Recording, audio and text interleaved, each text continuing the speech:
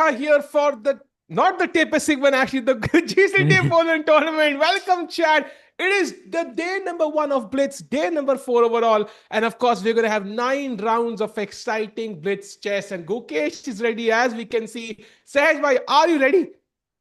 Absolutely, bhai. Absolutely ready. By the way, it is the first day of the Blitz segment in this event. And bhai, Gukesh, by the way, the games have already begun, as we can see, 5+2.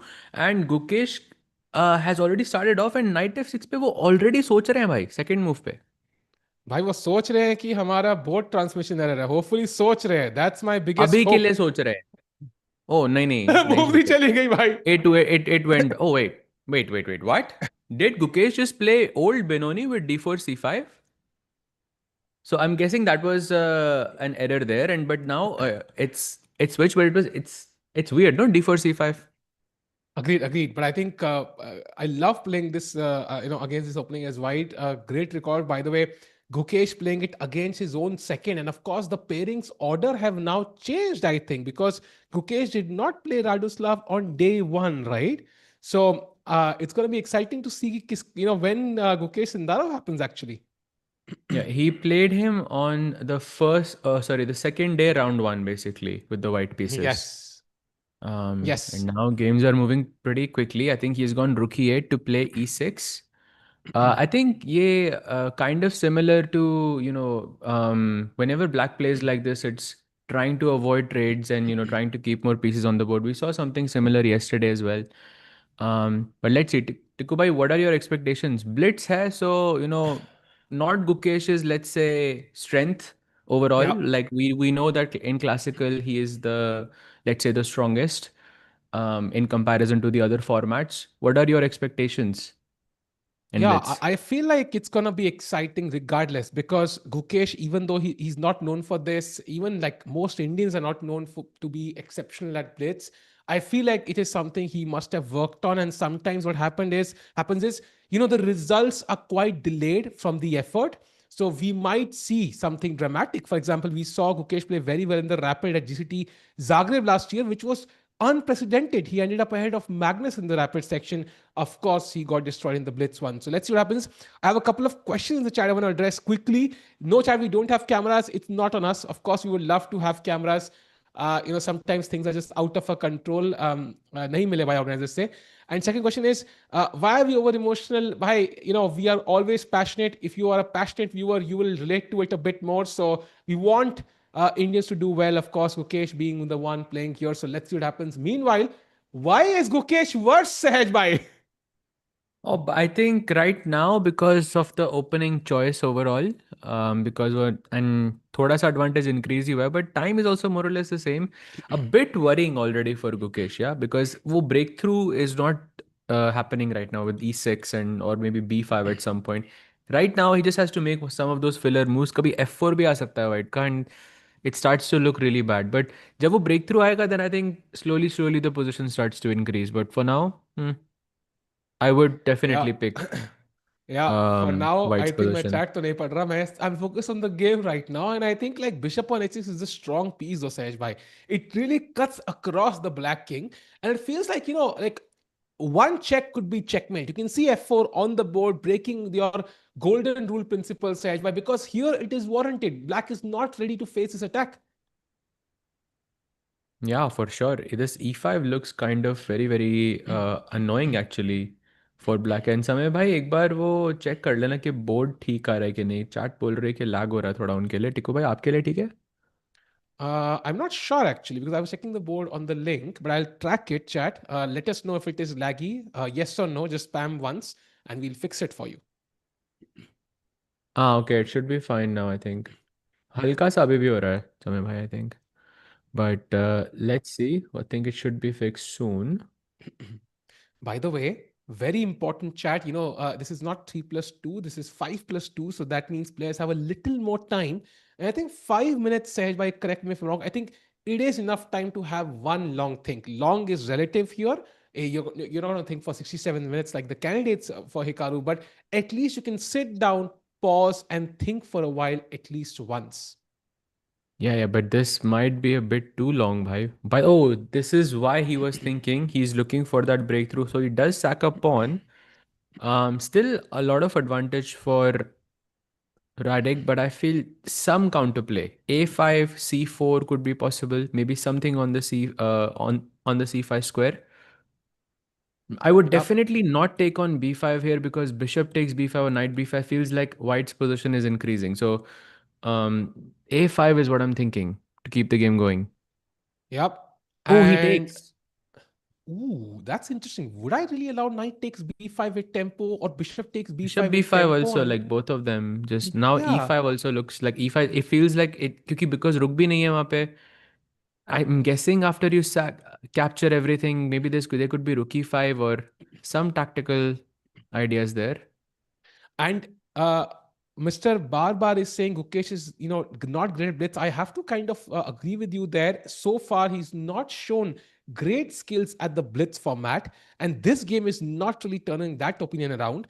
However, I think it's a long day, so let's just kind of check it out how it goes. As of now, e5 at the right moment should be White's plan, because draw that rectangle Sahaj by once, because look at the rectangle on the right.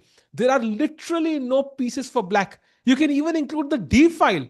All of majority of black's pieces literally on those 5 squares on the queen side, and that is not good news for black's king. Exactly. But he gives a check. I mean, right now also white is not generating something either. There's no e5 or f5 that I'm worried. Maybe e5 is something I'm careful about because takes ke baad queen e8 could be, Hmm. some checkmating ideas there. But uh, right now e5 is not also possible because the king is on h2. Let's see, he's Yep. holding on, but time thoda come, pawn become. I'm not so sure if he can hold this position. It looks difficult. Yeah, usually pawn come या चीनी कम कुछ भी हो सकता है मजा नहीं आता you need the full chini inside to really enjoy the dish. And same way I feel like यहाँ पे the bishop on d4, the open a file gives Gukesh enough counterplay for the game not to be over, especially its blitz. And I think they don't have to look too far to gain the correct inspiration for blitz, Sahaj. We just saw Magnus play blitz yesterday. It was 3+2, even tougher than this one.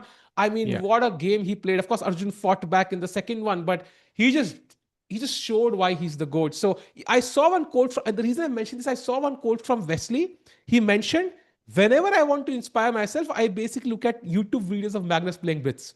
That's his preparation of blitz Amazing. tournaments. So that tells you even Wesley So, world top 10 player, looks at Magnus blitz videos just like us. Array, amazing. And so sweet of him to say that as well. But yeah, absolutely. Why? GOAT is that conversation ended a very, very long time ago. But yes, good to see that he's still, able to outperform everyone and still win every single classical tournament. Still can't remember, by the way, the last event that he played and did not win. That was classical, basically. Or rapid or blitz or anything along those lines. Like you have to go way back. So yeah, what a performance. Agreed. And meanwhile, Rook attacking b2, but White says, you know what, you can capture the b2 pawn. I don't care. I'm coming for your king. So Rook takes b2 already feels like a blunder. Maybe bringing the knight on 8. I don't like that knight. That knight on d4 or f5 could have been beautiful right now, Sehaj, but it's simply awkward on 8. And that means black has no counterplay right now, in my eyes, for the sacrificed pawn. You think Gukesh is objectively lost here already, or do you think there is some chance? Because Yes. I feel like it's not objectively lost yet. Because I mean, I the e8 square is guarded. If you take on d6, maybe I can capture with the queen as well. I mean, you have a pawn, yes, but winning. I mean, objectively winning. I don't know. I would actually say he's practically winning, right? Practically Not winning, yeah, objectively. maybe because Yeah, also because when I he look at has maybe 1 minute on the huh, clock as well, and that kind of adds on to the pressure as well. Oh, by the way, look at e6. that Okay, move. f takes Wow. pawn takes queen c6 could be interesting here. Also, this gives some life to the bishop as well. Yeah, but I mean, if I had a pawn on e6, a bishop on h6 as the king, I'm thinking, I have no breathing room here. He would be feeling borderline claustrophobic at this point. F5 incoming, Sahaj Bhai. I mean, it would be so hard to defend this. If Gukesh defends this, that's going to give his confidence and a huge boost, I feel. Yeah, for sure. And now, by the way, b3 has to be played because this pawn is under attack. to keep some advantage. And then maybe white can, try to go knight d5. And at some point, to go by f5 looks very, very dangerous to, go for the win here, because queen g3, some mating attack ideas Rook e3, rook g3, for would be example. Yeah, even bring the rook in. It looks exactly. very dangerous. So And maybe chat, bishop g7. title is not clickbait. We do have Gukesh Sindarov today. That match is going to happen today, but we cannot change the title every single game. By the way, that's a mistake from his second Radoslav, and now the game is actually equal, Sahaj bhai. Doesn't look equal though. Oh, but it's only provided Gukesh plays bishop g7 basically. That's the only way to make to just go for equality. Otherwise, some f5 idea and white could just be one tempo ahead. Even rook e4 is looks like a very nice move. Oh, he plays bishop g7. It's equal, but 18 seconds on the clock only. Oh, wow. C3. Oh, that's a mistake. Bishop C3 now, even maybe slightly better for black, but oh, he takes it. Wow. Rook F1 maybe now, and now Gukesh slowly turning the tide. Chat, somehow he's equalized. I wouldn't say he's out of trouble though. The king on G8 is still stuck, but the material is even. The rook on B4 looks awesome, and white needs to attack instantly. It's a bit strange, yeah, that he played c3, because Gukesh can literally take the pawn and then, which is a tempo, and then go back to g7 again, then and offer the trade. So same situation, just white is a pawn down. Yeah, it feels like maybe he thought, okay, I'm attacking the rook. He can't take on h6, but forgot that bishop can actually take on c3. Mm. But regardless, I think a mistake there from Radoslav. And what does Ukesh do now? He plays bishop g7, offers the trade again. F5, tough. Oh, queen f8. What a nice Beautiful move, move. by the way.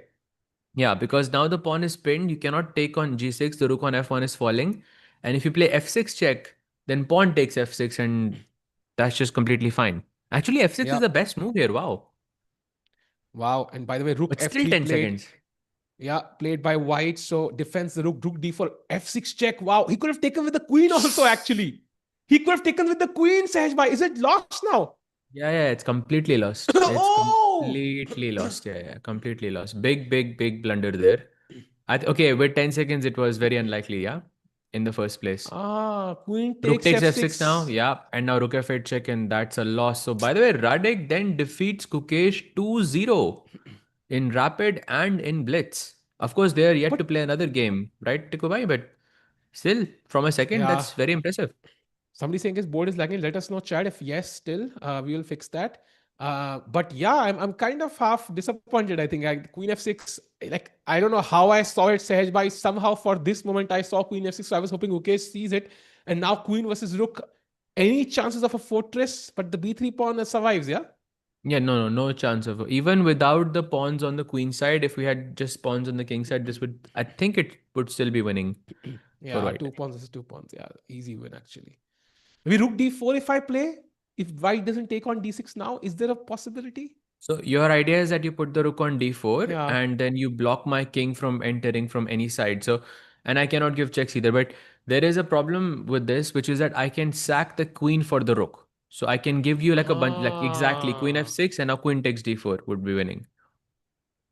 Oh wow, that's it. Yeah, that's resigns. I think.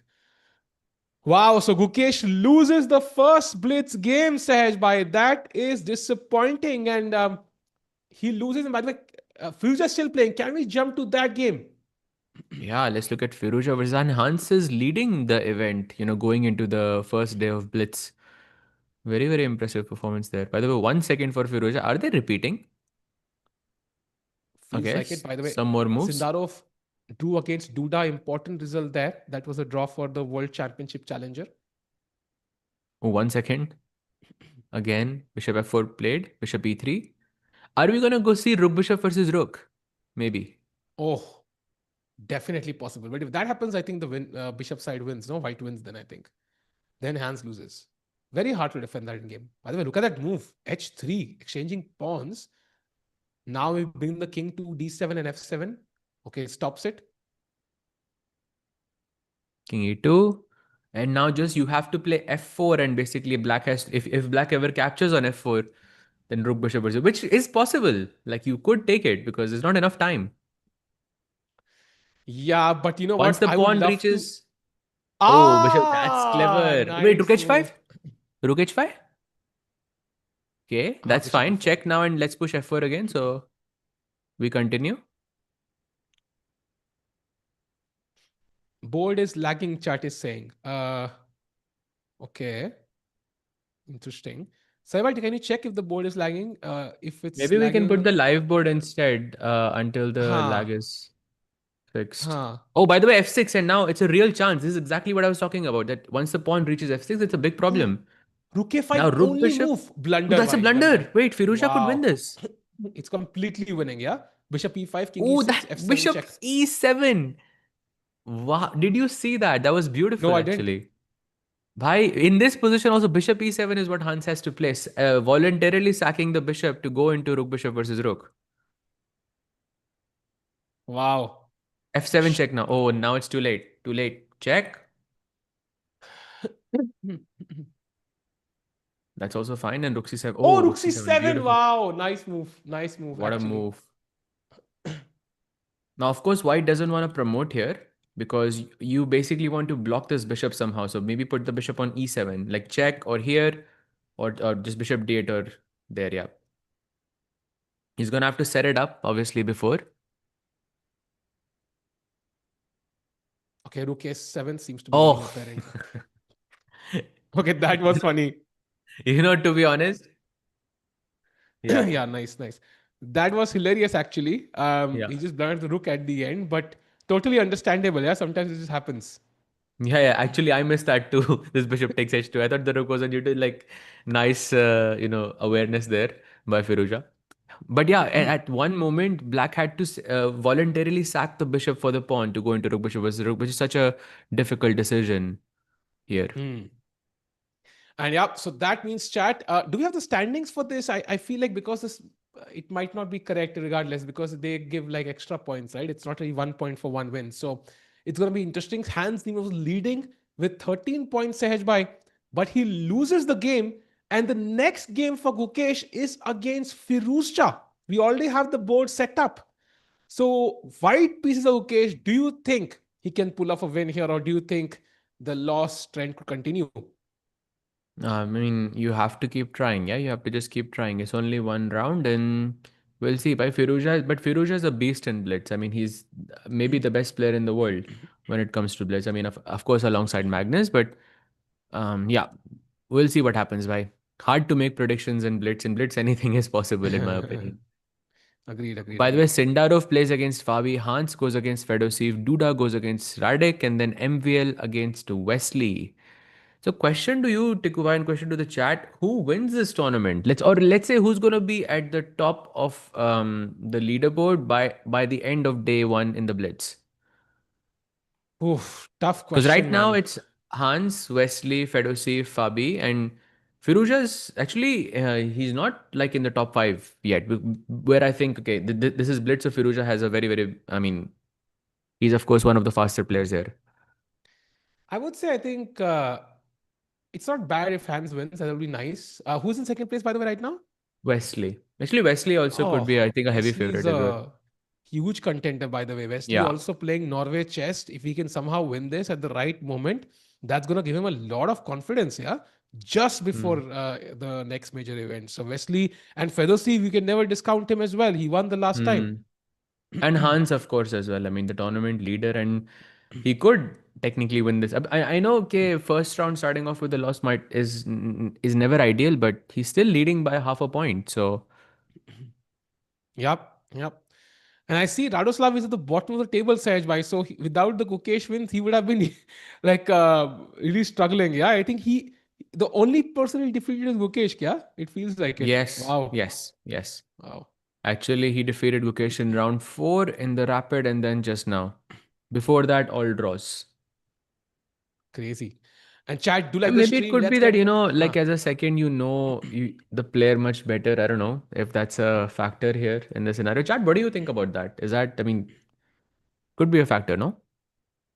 I think that's definitely a good point because you might already understand his openings. So also Gukesh might not play his A opening choices, and you probably have insights into what his biggest weakness is.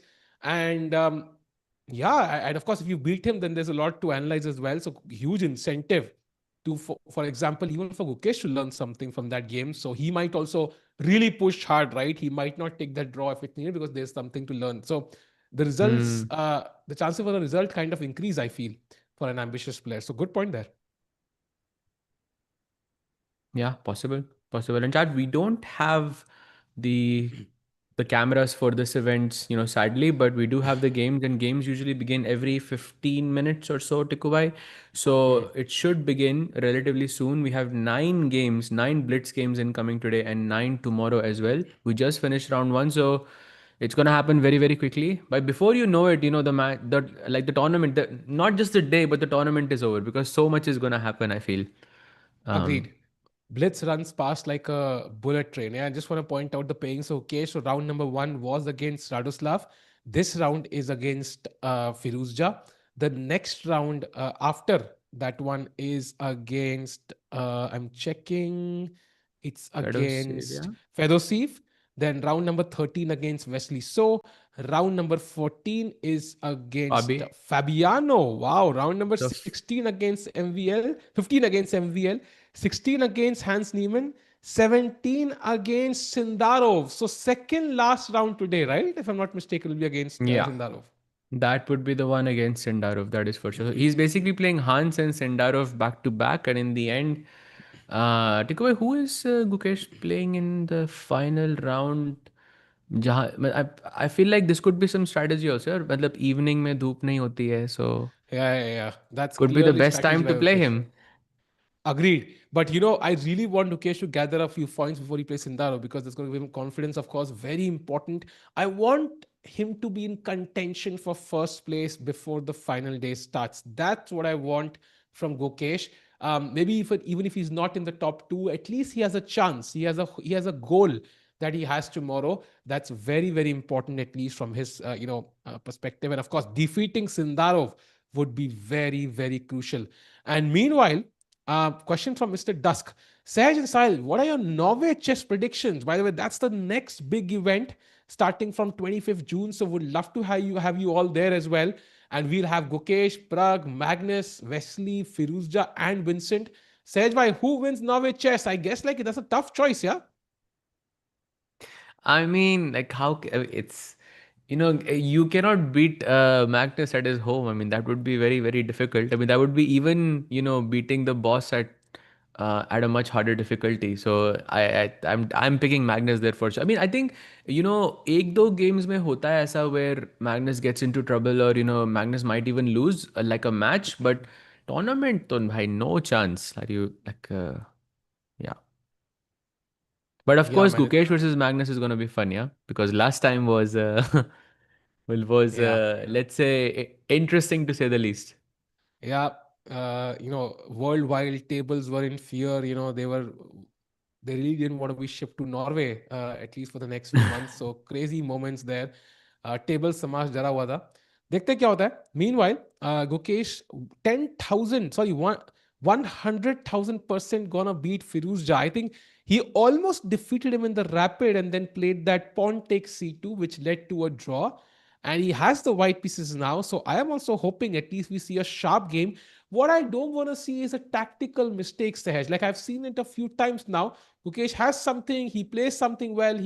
Or if he's worse, he'll counter back, but then he'll make a one move tactical error and time pressure. That's just tactics is something like you don't want a world champion to falter at. Like Magnus never misses tactics. It's very rare. Yeah, true, true, true. But I mean, in Blitz, it's very difficult to say, what you spot and what not. I mean, it everything is extremely nuanced here. By the way, time control 3+2, right? 5+2. 5+2, because clocks में 3+2 दिखा रहा, Yeah, so yeah, yeah. I I got think a it bit will confused change. there. Yeah, it will Okay, got likely it. change, I think. Also, somebody asked, then wrong question. Then who will come second then? I think that's a better question. I can relate to that. Firuja. Um, No, no, actually, no, Hans. Hans. I'm picking Hans. they meant for Norway, I think, Saj bhai. Hmm? Ah, Norway. I Norway, see. yes. Um, tough, bhai. Very tough. Very Very tough. tough. I'll be the vessel on that, bhai. Chat, what do you think?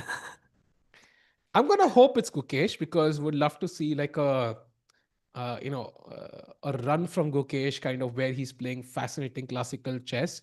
That's something that's very crucial because Gukesh will not play many events, and getting him in form before the World Championship would be amazing. Meanwhile, I can see a lot of people saying Gukesh, a lot of people saying other names as well. Fabi is not playing Norway chess. I think Norway ki baat kar rahe to. For this event, although I think Firouzja has a good chance to finish in top two. Yeah, agreed. So waiting for the games, I think let me just put it And up. in terms of when the games begin, One chat, they will second. begin every half an hour. We have one game, Ah, right? So okay, got whatever it. time zone you are in, imagine let's say in Indian time it's 5:30 p.m. the game started. So 6 p.m., 6:30 p.m., 7 p.m., 7:30 p.m. and so on. So every half an hour we have one game. The next game begins in 4 minutes. So basically, the games are starting at 5 plus 2, so 10, maybe 15 minutes per game, and then 15 minutes like it Yes. takes, and the players get Yes. some rest. Of course, it's possible that one game finishes early. Some games could also go like a bit longer. If we for example got a Rook Bishop versus Rook or something, that would have lasted, I think, quite a bit of time. Agreed. So yeah. By the Tikku, question for you: which endgame, what type of endgame do you think in chess will have the most amount of moves? Let's say. I would say maybe the bishop versus rook bishop versus no, maybe actually rook knight versus rook even because people keep trying till the 50th move and not succeeding. Yeah, but But bishop there rook is a is chat same question for you as well. Which endgame do you think will have the most amount of moves in that sense? But in what you're saying in Rook Knight versus Rook, na, like it is the limit is always gonna be 50 though. It can't be more than 50. If you I mean, fair. so Fair. how is it different to any other endgames in that sense? I don't know actually. I don't know, but I feel like you will always reach 50 moves in that end game. Like he likely Sorry? you're not gonna win. It's gonna end in a draw, so the attacking side will keep trying. In rook bishop versus rook, white will the attacking side might just win in 20 moves. But Yeah, rook but knight still the versus game won't be long, right? it'll 50 moves of the end game. Yes. Exactly, exactly. But I think the longest one, and I think chat also got this as well, and I think some of them actually got it, is it would be a queen pawn versus queen.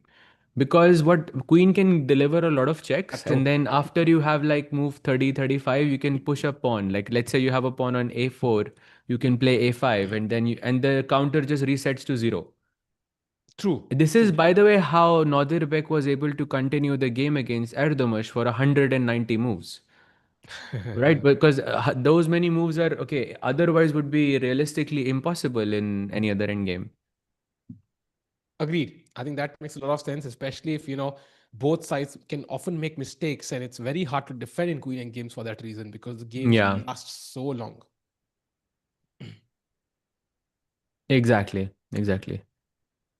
आपसे question है साहिल भाई, what are the chances of Gukesh winning the tournament? I would say very low. And it's not because Mukesh cannot do it. It's just that he already is behind by 4 points. Sorry, yeah, 4 points to Wesley. He and in rapid you get Hans. 2 points per win. Sorry, Johans.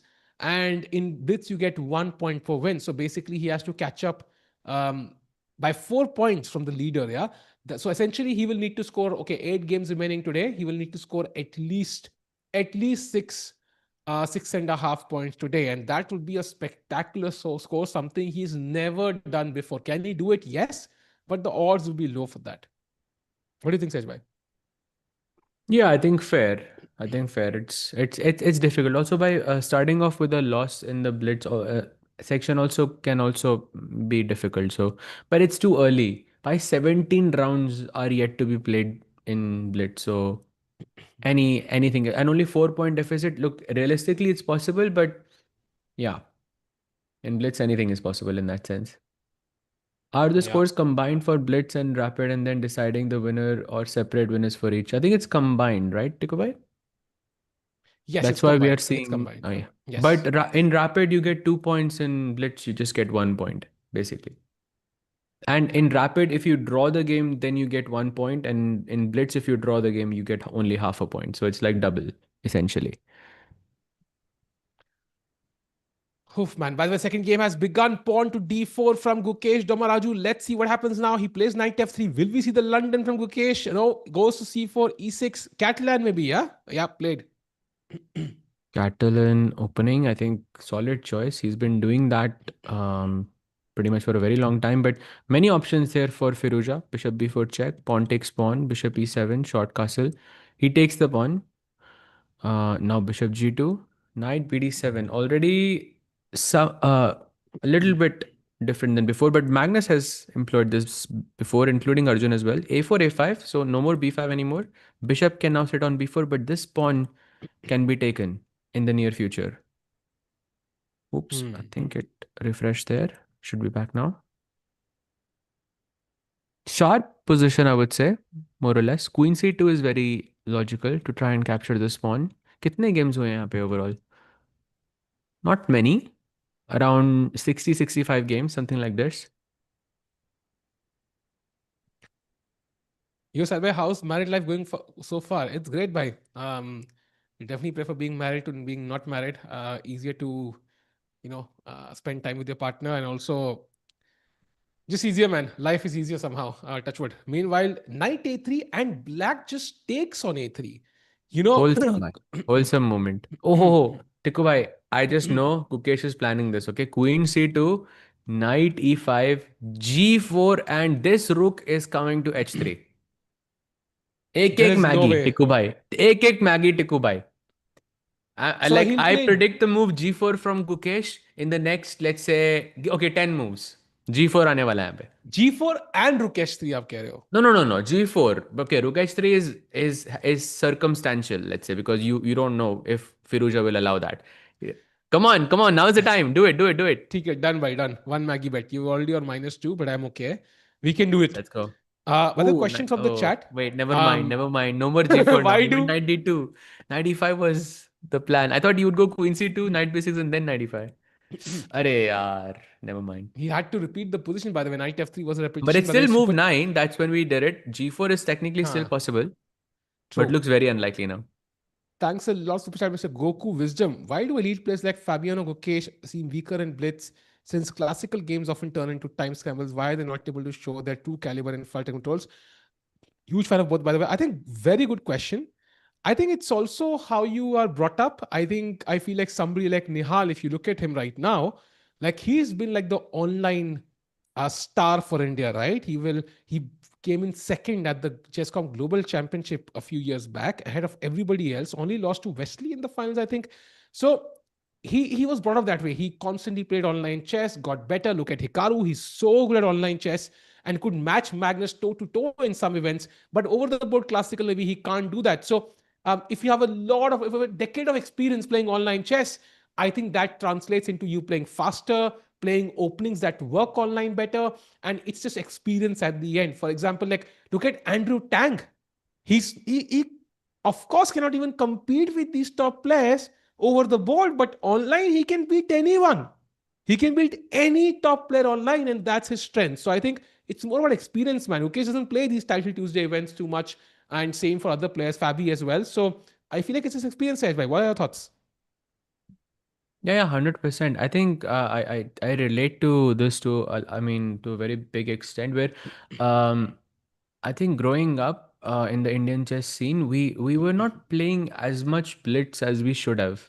You know, whether it was in tournaments, whether it was in practice, like blitz was in many ways seen as kitty cap thoda, like you are enjoying, आप थोड़ा time pass कर रहे हो. That's what the vibe it had back then. I'm not sure if the vibe has changed now, but we didn't play as many games. And I feel like in other sort of countries, there is a bigger culture of blitz. Like you play it since a very, very young age. And then I think you develop that intuition early on in your game. You So know, that I think is a very big factor. You can still change that, I'm sure, because if you start playing a lot of blitz, but it's difficult to find a partner, I think, for a lot of people. उस online एक सवाल में आधी game खत्म होगी. So let's focus on the game now. We'll come to the questions in the 10 minutes break. Crazy था भाई. And by the way, Gukesh is slightly better against Firouzja. I love the center he has. No G4 Sage bhai. So you are 3 Maggies down now. But rook d1 check maybe is the last try. At least exchanging a pair of rooks. The bishop on c1 still not developed. You need to put it either on d2 and then c3 or maybe on f4 as well. Yeah, and but the double bishop advantage looks like amazing though. Bishop e3 played, and rook has to go back to e. Surely not. I'm not playing rook e5 again. Rook c4, but then bishop f1 and then rook b4. थोड़ा careful रहना पड़ेगा भाई इस रुक को लेके. Or you can just play rook d1 check Hmm. and bishop f1 and then you put the rook back to e5. I'm guessing that works.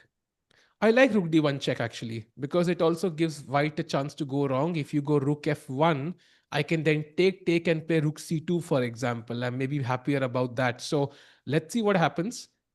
Still, I think Gukesh, by the way, Firouzja is thinking a healthy time lead for Gukesh, though, right? That might be very useful in some double bishop endgame. Yeah, for sure. I mean, 2 minute advantage, but also like Gukesh, वो जो एक moment पे, he thinks for like more than a minute, maybe a minute and a half, 2 minutes or so. Like that is the worry here. I mean, he's got all the things he needs, but just वो 2 minute का think नहीं लेना है. That's the thing. मैंने क्या क्या verdict पढ़ हुआ है? लिया? What did I just read? Somebody said Mr. Dissonance of whatever something said Gukesh is charging his blunder. Wait, what?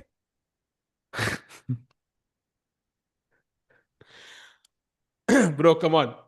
Bro, come कहाँ on. पे? We covered that. We covered that. I think we covered that. Yeah. Hmm. By the way, okay. So Firouzja is still thinking, by the way. He has 54 seconds for somebody who's like super fast. It was the ChessCom bullet chess champion. He's playing a bit slowly, Sahaj bhai. No, because he's waiting for it to get to bullet and then show that why he is the bullet champion. The Firouzja only gets stronger when there is less time on the clock. So with him, like this means nothing. He is the exception. When we say that every rule has an exception, he is the exception here. And by the way, Ukeshofa playing well also. I love that move, rook c4 from Firouzja, using the pin of the bishop to put that rook there, attacking the a4 pawn, doesn't allow the white rook freedom to move as well. So he's fighting back. He doesn't have that much time, but a win for Ukesh here would mean the world. Let's see what happens. Also, back rank issues for black so far. So he has to keep an eye. Maybe brings the king to f8, king to e7 soon. Maybe just plays h6 at the right moment. You always have to take care of that as well, Sahaj bhai. Prediction stage by who do you think wins this game? Chat predictions. No, still early days. I'll be the vessel, bhai. Still not sure. But look, after rook c4 and rook b4, I have to say black's position looks pretty promising with this pawn on b2 constantly being under threat. And now rook c1. Oof. Bhai, this rook on a3 is a big problem. Yeah, Either and you go now rook it's d3 right now, but the problem is if you play rook d3, then takes, and there is bishop b3, and I can capture this. Yeah, but you can play bishop b6 as well, so that would just be equal. yeah, I'm somehow not able to utilize the power of my bishop on e3. Yeah, that's the strong piece I have. I've not used it so far. But chat also like any a double bishop endgame, you can never be sure as black you're gonna hold it because any pawn exchange makes the bishops more powerful. So let's say you trade off the rooks. You have two bishops against bishop and knight. Black might think, okay, let me trade pawns, move closer to a draw. But I feel like the bishops become more powerful and sometimes can be very tricky to hold that draw even in the endgame. Right now, even white has the rooks. The only problem is where do I put that rook, Sahaj bhai? I want to trade the rooks with rook d3 as well in some cases, but I can't do it because there's bishop b3 at the end, simply picking up the a4 Exactly. pawn. Because now this is why Gukesh played knight d7 to cover this bishop b6 square.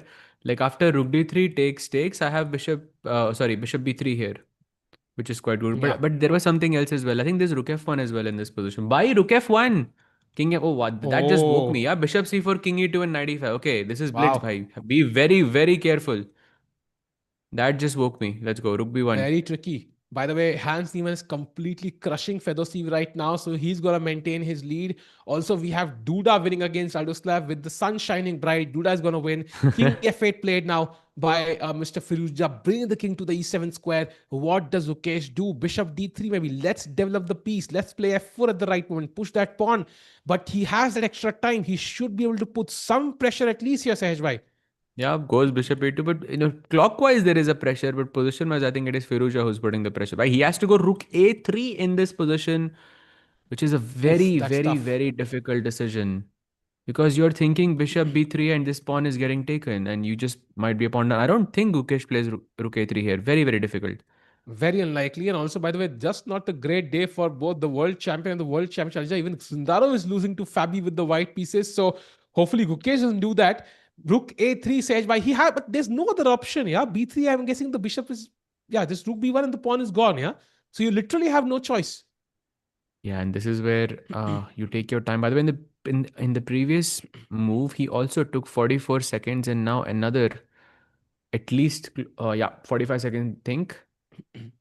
B3 is possible, but then rook a3 or rook b1 could be just lethal, or you just give up the pawn, or you double your pawns. None of them look okay in the position. But according to the bar, only rook a3 gives white some advantage, which optically makes no sense to me. But that's what it is.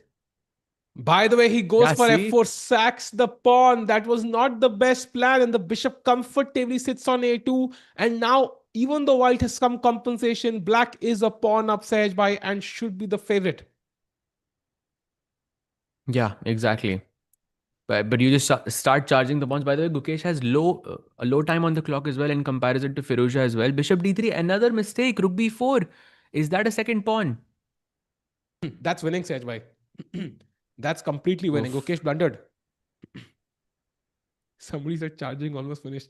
I think that's over. Yeah, that's over now. I think. Charging is almost full. Chat, bhai, aap bhi na. Wait a second. Okay, some hope. Bishop c2. But black can play b6, c5. That should be fine. 9 seconds for the world champion. Wait, what? Blunder? Oh, bishop a3 is the By who? move. Bishop a3 is the move. He doesn't find b3. Cold and still he Wait, can play b3. wait a second. It's not getting loaded over here. b3 Rukhe and bhai. bishop a3. He is There not it able is. to find it. It was b3 here, chat. So sorry for that. But king e3 here, king e2. I'm not sure what happened there, but king d7. There was a moment where he could play b3 and bishop a3 and pin the Ah, rook, but doesn't find it. Both players are actually playing on second, so it's kind of understandable. Oh, oh, ba3, there's bishop c4 oh. check, and the I think bishop that's game over. falls. Yeah, resigns. Yeah, game over, resigns. In the break, could we switch boards? Maybe does that help? Samay bhai, कुछ issue है तो I By the don't know what the way, issue. going to Huh. Sindarov also, this is the only game remaining. Fabi is completely winning in this rook endgame. Maybe he's trying to set up something here, but doesn't look like it. By the way, rook h3 should be a draw. A and h pawns is a very well-known draw here. So he needs to save this pawn somehow, I'm guessing. Yeah, check is Guess takes very the check. nice. Yeah, king s3 And should be rook winning, g5. right? I'm hoping. Takes with the Oh, rook. okay. It must be a better version of it. Let's see.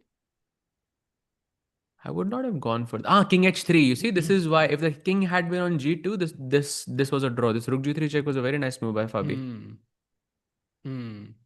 Like what understanding this is. Yeah, in seconds he understood rook g3 check and to play king h3. That is such goat understanding there. That Crazy. is far too chess, Sahej bhai. That's crazy chess and check. Oh, wait. That's a draw now.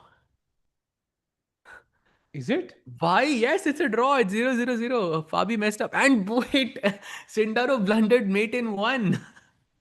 Are you kidding me? You are in this Are you position. kidding me? He plays rook c4. But I don't understand how that's possible. He had a 2 second increment, right? Are you kidding me? Can we show that move once? No, no What? ways that this happened. No What? ways. No ways. I refuse to believe this, bhai. I refuse to believe this. De kuch galat hai, bhai. Like this is what I if this was like a online game, you'd be like rook c4, he pre-moved. did we just want to mate in one? Chat like No ways. And bhai, how much time did okay, I'm not I sure. at this Yeah. fight at this point I feel chat I feel like world championship pressure is real, man. Like if that Weight of the world crown. championship title gets attached to your name, like just playing the world championship, your form is like bye bye, see you, tata, finish. Because I don't know what. Yeah, it feels almost unbelievable. But there is a 2 second increment, right? Yes, there is. So yeah, this is very, very And surprising. I'm he checking just if this gave the is, check.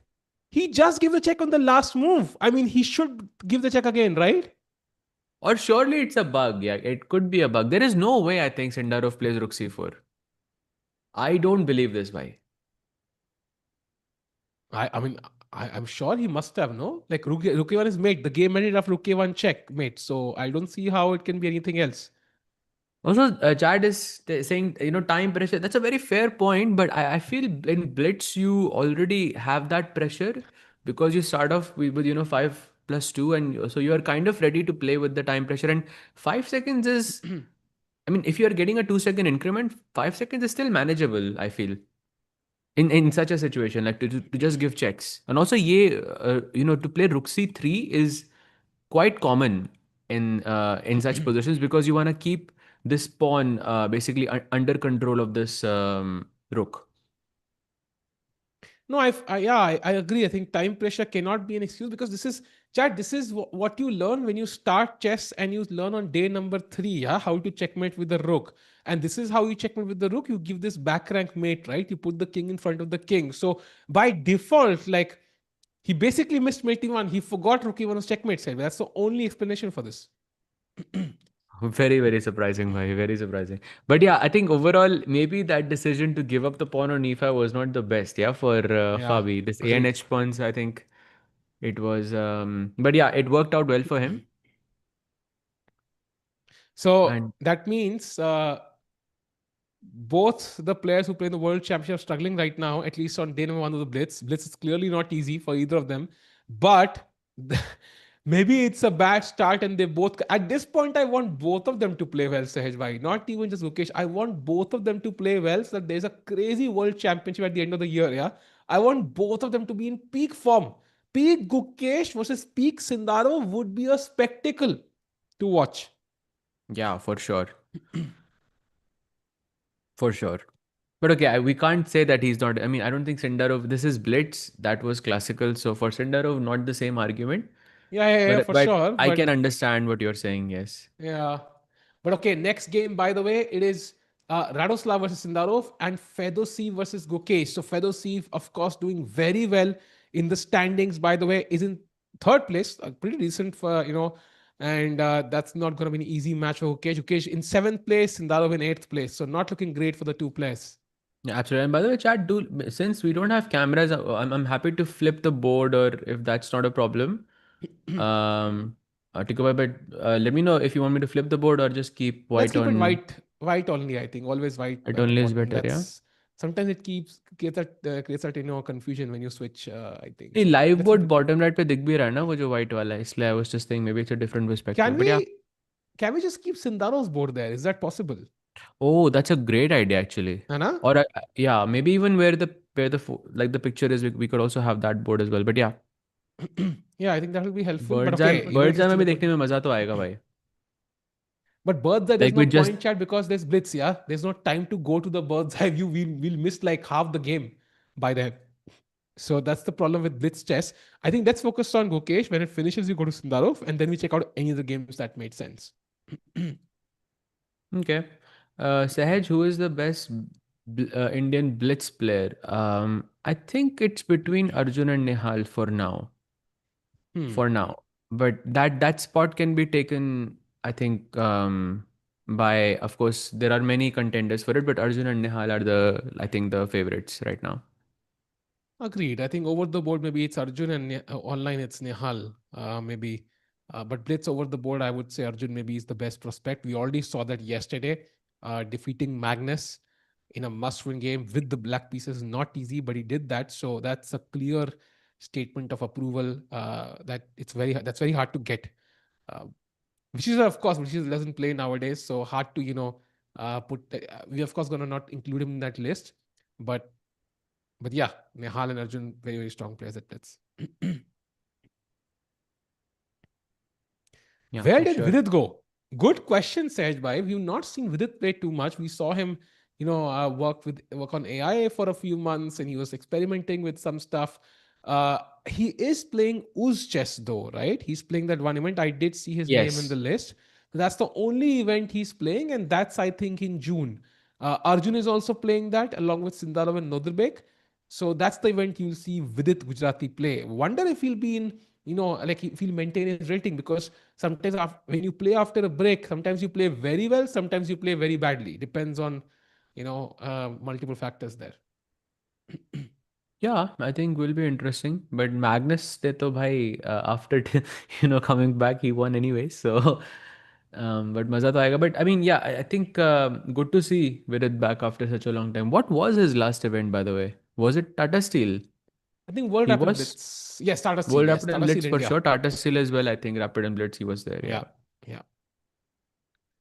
Who will play in Olympiad? I think Vidit, yeah. I don't know if this is why he's playing in June, maybe to complete his games. But Vidit right now is number fifth in the ratings. If he maintains his rating, I think he will likely. Oh, wait, very interesting. So, if April, May, June are the months that count for the rating, and Vidit plays in June, he completes his requirement, but the rating will change in July. So, his rating for June will still remain the same. Very Yeah. smart, no? Very smart, no, Yeah. actually. है ना? Very smart, actually. Wow. भाई VD भाई मुझे smart थे, पता था मुझे भाई. स्टार्टिंग से भाई जैसे गेम कमेंटेट कर रहा हूँ. Very smart. And speaking of, rating, gains and, uh, losses, Magnus still managed to gain plus 1 point something while having a rating of 2840 bhai. I think in the beginning Wow. of the tournament, you asked me this question, and we also kind of agreed, yeah, that either he maintains or like it will be a positive. But it's crazy that he's able to do that at 2840 when there is no other player in the world who is 2800. Agreed. And it just shows that, and he lost one game, which technically he should have drawn. Yeah, I mean, of course he lost, but in majority of cases, if he was playing classical chess regularly, I think he would not have lost that game, and might likely would have gained even more rating points. So Magnus is just Magnus. Yep, Sahaj missing him for sure. We'll have him soon as well. By the way, I Better. saw one question. Sorry, there cut your search by. Um, 3 minutes seriously, only who play regularly Blitz will be good at it. I can absolutely attest to that. I think when I started playing on chess.com Blitz, my initial rating was around 2300, 2250, 2300. And over the last 5 years or so, it's come to 2600 now. So the more you play, definitely you get better at it. It's just, I mean, practice makes perfect. It's not really something surprising or mind boggling, to be honest. Yeah, yeah, for sure. Blitz concept is messed up. Only I'm not gonna read that. Only regular online players could do well. I think there's a difference between playing online and playing OTB for sure. Like I don't think it's always possible that if you're playing very good on chess.com, like you're winning events back to back, that you'll do really well in World Blitz. I'm sure there will be many examples like that. So I think it's different because और वो board पे blitz खेलना I think is very good. Like Nihal के लिए you can say I think because he has played so much blitz, he's dominated the online like bullet scene, blitz scene in that sense for a long time, and that's why it's kind of translating. But and yeah, but I still feel playing over the board blitz is very different. But like when Harshit for example was visiting me just last week or like 2 weeks ago or so, we were playing blitz pretty much every single day. And I'm saying like 10-15 games minimum, or something just for practice and such, not like every day, but 10-15 games or so. But it really, I think in the beginning, I think how I was playing and in the end how I was playing, there was a massive difference. Like Hmm. just with a couple of games, like 5 or 10 games a day can really change the way that you play. Agreed. And I think you see the game sharper. You start to learn from your mistakes. Okay, this is where I made a mistake. I'm not going to repeat it, and span that over days, weeks, months, and years. Of course, you're going to become better at chess. So as long as you're learning, it's not just you play the game and forget about it. If you learn, analyze, use chess.com game review, for example, that's going to be a tool as well for your growth. So, and of course, if you have a personal coach or you solve tactics daily, I think it's going to help you for sure. Um, Meanwhile, the next round begins in 5 minutes now. No, this will not be 10 hours long. The stream in total will be 4 to 4.5 hours long. And we've already kind of move forward by an hour. So 2 rounds done, seven No, more it's rounds to round go. two rounds going. No, not 4 rounds, right? It's 9 rounds, not today. 2 rounds finished and seven more rounds to go, Yeah, seven more basically. rounds. And I think I'm hoping still Gukesh and Sindarov catch up. At this point, I'm cheering for both, man. I want to see them play like a streak, yeah. Like both of them win 4 games in a row and then play each other. Oh my god, that will be crazy. Just wondering in the chat, has any of you played like a proper blitz tournament in your life before? Like whether it is, I don't know, a state event or whether it is a school event or whether it is a proper event. I mean, any type of event. Like, have you ever played one day of entire blitz, like, anything along those lines? Because I would say it's a very different vibe from what you see at a classical event. Yeah, people are way more relaxed, and you can have your phones around as well. Like, it's not really a very big problem. I mean, I'm talking about, like, like a proper casual on blitz events and stuff like that. Yeah, National and Blitz, wow, National Blitz. I would love to play. Have Tikubai, have you played National Blitz before?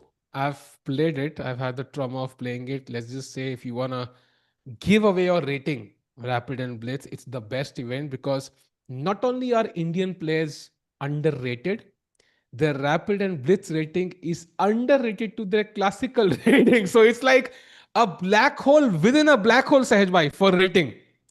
Yeah, So actually, I highly, remember, I know the trauma way too well because in 2017, so 2017, yeah, it was about what, 8 years ago or so, like 9 years ago, something like that.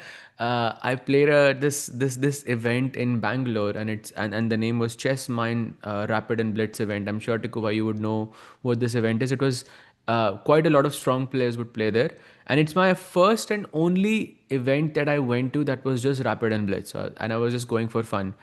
So I showed up there. I had, I think, around a rating of 25 something. I don't even remember now. And I get paired in the blitz with Nihal, who had a rating of 2000 something. And then I, and then I got paired with Prag as well. It was Prag or Arvind who had a rating of 2100. And I was just thinking to myself, I'm just the luckiest person, Sahaj bhai, in the you are world. lucky. You're actually lucky because during the same time, or at least maybe slightly before that, Prag and Nehal were playing the Tata Steel India tournament when it happened for the first time. Hikaru, Magnus, and all these players played, and they had a rating of 2800 to 2900. Prag, I specifically remember, had a rating of 1800 while he Wow. played Tata Steel India. So imagine the look on Hikaru's face when he sits in front of a 2700 Prague who has a rating of 1800 in Rapid and Blitz. So I think you are lucky there. At least you saved 300 points, yeah? I mean, Yeah, you could say that to an extent. I'm just checking how the event was going because I remember it was such a traumatic thing. And yeah, but playing Brapper and Blitz always a challenge. Next one, I think coming up very very soon. I think the break feels a bit long because of course we don't have the cam chat. But let me yeah. promise you, why I'm asking you this question is when you play, a Blitz event, it just at the event at the venue, it just feels like you have just begun and you're just never stopping. Yeah, you just realize, oh, the tournament is just over. Everything just goes Yeah. so quickly for the players. And often I would say I would love to play Blitz whenever I have a free weekend. So if there are any organizers watching, do invite me, please. I would love to play. But the point is, it's like it's so exhausting, man. Like at the end of the day, you are just done. And I can tell you, do this thing, okay? Pick up a Sunday, go for a 2 hour walk, run, cardio, whatever you do. Okay, full workout, tennis, whatever is the favorite sport or whatever you want to do, 2 hour workout, crazy, get sweaty, whatever it is. And then next Sunday, play a rapid event. Just compare how exhausted you feel at the end of the day. You would have burnt more calories playing that event while sitting than actually working out for 2 hours in the hot sun. I can guarantee that way. So it's really Hmm. tiring.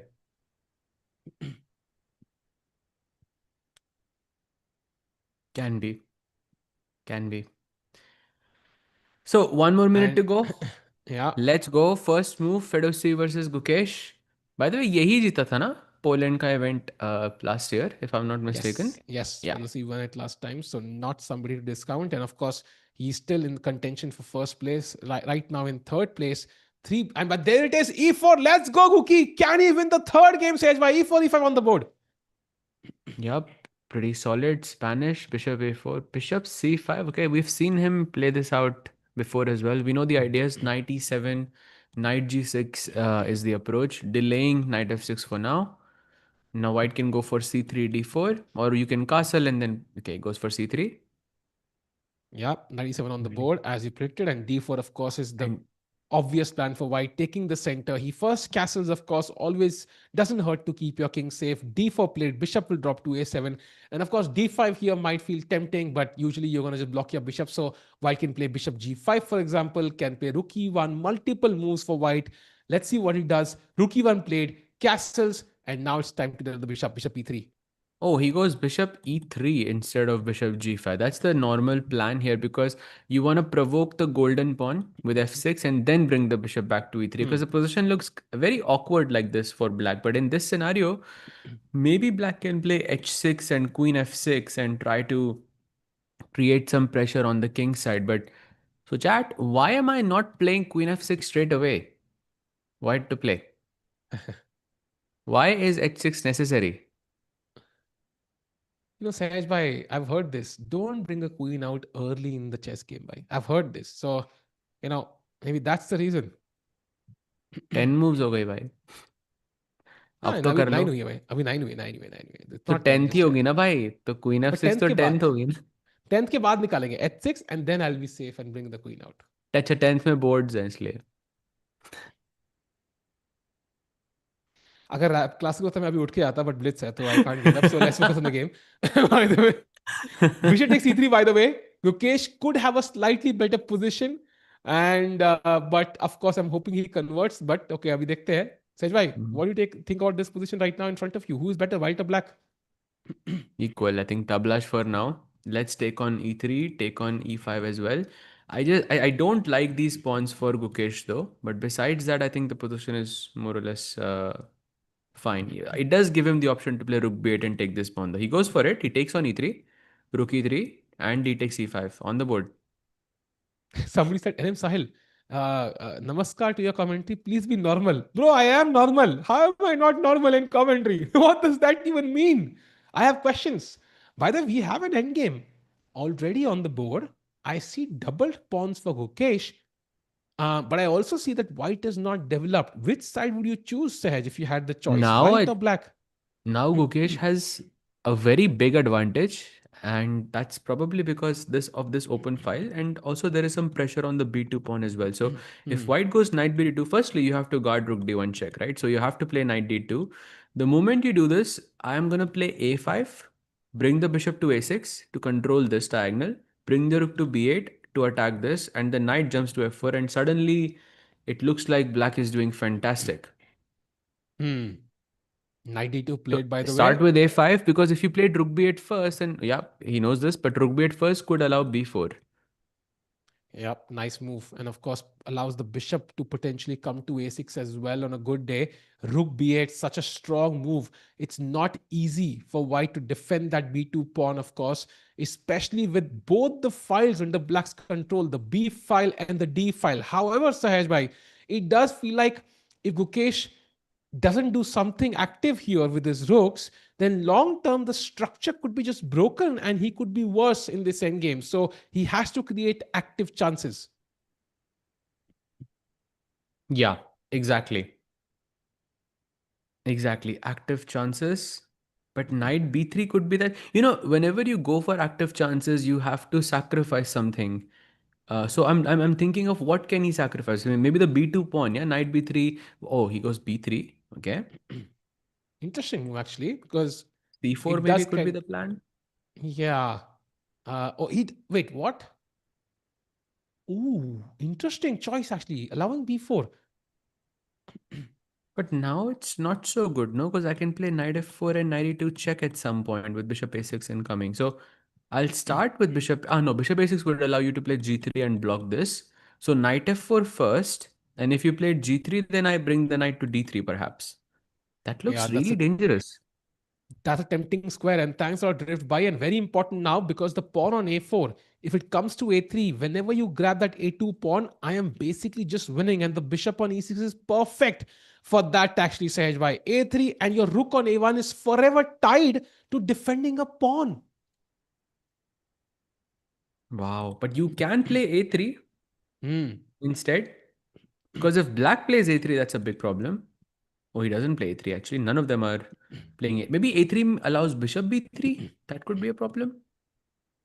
I would still play a3. Yeah, I don't want to keep my rook on a1. That feels horrible.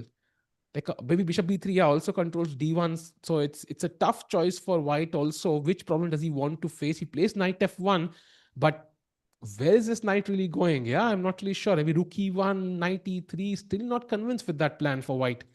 Gukesh clearly better right now. Knight c8. That's a slight error from Gukesh. Knight d3, knight c5. Oh, I think he could have missed this. Because knight d6, knight c5 is a tempo. And also controls the b3 square now. Now a3 for white becomes very easy to play. Hmm. Oof, Gukesh missing, yeah, something there.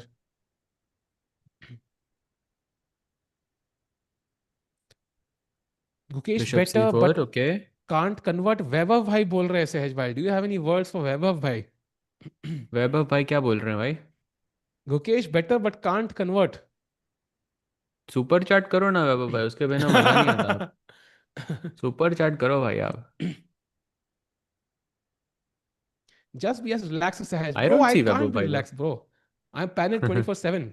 That's my personality, bro. Can't change it overnight, but I'll try to be 90 instead of 100, let's say. By the way, knight b7 is the only move. 90 instead of 100। Yeah, in terms of the मतलब anxiousness. still like not advisable for beginners, yeah। Yeah, true. By the way, he found knight b7. Quite impressed that he found that move. And the knight on a5 is a great piece because it blocks the rook's path towards the a3 pawn, attacks the bishop, and when you move the bishop back at some point, I can just go c4 and pick up that a3 pawn. Sahaj bhai, Gukesh could be in trouble here long term. So, but what if I go rook d7? If you played knight a5 now, then knight b6 is possible। You will ये not मर रहा give है। me. Hmm. This is hanging, but supposedly it's still very good। Hmm. Because Okay, knight c4, knight I c4 like is always this. going to be good for black, no? I like this. I like this. Yeah, I can't allow c4. I can't allow you to play c4. He plays rook e8 though. Maybe still knight b6. Oh, he doesn't go knight b6. Knight. Oh, he forces bishop f7. Ooh. Now c4 is incoming at the right moment. Not right now because there's rook b8 and the b4 pawn could be hanging. Knight b3. Oh, by the way, amazing. We have the Sindarov board now, chat. You can see Sindarov's game now. It's dead Nice. equal against Radoslav. So we have both the World Champions game and the World Championship Challengers game. And now knight a5 he plays, controlling the c4 square. Knight c4 possible maybe? Knight c4, interesting. Knight c4, bishop c4, knight a5, and bishop e6 I was thinking, but just I don't want to lose this. Computer keeps saying that this is okay to lose, but I'm not so sure if it's so simple. By the way, Gukesh once again has double the time of his opponent. But Well, that's the had. point. He somehow doesn't hold on to it. Yeah, that's the problem here somehow. In fact, it just went down 36 seconds for Fedoseev for some reason. I think that's an error. But I don't like. Oh, he plays your move, knight c4. So he realizes that the c6 pawn can be sacrificed. It's very logical, I think. And now bishop e6 is difficult though. That's the thing. Pawn ऐसे फालतू में sack करना is very difficult, I think. Yeah, don't play bishop Oh, b5, he by the does way. it. Let's go. Oh, wow. Nice. बढ़िया. Very nice. Great call. You have to find rook a6 now. Plays it as well. Wow. So And if Gukesh brings some. b5, then rook b6 and rook b1 is not possible because a2 was hanging. Okay, बढ़िया. And knight a5 में rook d6. Now let's bring the rook to d2. Okay, Gukesh finding some great moves in the endgame, by the way, in time pressure. Good chess by Gukesh, but can he continue like this? Apparently, the best move is rook a8. Wait, what? I don't understand. Rook d6 makes a c5 lot का of कुछ sense to तो me. Plan रहेगा आपका। Huh. possibly. But I like rook Also, d6. no, no, Let's no, take no, the d no. file. Tikubai, the plan is to stop white from playing c4. Oh, that was a mistake. c5 was a mistake. Gukesh is now a bit worse. Takes ke baad, the pawn on a3 is under attack. Okay, अरे भाई still मुश्किल है okay. तो बचाना. Really? मुश्किल है बचाना, हाँ. रुक एंड के मुश्किल है थोड़ी. Arey, arey. Okay, rook b6, by the way, only move for Gukesh to maintain equality. Rook a7 is also okay, but anything else, he's struggling. Plays the best move, will take on b4, but the a3 pawn will now vanish, and Gukesh is fighting for a draw essentially. Yeah, but why not bishop h3? I like bishop h3 a lot. क्योंकि rook c4, rook c2 के बाद rook c8, and you could Yeah, always put pressure here. yeah, I he like should bishop have played h3 bishop so h3. much. Yeah, That was such a nice move. okay. So Now that white was is missed, but better. very, very difficult. Yeah, only one move, rook c8, and it's not easy because I have a4, which is an automatic move for me, and then you cannot really justify why you played rook c8 because you cannot attack the knight. He does He play it, plays it. and now a4. Another only move incoming, which is bishop e8. Bhai, very difficult for Gukesh to find bishop e8 here. Very, Chat, very difficult. the blitz is off, but Sindarov, by the way, is better now against Radoslav. So he could win his game. Can Gukesh do so? I think winning is almost impossible, but can he hold this? Bishop e8 played, nice move. And now if you play a5, there is rook b5, attacking the pawn and the knight.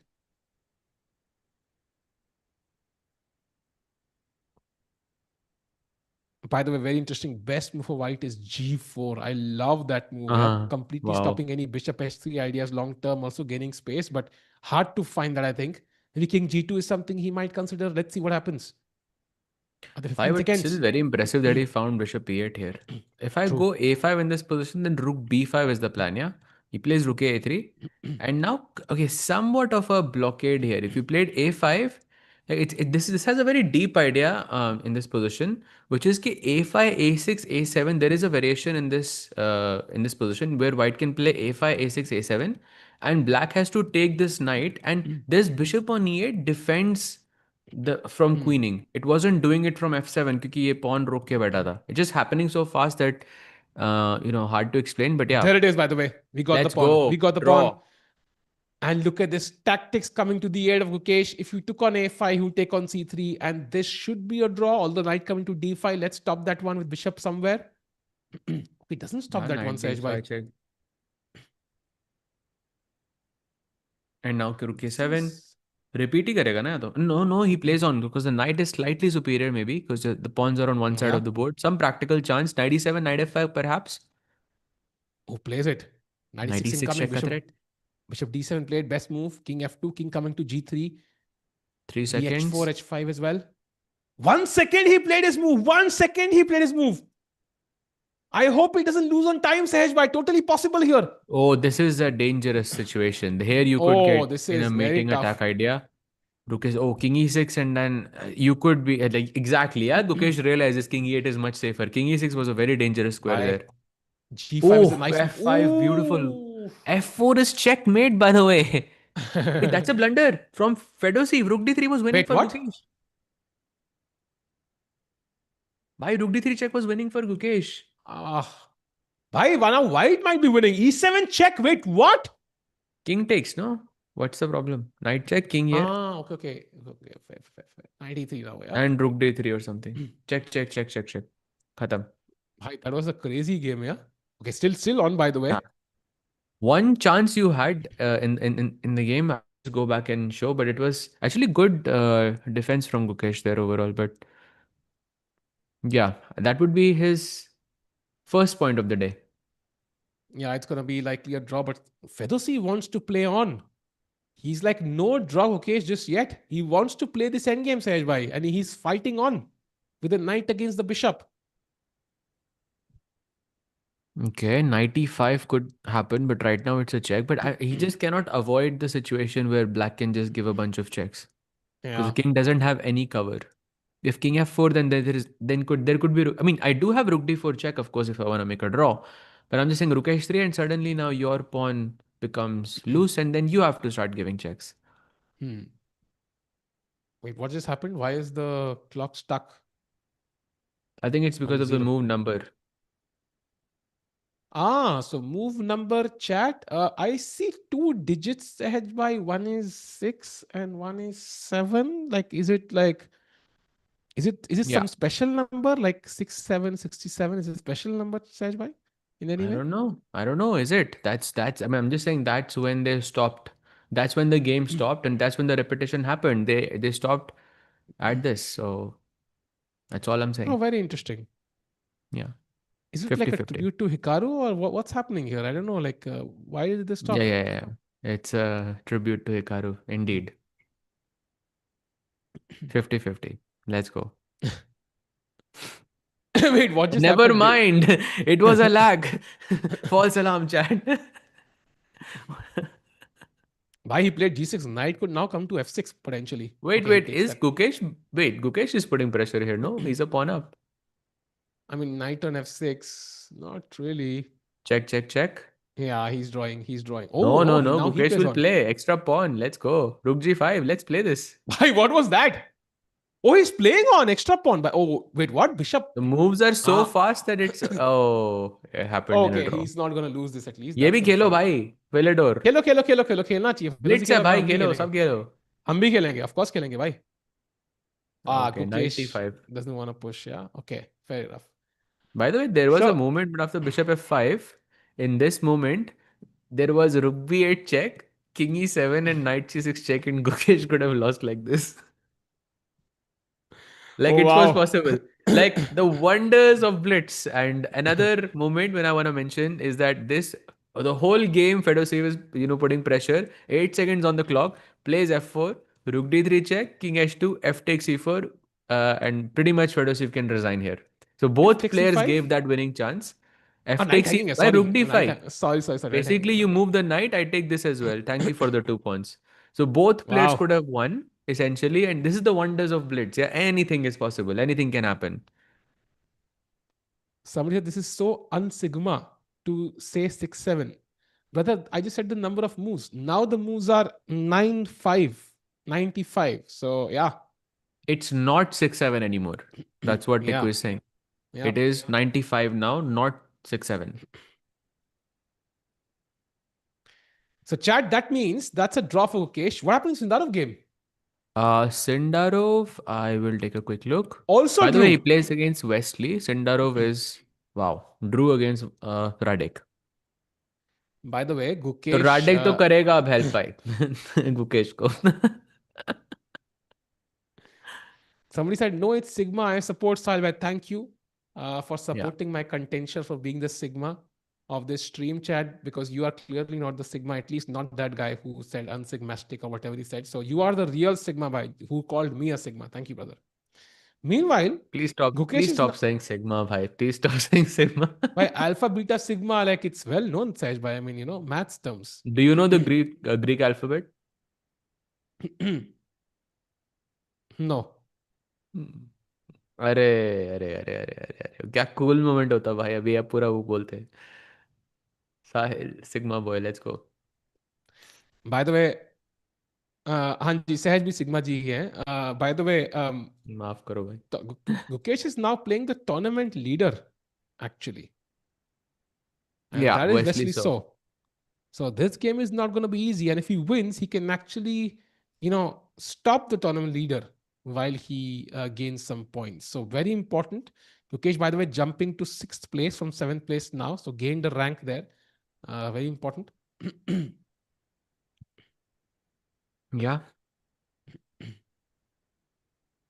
भाई show scoreboard so standings I'm not sure if we can show but we to go by but is it we possible can Samay bhai to we can we can. have I standings. think we have it there, says Samai, on the results page. There Sahaj, should be you're a a way. gym. Thanks, bhai. We're doing our best.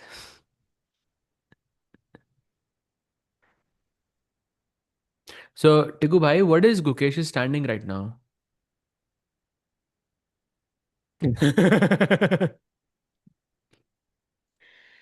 So Gukesh chat.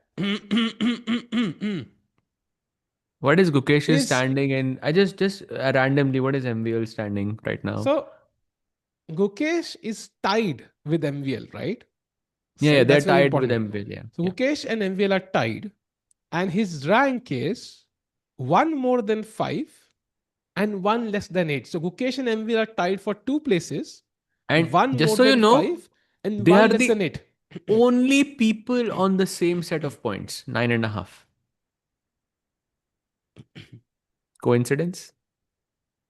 Let me check his ranking. No, no, we're just pulling up the standings very soon for your chat, so it will come up. And yeah, excited. Let's see. By Wesley So was, I think, going into the match, into this event, Wesley So was also kind of a favorite. Would that be accurate to say, Kubai?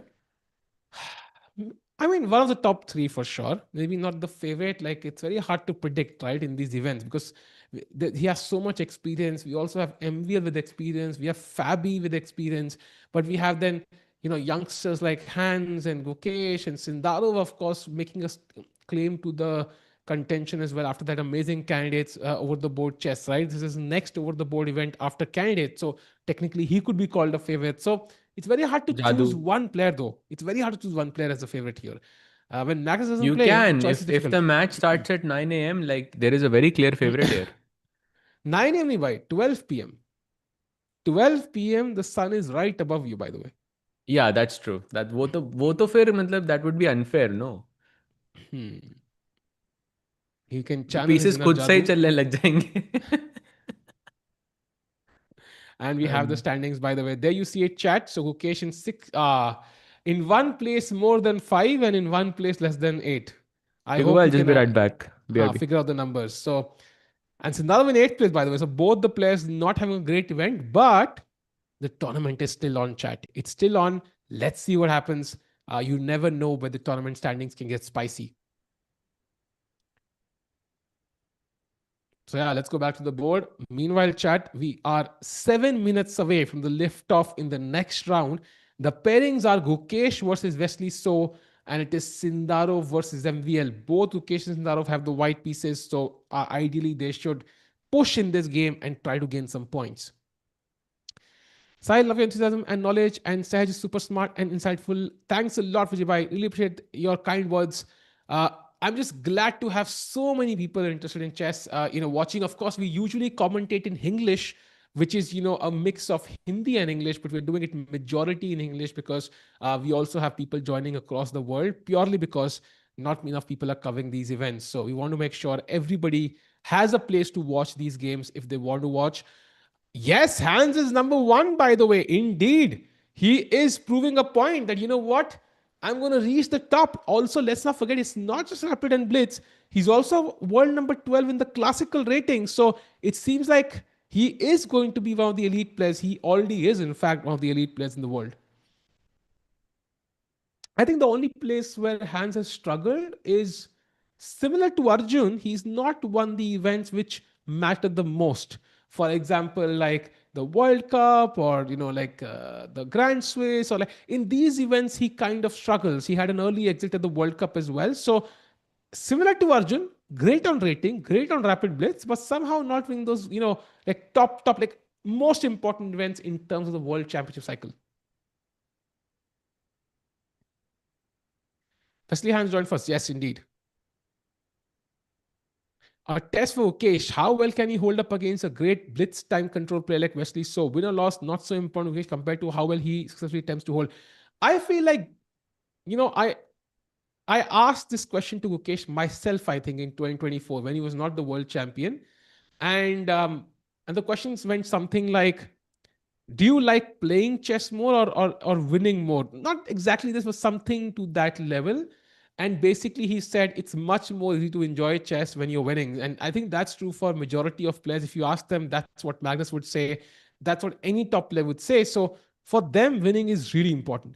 Missing analogies exactly because this is English. English में the same analogies don't hit the same. Yeah, कुछ हिंदी में analogy बताता हूँ. हिंदी में you could say नहीं नहीं, अब आया ना आप ऊंट हिंदी में ही पहाड़ के करो भाई, नीचे. हिंदी में ही करो. मेरा कॉम्पिलेशन नहीं बनेगा. नहीं, but let's say अब आया ऊंट पहाड़ के नीचे. You translate that to English. Now the camel is under the mountain and it makes no No, sense, Sahaj bhai. I've actually tried doing अब होगा दूध का दूध पानी का पानी like that. That also you know. But I'm yeah. not going to translate that. Sorry, that sounds too risky. स्टिको भाई smart तो है वैसे. Just like VD, by the way.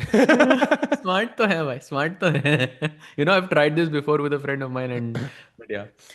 Yeah, But excited by fourth round incoming. First three rounds not the best for the world champion. Of course, half out of three is never ideal. I think even in a blitz match, it's never ideal. I think if we look at this event from a match of three sets, because no round है three sets के हिसाब से अगर हम सोचें, next three sets we have, well, Gukesh has MVL, Hans and Sindarov. This is, I would argue, maybe one of the more important sets of the tournament, Tikubai, for Gukesh. agreed. And I think in terms of sets, I think maybe it's a bit different than the rapid though. Like you don't have a fresh mind. But I think the last game was a draw for Ukesh, so at least he has points on the scoreboard now in the Blitz. And let's not forget what happened in GCT Zagreb last year. Ukesh scored 1.5 points out of 9 on the final day. So he really, I think Blitz is the format where he can improve the most. I feel, and he could see the if even if he scores like 4 points, 4.5 points today, he could be really happy with this progress, right? I mean, because Blitz is definitely not a format where he's performed the best. 100%, 100%. And by the way, I was looking at the chat earlier and someone was saying that I hope I see a brilliancy move. And, I was thinking about this for quite some time that uh, what type of brilliancies actually happen? Like, which piece does the brilliancy the most? And I think we very rarely see brilliancies by the king. So, question for you, chat: what was the last time you saw brilliancy by a king? It wasn't very long ago. And Tiku bhai, if you don't remember, then a question for you too. I मेरे को think भी you याद will नहीं है भाई. remember though. Your memory is very good. I think नहीं it's नहीं, I it's don't it's remember. it's by the way your favorite player. Don't say the name.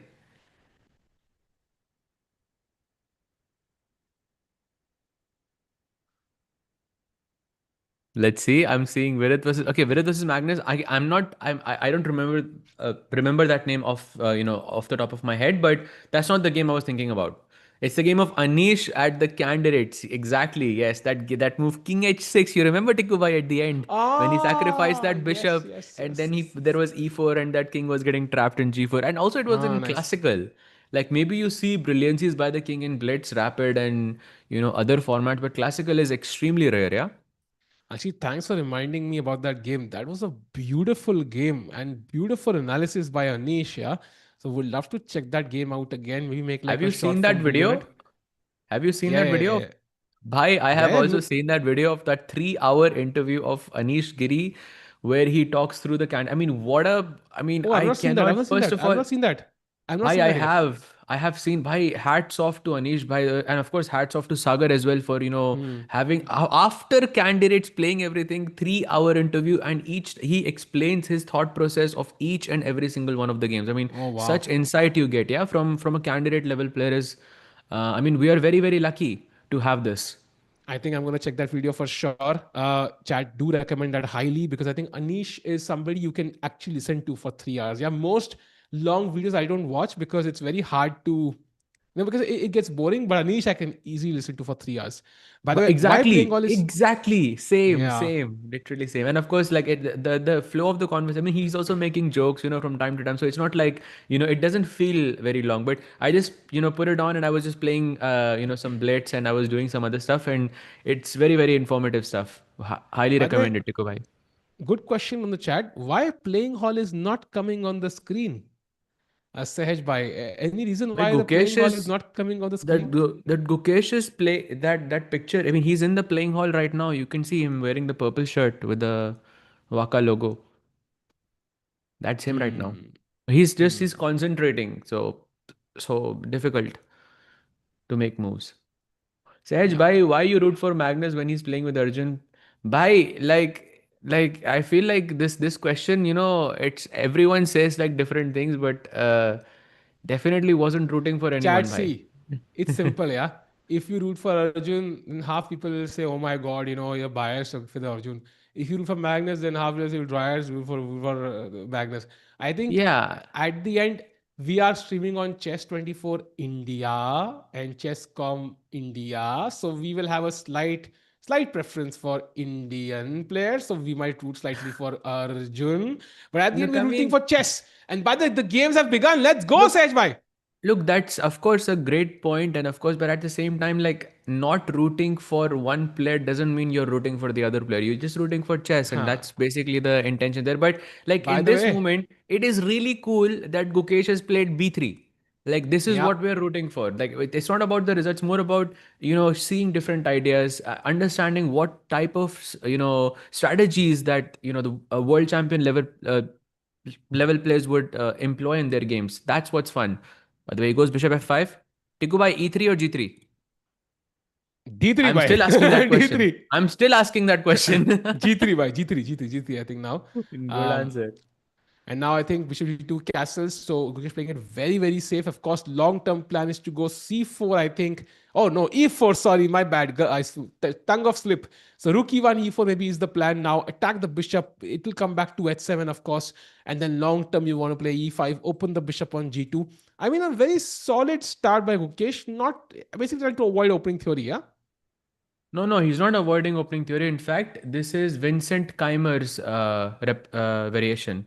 This is what he played in Grand Swiss penultimate round or the last round against Wait, Arjun. what? This Knight move, knight d2. c3, and the only difference was this b3 bishop b2 wasn't there. So it and Vincent was Gukesh's second, no, in the world championship. So it could be like some work there. But yeah, this knight d2 e4 is a different thing though. Yeah, and I'm not sure like exactly. This feels like a mistake already. And I like this move knight c6, not playing d4 and basically giving white a free hand with knight e2, f4, knight f3, launching an attack. So maintaining the tension in the center gives Ukesh no chance to launch an attack on the king side. But he can play f4 now, no? Yeah, but still, I think the tension still remains. No, like it's not easy to start Why launching an f4, attack. g4? Oh, he got takes on d5. By khatam attack by attack No, no, no. finish. Attack is there, Tiku. Bhai. Knight d5, knight d5, e d5, queen g4, for example, is attack. Without the okay, And that if you makes go sense. pawn takes d5, then look, knight d5, knight d5, queen g4 is direct attack in the position. Hmm. Okay, he has bishop f6. Oh, but then the d5 pawn hangs. So takes, queen g4. If you played bishop f6, then take, and d5 is hanging. Yeah, I'm Maybe I glad you should said show take that. on So it two okay, he goes times. knight e4. Never mind. Yeah, so he doesn't go. Okay, question mark. By the way, f5 Arre is the bhai. best move. I know what he missed. I know what he missed. He missed f5, knight c3, and bishop f6. Oh, but Wesley also missed it. Position is equal again. By Wesley, by the way, repeated the game against Ukesh in the rapid section, so he clearly has a lot of respect for Ukesh. But I think sometimes having too much respect can also spoil your chances, Sejbhai. Just like everybody has against Magnus, sometimes they don't play their best chess if you have too much respect for someone. Yeah. Actually, I was right before I joined, the stream today. I was watching this interview of Noderbek. I'm not sure from which event it was, but it was published one day ago, and it was like basically Noderbek kind of introducing himself and his achievements and all of this, and very very nice interview, and he spoke very well, and but there was a segment there where he says that when you play against Magnus, there is no psychology. You just show up and it's him and you. So it kind of supports your statement that against him people don't really play, they don't employ those psychological things because it's Magnus. Yeah, you just sit Hmm. there and let him.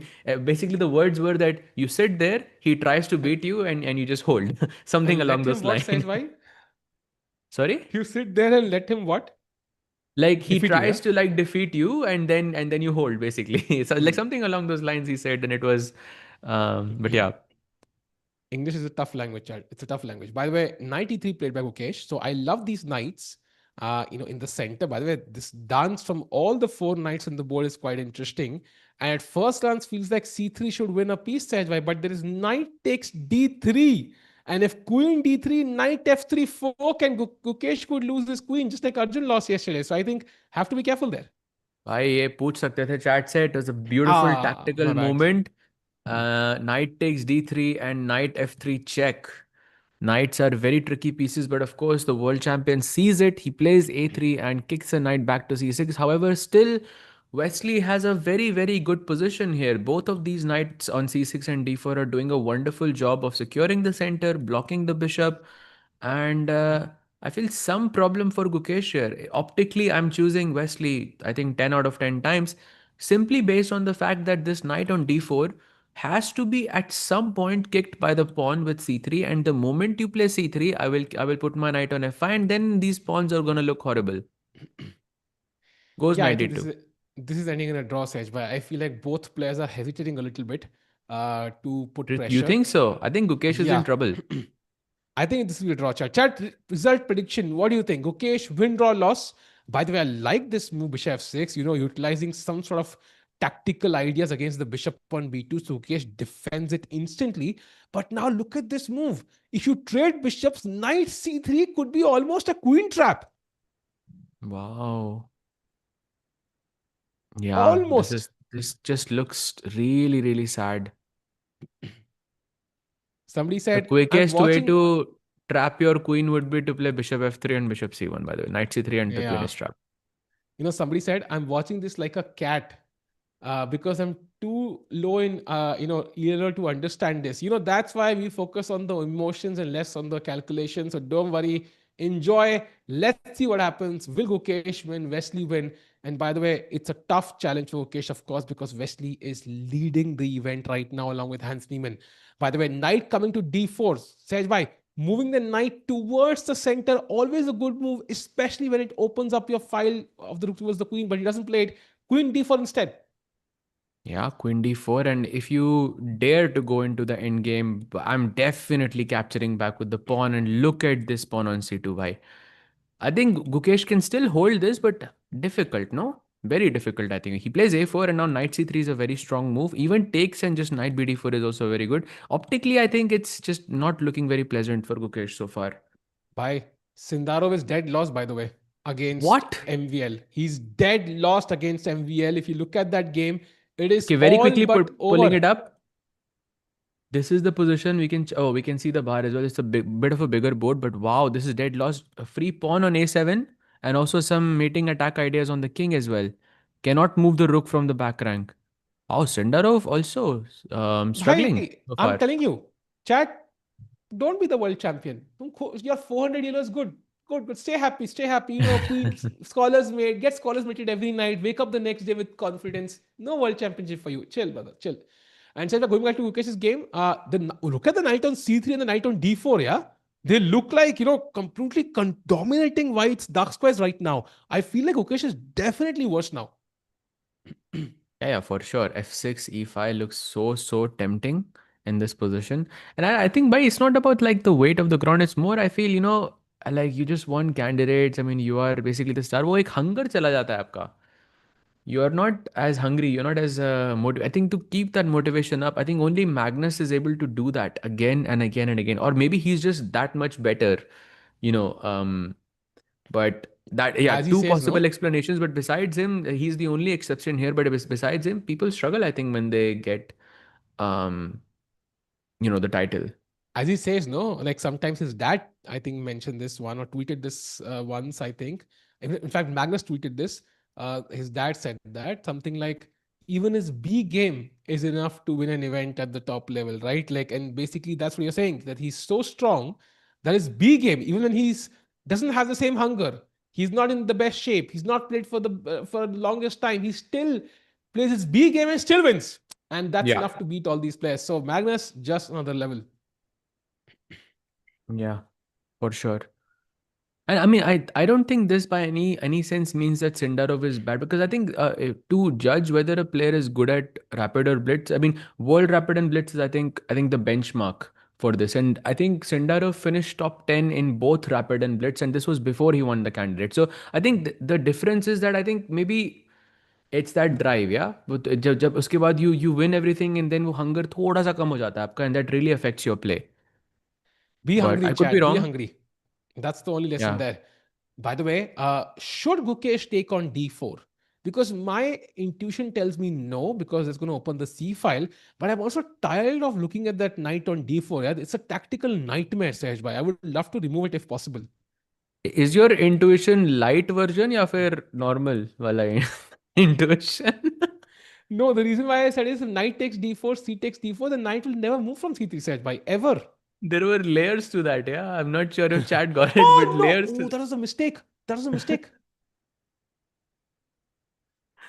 I'm not sure why it's a mistake. You can still play E5 technically. Chat में कोई लिख रहा है WGM intuition. By WGM intuition is very strong, yeah. Very, very Of strong. course, Don't bhai. Of course. underestimate WGM intuition, especially if you miss it by 25 points. And by the way, Rookie 7 played, I feel like all the four knights are chilling. They found like a beach penthouse and just don't want to move anymore, Sahaj bhai. Wait, sorry to cut you off, but knight takes b6 was hanging here, and Gukesh missed it. Queen b6, queen c3 was a free pawn. Wow. Okay, but By still the way, better though. Still much better. Right? Queen trap हो रही है. Huh? He's trying to trap the black queen, I think. Very interesting. Oh, that's a mistake. That's a mistake, I think. C3. Oh, C3 or ask. What can we do? AB5. AB5. कुछ Knight तो A5? है उधर. Knight A5? Knight A5. Yes, and then C3 traps the queen. No! Rook A5. Pawn. Rook A5 है क्या? No, that's after queen b5 भाई. वो हाँ, intuition थोड़ा light गलत version हो हो गया, गया. गलत हो गया. Intuition नहीं था भाई, vision था वो. नहीं भाई, इस बार तो इंजन ही था भाई. Rook A5, queen B8. Wait, C5 is hanging. Yeah. Okay, now I think Gukesh is completely winning. But does he convert, Sahaj bhai? That's the Of question, course, right? Does he you convert? this you should convert, yeah, 100%. King Knight G1 H4. yeah, King G1. Just let's put it away. Is he afraid of Knight G3? Oof. Is Knight like that's what I think Wesley should do, because only 22 seconds. I mean, this is where you just go. Yeah, exactly. Wow. And this is GM intuition by he like realizing that the things are going south. You have to sack now. But Gukesh could now win this. He could now win this and beat the leader of the event. That's going to be a boost in confidence, Sahaj bhai. Super crucial game for Gukesh. No, but Queen E3 is just super simple. I think if Wesley maybe had one more move, he could create something here, like Rook D4, Rook H4, something like this. But he just gets in time with Queen E3. You have to go Queen H4, and now basically the coordination is broken between the two pieces. By the way, Sindarov has lost this game, so this could be the chance for Gukesh to rise up the rankings. 5 seconds for oof. Queen trade. This should be completely winning. Chat, do you think Gukesh converts this now? I think this one he does. Without queens, very hard to create counterplay. I mean, it is impossible, I think, that Gukesh doesn't convert this. Impossible. I think 100 out of 100 games. No, Don't 100 say out of 100. impossible, Bhai, come on. You know. Why Sukha piece? Like, we still have to remember 2700. I know, but let's say why. 2700 Sindarov made in one miss kiya. Okay, yeah, fair. But okay, that's rare, no? When something like that happens, it's an exception. Yeah, for sure. Oh, look at this F3. Complications. Okay, but not much. The rook is passive, yeah? You need the rook somewhere. Just keep pushing, King F2. King F2 is simple. B5 is also good. Rook E1, King F2. Let's play this. Or maybe just B6. Yeah, King F2 is fine. Rook B1 maybe, stopping the pawn. Just B6, B7. ये तो फटाफट. Yeah, B7 also quickly. Oh, wow. And then Rook A8 and pawns B8. are coming. Bhai, G3 incoming. भाई मेरी queen हो गई. मेरी queen हो रही है. अच्छा हाँ, true. Yeah, it's too late. Firstly, I think. Oh, look at this King E3. You don't even take the queen. Yeah, this is how you complicate. Some King G1 में F2 check. Some problems there maybe. No, you can even play Knight F5 check, and you could have taken this as well. Take on G2 and King F2. Just yeah, take this is King winning. F2 resigns.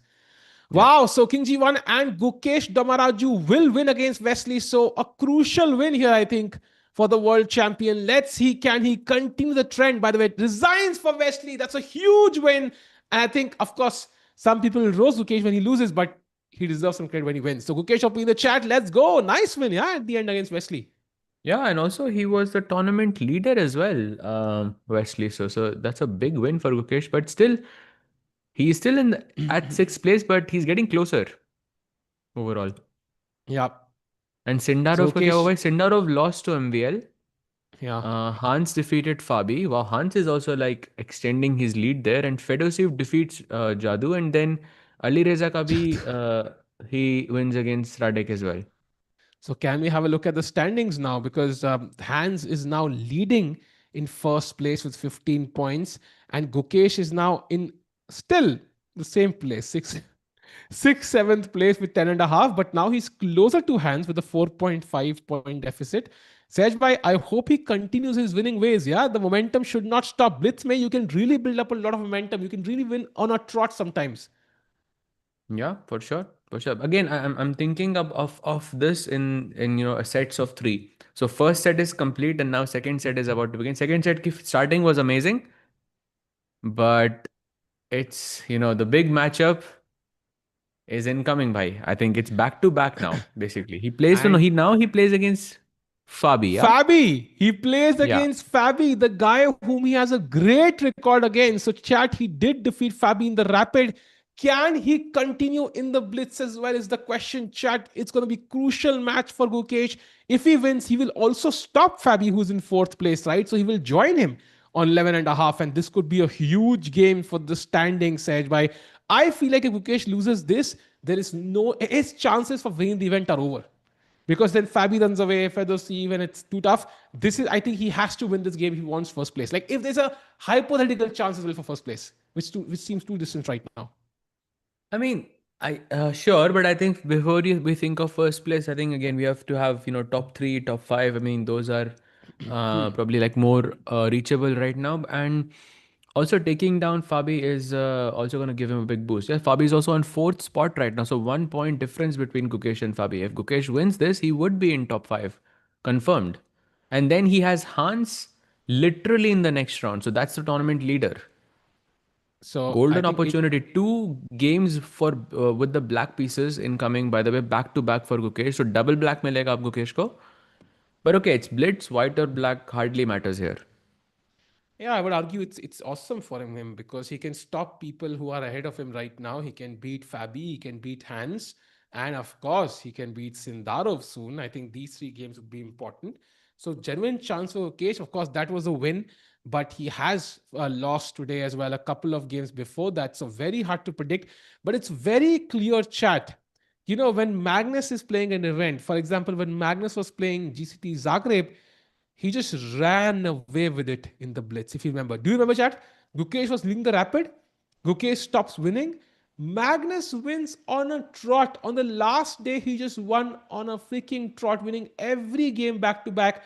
Nobody in the chess world is able to even forget replicate, like even come close to replicating the same wins that he can do. Yeah, absolutely. कोई वो Magnus की तरह से हिलाना. I mean, and now yesterday I was looking at the game of Magnus and Erdomish, and I was looking at that Bishop versus Knight endgame, and I was thinking to myself, but it looks so drawish. It looks like such a big fortress for black. Like, why is Magnus continuing this? And there was a moment where it was just a complete like a dead fortress. I actually tried, analyzed, and couldn't find a way like to break through, but it's just Magnus. Just even in those situations, he finds a way to continue with the smallest of advantages, and it's like somehow people just break. Hmm. Agreed. Agreed. It's tough. It's tough to play Magnus basically, and we saw it against. By the way, Magnus studied an into yesterday in that end game, and that's why I think Magnus got some chances. If a Dogmas had played A5 Yeah, and A5 was not over. allowed Magnus to play B4, then Magnus would have taken the draw. So that was essentially it. So one move, one random pawn move, and that's the position we had in the Duratsky endgame manual as well. So crazy that Magnus sometimes luck also goes his way, but he deserves that luck because he is simply the best. And wow, man, what that tiebreak, of course, was insane against Arjun. So you can never ever count out Magnus Carlsen. Basically, there was World Rapid once ahead, Magnus 0 on 2, lost two games in a row in the World Rapid, was sitting on board number one because there's a camera setup for the Norway telecast, and he has to sit on board one because of that. So 0 on 2 pay, he's sitting on board one, and still ends up winning the World Rapid from 0 out of 2. So you can never, you know, say Magnus is out of contention for any tournament he plays, but that's not true for anybody else. Yeah, yeah, agreed. And I love With what just a Magnus, it's random always commentator, different, bhai. yeah, what random commenter said. He said there are two types of super GMs, Magnus and the others. I think I kind of agree there. Insane guy. But yeah, वो A5 was such a big moment, I would say, for Erdogan. At just one move and Magnus खुद ही बोल रहा है कि I was looking at that, भाई A5 के बाद there is no way to break through, but just somehow he found that B4 A5.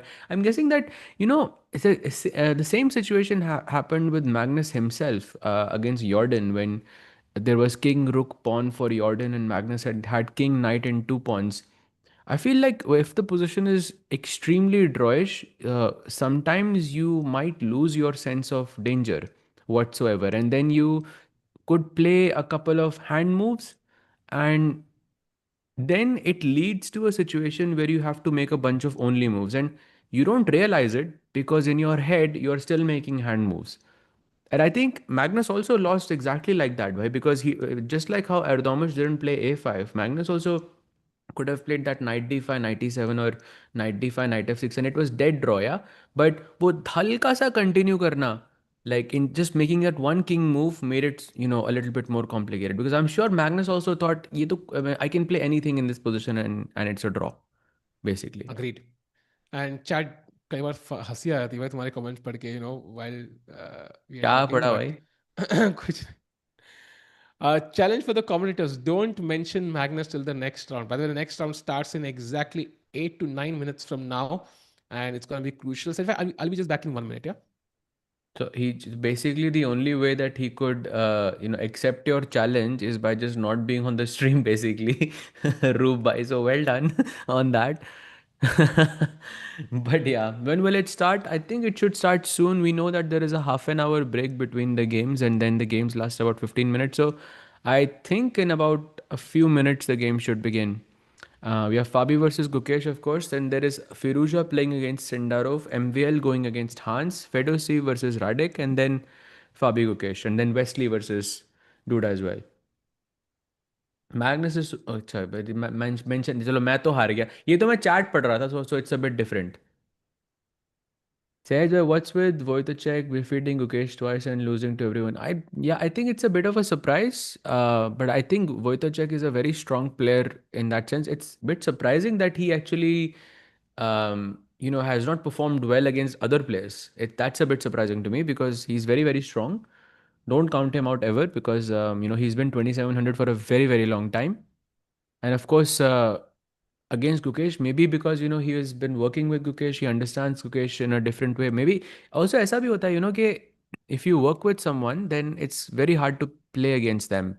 At least it was like that with me. Like I have one player who I used to work with pretty much for about, let's say, more than like about 10 years or so, and it was very, very difficult for me to play against him um, each time. So yeah. Gukesh win-win. Yes, bhai. Let's go. Let's go. Who's afraid? I don't know who that is, bhai. But yes, Sahaj games start every half an hour. So 7:30 p.m., not 8 p.m. Yeah, yeah, yeah, I know, I know. So it should be in 7 minutes or so. Yeah, pretty much. How much weightage do you think preparation has in contributing to success in World Championship? A lot. I think very, very big part of it. I think preparation, of course, chess wise and also mentally and also physically. And yeah, it, of course, a lot. You need a very strong team, I think, these days. Sahaj, can you win? भाई ये कैसा question है भाई? Of course. Of course, bhai, but that's not a fair question. That's not a fair question. Can you explain how chess tournaments are like an open event, like a normal open? Actually, I will be playing an open event after a very, very long time in Germany quite soon. Um, so yeah. But besides that, no other plans like this. But let's see. Who is भाई मैं cricket उतना देखता नहीं हूँ but if you watch basketball you can kind of compare him to LeBron James. Like actually you can really compare him to LeBron James because he still is able to perform like at his best while supposedly his peak has passed. So I can't really say for cricket in that sense. Why is Sindarov fumbling here? He had a great tempo since last year. We were talking about it earlier. I think it could be the fact that he's preparing for the World Championship. एक pressure आ जाता है. Plus he has also won so much that हल्का सा I feel hunger भी चला जाता है. But I think most importantly, do not compare classical with blitz or rapid formats. To me, they are completely different sport altogether. Like the type of openings you play, the psychology you have, I think everything is kind of different. So I think it's pointless to compare the two in that sense. So rating difference between world number one and number two is 50 elo, and number two and number 10 is 38. Yeah, I know. It's actually, you are saying that right now that there is a big difference between Magnus and, the number two player, but the difference was actually much more about 10 years ago. Like there was a moment when Magnus was just completely ahead of everybody else. And there was this stat once I remember on 2700 chess where they were comparing from 1 to 2 and then 2 to 20 was like more narrow than 2 to 1. So that's how crazy it was. But that was Magnus's peak basically. So I thought we were not doing the Magnus challenge then, yeah? Because I heard Magnus literally in the नहीं नहीं, first आप तो line. छोड़ के ही चले गए भाई. आप क्या कैसा चैलेंज? आप तो Chalo, conditions let's were do not challenge met. now. So For until the game starts, no Magnus mentions. Are you okay, Sahaj bhai? Let's see. Done. Are you in? I'm in. Sahaj bhai is using. So I'm so in. so Carlson का next tournament कौन सा है? No, no, you can't mention his name at all. No Magnus, no Carlson. I didn't mention his name, no. You did That was his Carlson बोला था surname. आपने. But I said surname. नहीं surname में नहीं कर सकते. गोड भी नहीं बोल सकते. चैट जो वो बंदा पीछे तुम्हें दिख रहा है, उस बंदे के बारे में क्या ख्याल थे तुम्हारे? भाई इसके बिना मुश्किल है भाई. We can't really stop talking about Magnus. It's like the biggest the day Magnus retires, I think the chess ecosystem suffers. Like I would love to see him play forever if possible. And some chess players do that. Yeah, they will play for decades and decades beyond what would be traditional retirement age. Like Bronstein, was it right, who played till like literally 70s and 80s, if I'm not mistaken. Bronstein? What do you mean by Yeah, he played till his 70s. No, I think like late in his career. think so. Could be.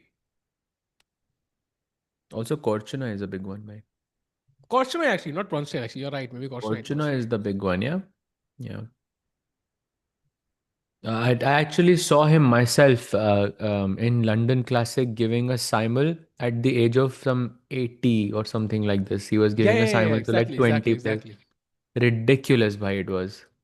I mean, मैं खुद देखा था अपनी आंखों से भाई. Like he was giving a simul to 20 players, which was ridiculous. Yeah. And also Ivanchuk is a great example, by the way, who can literally beat anyone on his day. Like Did even you see Magnus is that not. stat, by the way, of Ivanchuk? In the last Yes. 33 Yes. days, he has played 32 games, 32 classical games in the last He's like a 33 days. hardcore chess fan. Like he just loves to play chess, basically. You can't take him away from chess. Kuch bhi kar lo. And I remember that moment, yeah, when he lost in the World Rapid and Blitz, and also later when he lost one game at the Tata Steel Challengers. Like you could see him crying when he lost that game. So that's how much chess means to him. Yeah, Sahaj bhai, which exactly. Indian GM you were? And Sahil, which Indian WGM you were? The next one. WGM, क्या बोलते हैं? GM का बताओ सहज भाई. Which number India's GM you were? 29th. 29th, bhai. So Wish me it's luck. been a long time. Yeah. Fun fact. Radoslav only won against Vikesh till now and lost to other or draw. Interesting. We saw that already. Please update when Vikesh is. So, chat, we have seen 4 games today. We have 5 more games. And Gukesh versus Sindarov is the second last game. So, 8th game of the day. That's Gukesh versus Sindarov.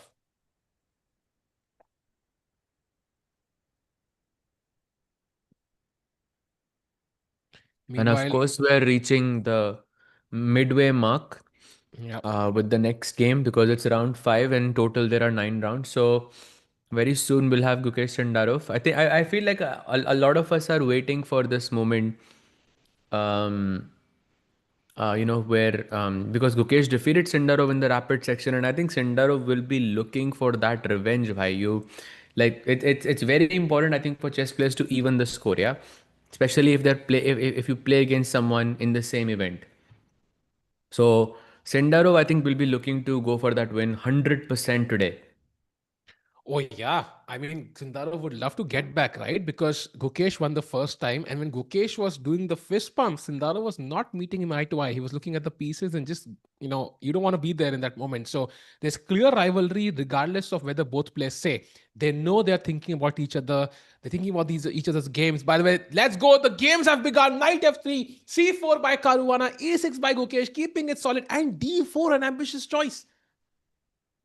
Yep, trying to go for some aggressive lines. He's plays knight c6, so avoids this c5 move, and instead, whenever you do this, you want to play e5 instead.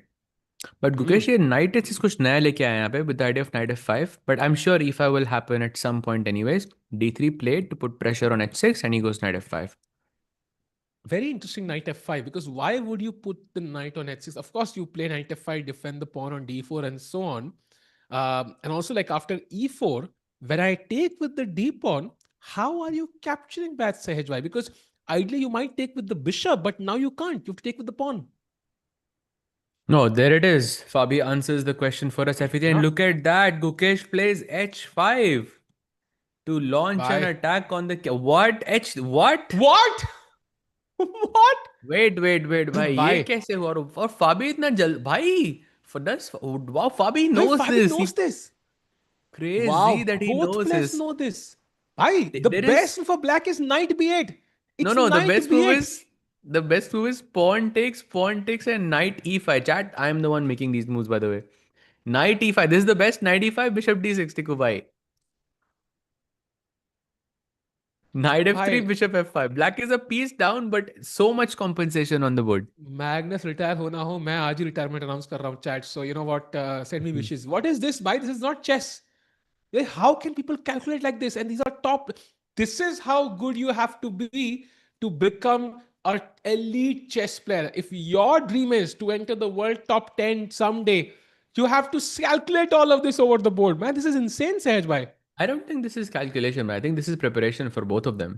Like No, there but is if let's no say this way is Fabi classical plays this much. Classical हाँ में for but sure, yes, you would have to हाँ you have to calculate this, but let's say आपको नहीं पता आपको calculate करना पड़ेगा you have no other choice otherwise you're lost. yeah, exactly.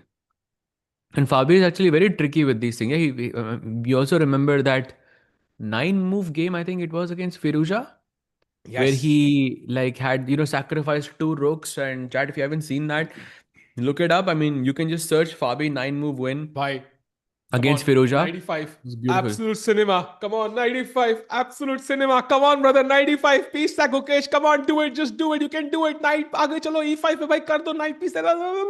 Come on. I want to see a piece sack, Sahaj. Bhai. I'm I'll very excited if. I'll translate that chat. Basically, Tiku wants Gukesh to play 95 in हाँ. case आपको नहीं समझ आया तो yeah. So yeah. एक एक part मैं थोड़ा कंफ्यूज हो गया जब आप बोल रहे थे व्हाट वाज द थोड़ा There फंबल was हो गया like वहाँ पे knight C2 E5 basically. हाँ okay knight C to I C knight C there is knight C वाला e5 पे चैट एज हाँ. Oppose to the knight that is off the board that's Off the gonna board. Jump to e5 Yeah. या Yeah. मतलब Gukesh night वो board वहां से उठा के रख नहीं सकता दैट्स व्हाट टिकू भाई saying Exactly. And by the way, Gukesh has taken a lot of time. He has 2.5 minutes compared to 5 minutes Fabi now. So if he doesn't know this, then we are in huge trouble. I would play 95 here for. I mean, I think this is the only thing you can think of because something sharp is happening. But I'm guessing Gukesh's preparation ended after d5 and Fabi is still in. Ooh, no ways. Bishop h4. That's a mistake. Choti si mistake because after pawn takes knight, bishop takes rook, queen takes queen check is important, and then uske baad knight takes bishop, and endgame aa jayegi. And Fabi has maybe, and I mean, he has one extra piece, objectively speaking. So I think this would look very promising for Fabi there. But this is basically lost from the opening, yeah, which is the worst case for you because Um, yeah, I mean, bishop h4 looks logical. When you have no other option, you play this move because you get the rook at least for the two pieces. But as Sahaj mentioned, like without the queens, this is basically saying goodbye to any winning chances, and any drawing chances you have are basically minimal. So it feels like Gukesh could be going down right of the out of the Then opening this time. after pawn takes c6, I was just checking. By the way, he does take on c6. Bishop e1 does happen, and now queen takes d8. Yeah, played. He could be going down. Yeah, this looks very very bad. Maybe not lost, but borderline lost. Yeah.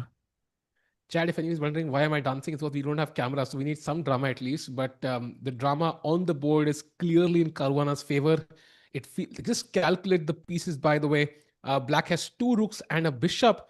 White has a rook and three minor pieces. Sahaj bhai. So that's yeah. I feel like this is just gone. Yeah, basically two knights for a rook. Yeah, Yeah. essentially. Baki sab same hai. And two knights से गुकेश जीता हुआ है पहले. Um, but he has not been on the other side of it. But so yeah, some Olympiad memories here.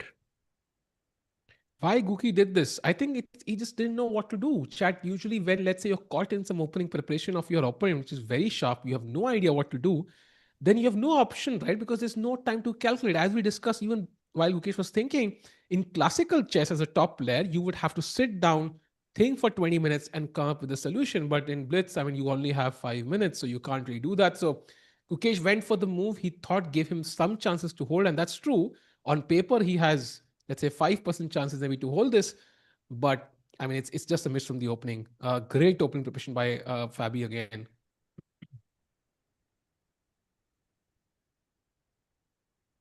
Yeah. And now Gukesh has to decide whether to take the pawn. I mean, I'm not sure if there is any other solution here besides taking the pawn. This is pretty. You surely are not going to allow pawn takes b7 here. Oh, he allows it. That was a But mistake. why? Why would you allow And you that, could Sahaj have bhai? taken, yeah, yeah. Maybe he's looking for some activity. Oh, he also just takes on g2, gives him the option to take on c6 again. Because I think it's either high you time play you take this. b6, either you play b6 and take with the bishop, Yeah, or or the you rook. take. And Allowing cv7 did not make much sense to me. So at but least he okay, takes it's now. Yeah. yeah, it takes it now. b3. He's planning for bishop b2. This is still under protection by the knight, so it's not really a problem. And rooks need open files. There is only one open file on the board right now, and the king is on it. So maybe king e7 or king c8, king b7, and then bring the rook to d8 could be Hmm. useful. We need the d2 square for any kind of activity. Yeah. And I think, okay, f6 is not bad at all because bishop might come to b2. So you're blocking it, also complementing the bishop on f5. So not a bad move, but it's also not the most urgent thing in the position. Maybe Sahaj by I would move the king somewhere and make the rook active, but f6 kind of a, it's almost as if he's saying, okay, there's nothing wrong with that position, yeah, with f6. Yeah, but it's golden pawn, so I mean, you are still solidifying this bishop ka view nahi hai g7 pe. Goes king c8, but okay, by the position is dead lost though. Or knight a4 is a nice move. You can never play king b7 now. Rook c1 is incoming. The bishop is also defended. Bishop d4 can literally block out any counterplay you can ever have. I think this, like, if I was such my honest opinion, if I was playing as white against anybody, I don't think I'll lose this. Like, I won't lose this against anybody in the world. Very tough. This is so solid, man. What do you do as black? There's no play. There's always this knight c5 check ideas which are very annoying, but still early. I mean, also time difference. Dekho, bhai, 2 minutes for Fabian, 31 seconds for Gukesh. I mean, that's a bigger worry here. Yeah, bishop d4 played now. What do you do about the a pawn? A6, knight c5 loses the pawn there by a fork. And a5, then there's always bishop c3 ideas, or rook c5 ideas loses the pawn. So goodbye to the a7 pawn, anyways. And feels like with 15 seconds, no chances of Gukesh. Oh, that's it. Knight c5 check now, and this is also hanging. Also, I mean, in general terms, like in positional terms, you should always take on e4 here because you just turned your knight, like two knights for against a rook into a knight bishop versus a rook, and bishop is definitely in this sense a superior piece. Whether it's dark or white, it doesn't really matter. And King somebody f2. said we need ability, not confidence. I have to disagree for this game specifically because I think this was just opening. Yeah, this was just Hmm. opening preparation. I think. Then Gukesh Fabi tried that was, h5, h4 hope. I mean, he maybe yeah, thought Fabi doesn't know it, but Fabi actually knew it. and he knew it better So actually than Gukesh. So yeah, never try to outpair Fabi. Yeah, I mean Sindarov got away with it, but you have to be very careful when you do that. 100%.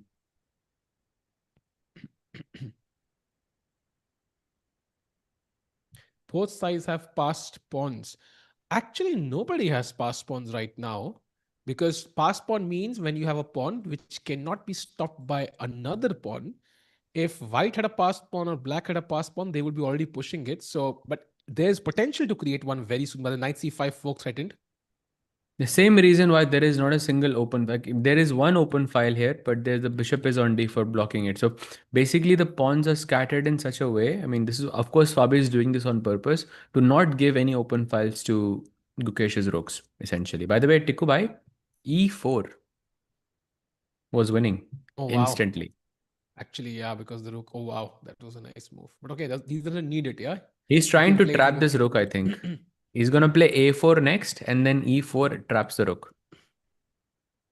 And a5 actually helps white in that regard. Yeah, So because rook यहाँ नहीं जा सकता. So let's play a4 maybe, and then rook e4 next. It will trap the rook.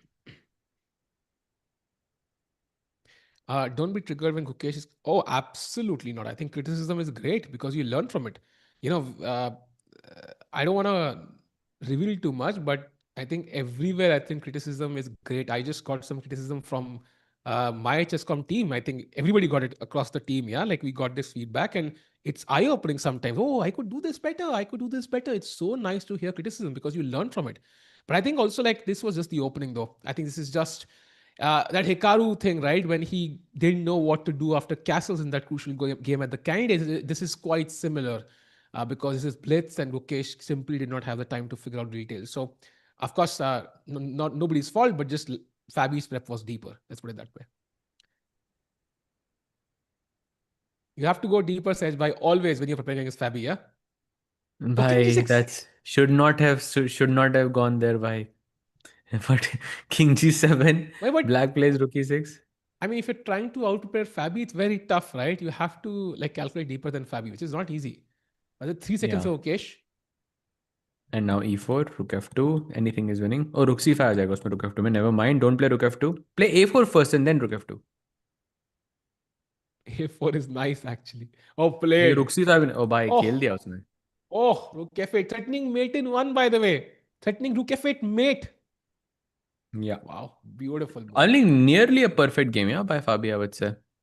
Agreed. And by the way, Sindarov is drawing. So this one Just was putting it hard up for as him. well because I think Gukesh has just resigned. I don't think it has registered, but No, he he's has not just resigned, resigned, Sajma. yeah. It's gone. It's on. It's on. It's on. It's on. It's on. It's on It's on. still here. I Why he think has not so. played? Yeah, well, it must be the transmission error, yeah? Oh, okay. My bad. He resigned. Let's go to Sindarov. Let's go here. So Rook B2. Okay, they're just repeating as well. Yeah. Fair Tablash. enough. I think we have still one more game on. That's Wesley against Duda. And as the sun sets, this is getting tougher for Duda to play. 2 pawns edge by. I mean, as long as you don't enter with FNH, which is Actually, very the smart. sun is setting by. I am in. I can confirm. It's उतना Exactly. powerful नहीं है. I mean, if you think about it, he won. He drew his first game. No, sorry, defeats Wesley, draws.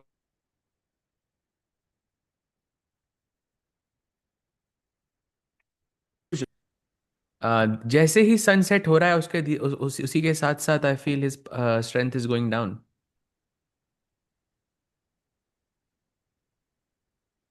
By the way, Radoslav defeated Fedoseev. The standings are becoming a bit muddy now.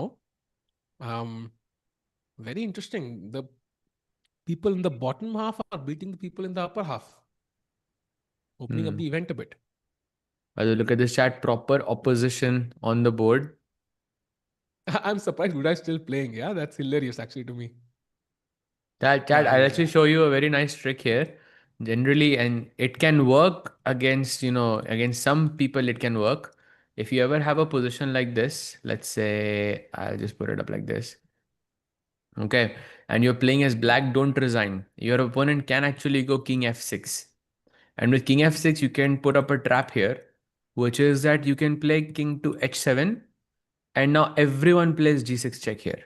If you play g6 check, because if you played king f7, I'll go king h8 and g6 is stalemate. So no one's going to do that. So they will play g6 check, and this is now a draw because of king h8. But of course, this is a trap that, okay, very rarely happens, and not at this level, obviously, but it can work. We did see Sindarov blunder mate in once, so anything is possible, Sehajbhai, when you have 2 seconds on the clock. And the next game chat is Gukesh versus MVL. We are more than halfway through to day number 4 of the GCT Poland tournament and first day of the Blitz. Can we have the standings once? Would love to check it out. How have the things changed?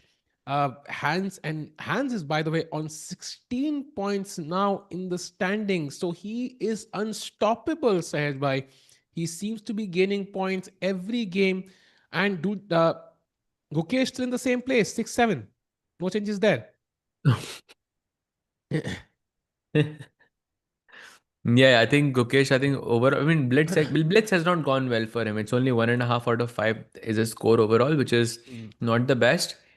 But by next match, or well, it's coming up. The big match is coming up very, very soon. That's what we're waiting for. It's MVL, Hans, Sindarov, and then finally the final boss, which is Jadu. Yeah. I'll just be right back in a minute, yeah? Yeah, अगले round बहुत crazy होंगे chat. Now it's gonna be MVL. इसके बाद hands the leader, उसके बाद Sindarov जिसके साथ hands pump किए रहे. तो अगले 2 राउंड तो क्रेजी है. I really hope Mukesh wins this one ताकि थोड़ा मोमेंटम बने अगली 2 गेम्स के लिए. Going to be important chat, by the way. Would love to know where you guys joining us from, chat. Let us know the city you're joining us from, maybe country if you're not from India. Would love to know. What are you eating? Popcorn, yeah. See, Blitz cannot happen without popcorn. You need popcorn for Blitz, I think, because there are blunders everywhere. It's even lower. Okay, I don't know what that is. No, Gukesh Sindarov will happen, I think, round number 8. I think 2 games later. Navi Mumbai, very close to my place, by the way. I live in Panvel. University, what? Chandigarh, nice. Gukesh is good enough in Blitz. I disagree, I think. Of course, his classical Blitz, there's a difference in level, but I would say, let's just wait and see. London, Netherlands. I've been to Netherlands, amazing place. I think I had my best tournament performance in Netherlands. I played the Darren Open and the Leiden Open. Amazing tournaments. I would love to go there somewhere again. I'm watching from IRQQ. I know which place that is. IRQQ. Kochi, oh nice. Gukesh wins 1 game equal to GOAT, OP best. Gukesh 1 game isn't important. No, I mean, see, we just want him to win. So, of course, we'll cheer when he wins. When he loses, see, everybody's going to dunk on you. You want to be the guy who's still supportive in general. You want to be that person who's supportive to the people close to you. And Gukesh is very close to us, I think, because he gave us so much happiness when he became the world champion, the second one from India in the history of chess. And you have no idea. I want to share a story. Like, I literally watched a movie. This was Dhurandhar. I know most of you must have seen it. I went to the cinema hall, sat down for Dhurandhar 2, and you have these advertisements, by the way, that play at the start of the movie, right? You have these, okay, some sports cars, some gold loans, some random shit. And then suddenly I see Gukesh on screen. I'm like, wait, what? Wait, Gukesh on, wait. Wait, what? I was in shock. Yeah, how did Gukesh come up on screen suddenly? And it was this Titan ad, the partnership with Titan. And there was this advertisement. And I have never seen that before. 33 years I've been alive and I've watched movies for at least 30 of them, maybe 25 of them. I have never seen it. I mean, Vishy sir was there at the start. I remember some ads, but not in a movie theater for sure. And I have never seen that before. And now with digital media becoming so crucial to, these things, I feel like that was a eureka moment for me. It was so nice to see him actually, be there, as an inside an ad in a cinema hall. Never seen that before ever. So very nice to see that. Let me guess, you're talking about Durandar. Then the advertisement that I saw Gukesh, the Titan ad, right? So it was very nice to Oh, see that. bhai, I saw that in Budapest. Yellow bhai, told you I so. saw Told you that in so. Budapest. Sehaj Like bhai, chat, literally, I saw that ad. Oh, Budapest we went to watch Durandar, and there was like a special screening. वहाँ पे there was Gukesh. Crazy. Of course, I didn't have my phone because it's not polite and everything. But I would have taken a picture, but he was there. I took a photo of that screen. I took a photo of that screen. Sorry if I don't file me for piracy, but I did take a photo of that screen because it was so iconic. And I still have it on my phone and made me feel so proud to be associated with the game of chess, Sahaj bhai. It was like amazing. So that's what happens when you have a world champion from your country. So yeah, he's made all of us happy, and that's why we cheer for him. He deserves it.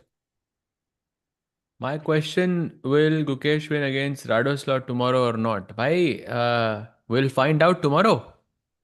Of course, but I think today Gukesh has bigger questions to answer, if I can be very frank with you. And that question is coming up, I think, in the next two rounds that we are all waiting for. Yep. And I think the next two rounds are crazy. So hoping he wins this one, a little bit of confidence can go a long way. And what if Sindarov takes Radoslav as second for World Chess Championship? I think it's not impossible, but as a second, you would first, of course, approach the guy whom you've worked with before, right? Loyalty is a big thing, and it pays off long term, even if in the short term it might feel it's not important. And I think from Radoslav's perspective, if Sindarov were to approach him and he's not working with Gukesh already, the first thing at least I would consider doing is talking to Gukesh. Okay, I've been approached by this guy. Just to understand the situation there, side. What would you do? In which scenario?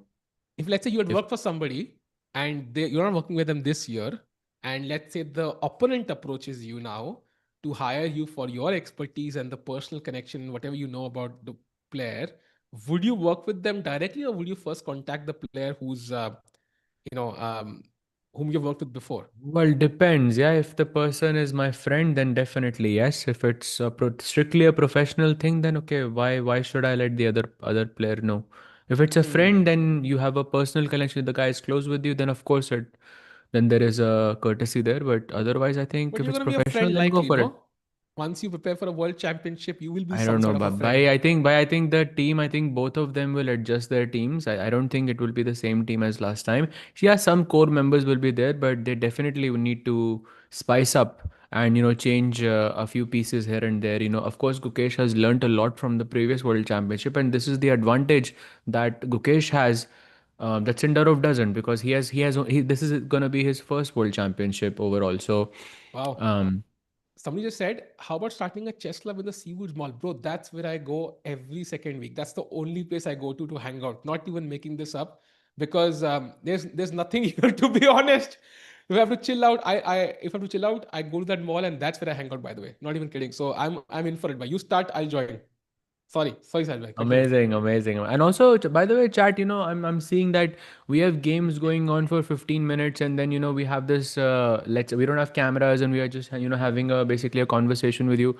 And throughout these streams, I see a lot of chess related questions, that how I'm at this level, what books I should read, or what I should do. And feel free if you have any questions now. I mean, we do have the time, we do have the we are waiting for the game, so feel free to ask any chess related questions that you have for growth or for entertainment.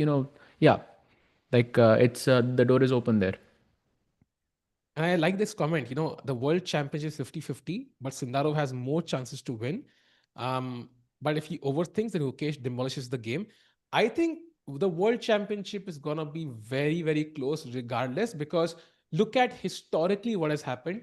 It's always been close unless you have one player who's significantly better. And even when that happened, when Magnus was significantly better, I mean, it was all the way till Caruana. Their difference was less. It was all the way till Karyakin. It was all the way, against multiple previous world championships. Only against Nepo, I think it ended a bit early. So I think when Magnus, in most cases, couldn't finish the world championship early, I feel like Sindarov, Gukesh, the difference is not that much. So I think because you are always scared of taking risks. If I lose the game, I am behind now, and my opponent just needs a draw, and he's very well prepared. So the risk tolerance is very low. Once you lose a game, the risk tolerance goes up very high. So I would say that very likely the world championship 14 game match, I would say it's guaranteed to last at least 12 games, very likely 13 games, and likely 14 games in total. You think that there will be a tiebreak in the World Championship? That's a good question. And looking at the current event, I have no idea who will win because both of them are struggling a little bit. Let's put it But this okay, way. this like no. I don't think it's fair to say that about Sindarov because okay, Gukesh has had I don't think has an I mean also Gukesh and Tata Steel was pretty okay I would say overall.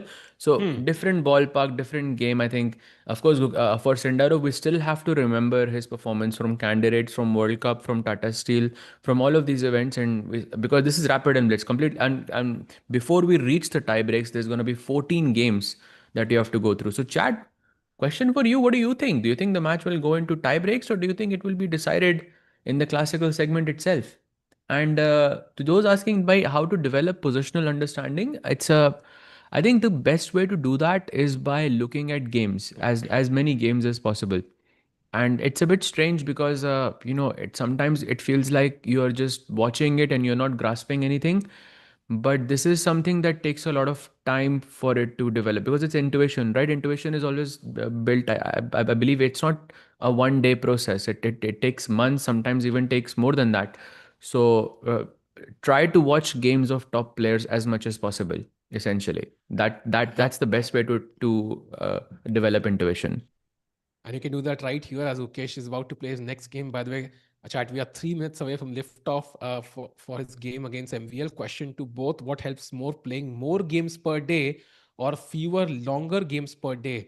Because I get only limited time due to the busy lifestyle I live. I think it's more about, doesn't matter how many games. I would say, are you learning something from those games? Whether you play 4 blitz games or 2 rapid games, are you analyzing those games, learning something from them? Even if you learn one huge lesson a day, I think over a year, that's like 365 things you have learned, and that should give you a huge boost in rating overall. So I think it's Yeah, more about learning. You could play 50 blitz games a day and still learn nothing if you don't really look back at them and see where you went wrong. correct. Correct. I see a question. Says by how do you evaluate position of Magnus versus Yagas, assuming he had played a5? So no jokes. After the stream yesterday, I was, of course, after I had my dinner and everything. What's the first thing I do? I was looking at the end game basically, and I was trying to analyze it myself, and I was trying to understand whether there was something that Magnus saw that and I had not seen this interview, and to this day, like I mean, even today, I have not seen the interview. Tikubai was the one who told me about this a5 stuff. I did look at a5 and I tried to push with white in many different ways, but there is no way. There was simply no way. Hmm. Like black can put the knight on e7, play a5, and the position is just dead. So Liages was literally, quite literally, just one move away from making a draw. And then it would Yep. have been Yages basically who plays. No, actually, Arjun would have been just the The champion winner. then, correct? Yes. Yeah, Arjun And just one move away he was basically for that. I think Magnus is so good, sometimes reality bends for him as well in these situations. I Um, just like I was thinking to myself that how can he still do this? Like how? yeah. I mean, it's not that we are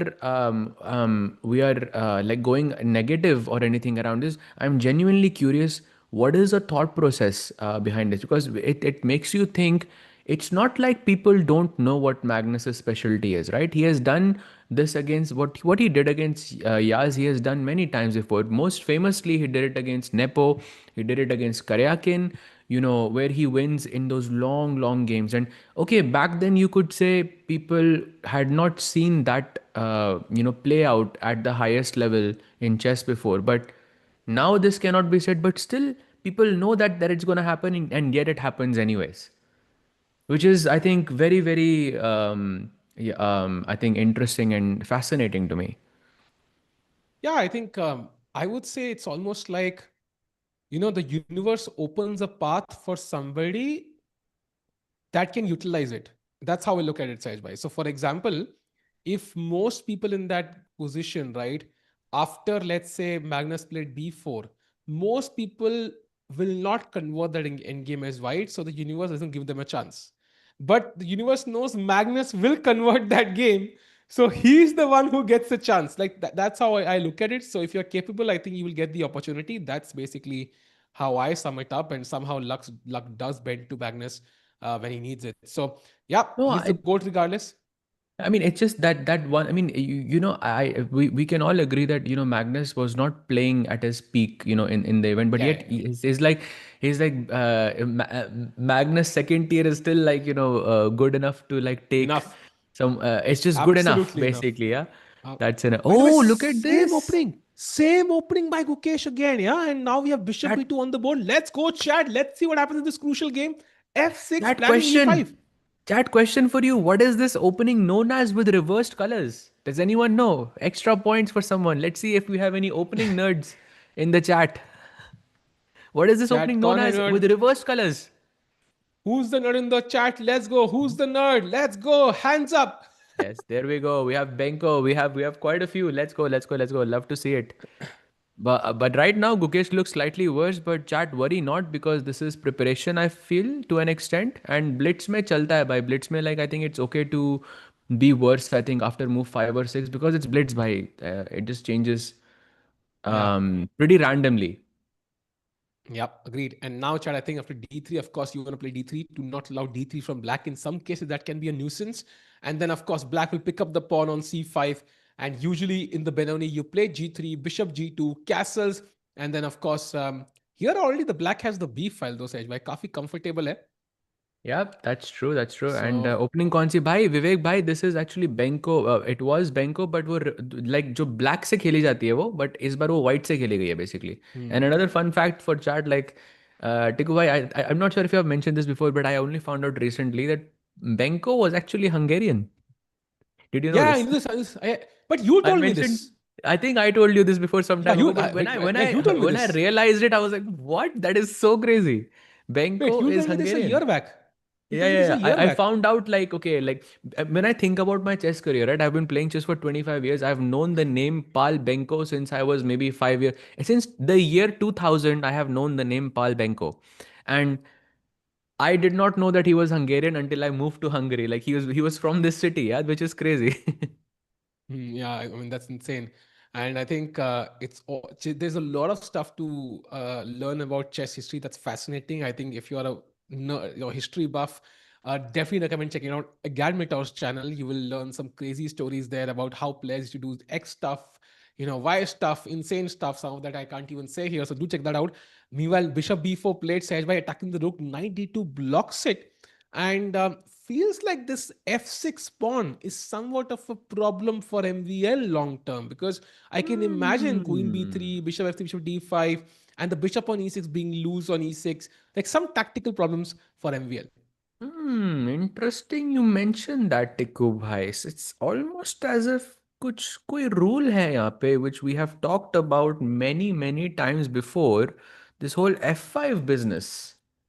Yeah, and the rule is, chat, as you know, धूप में दूल्हा के साथ मत खेलो.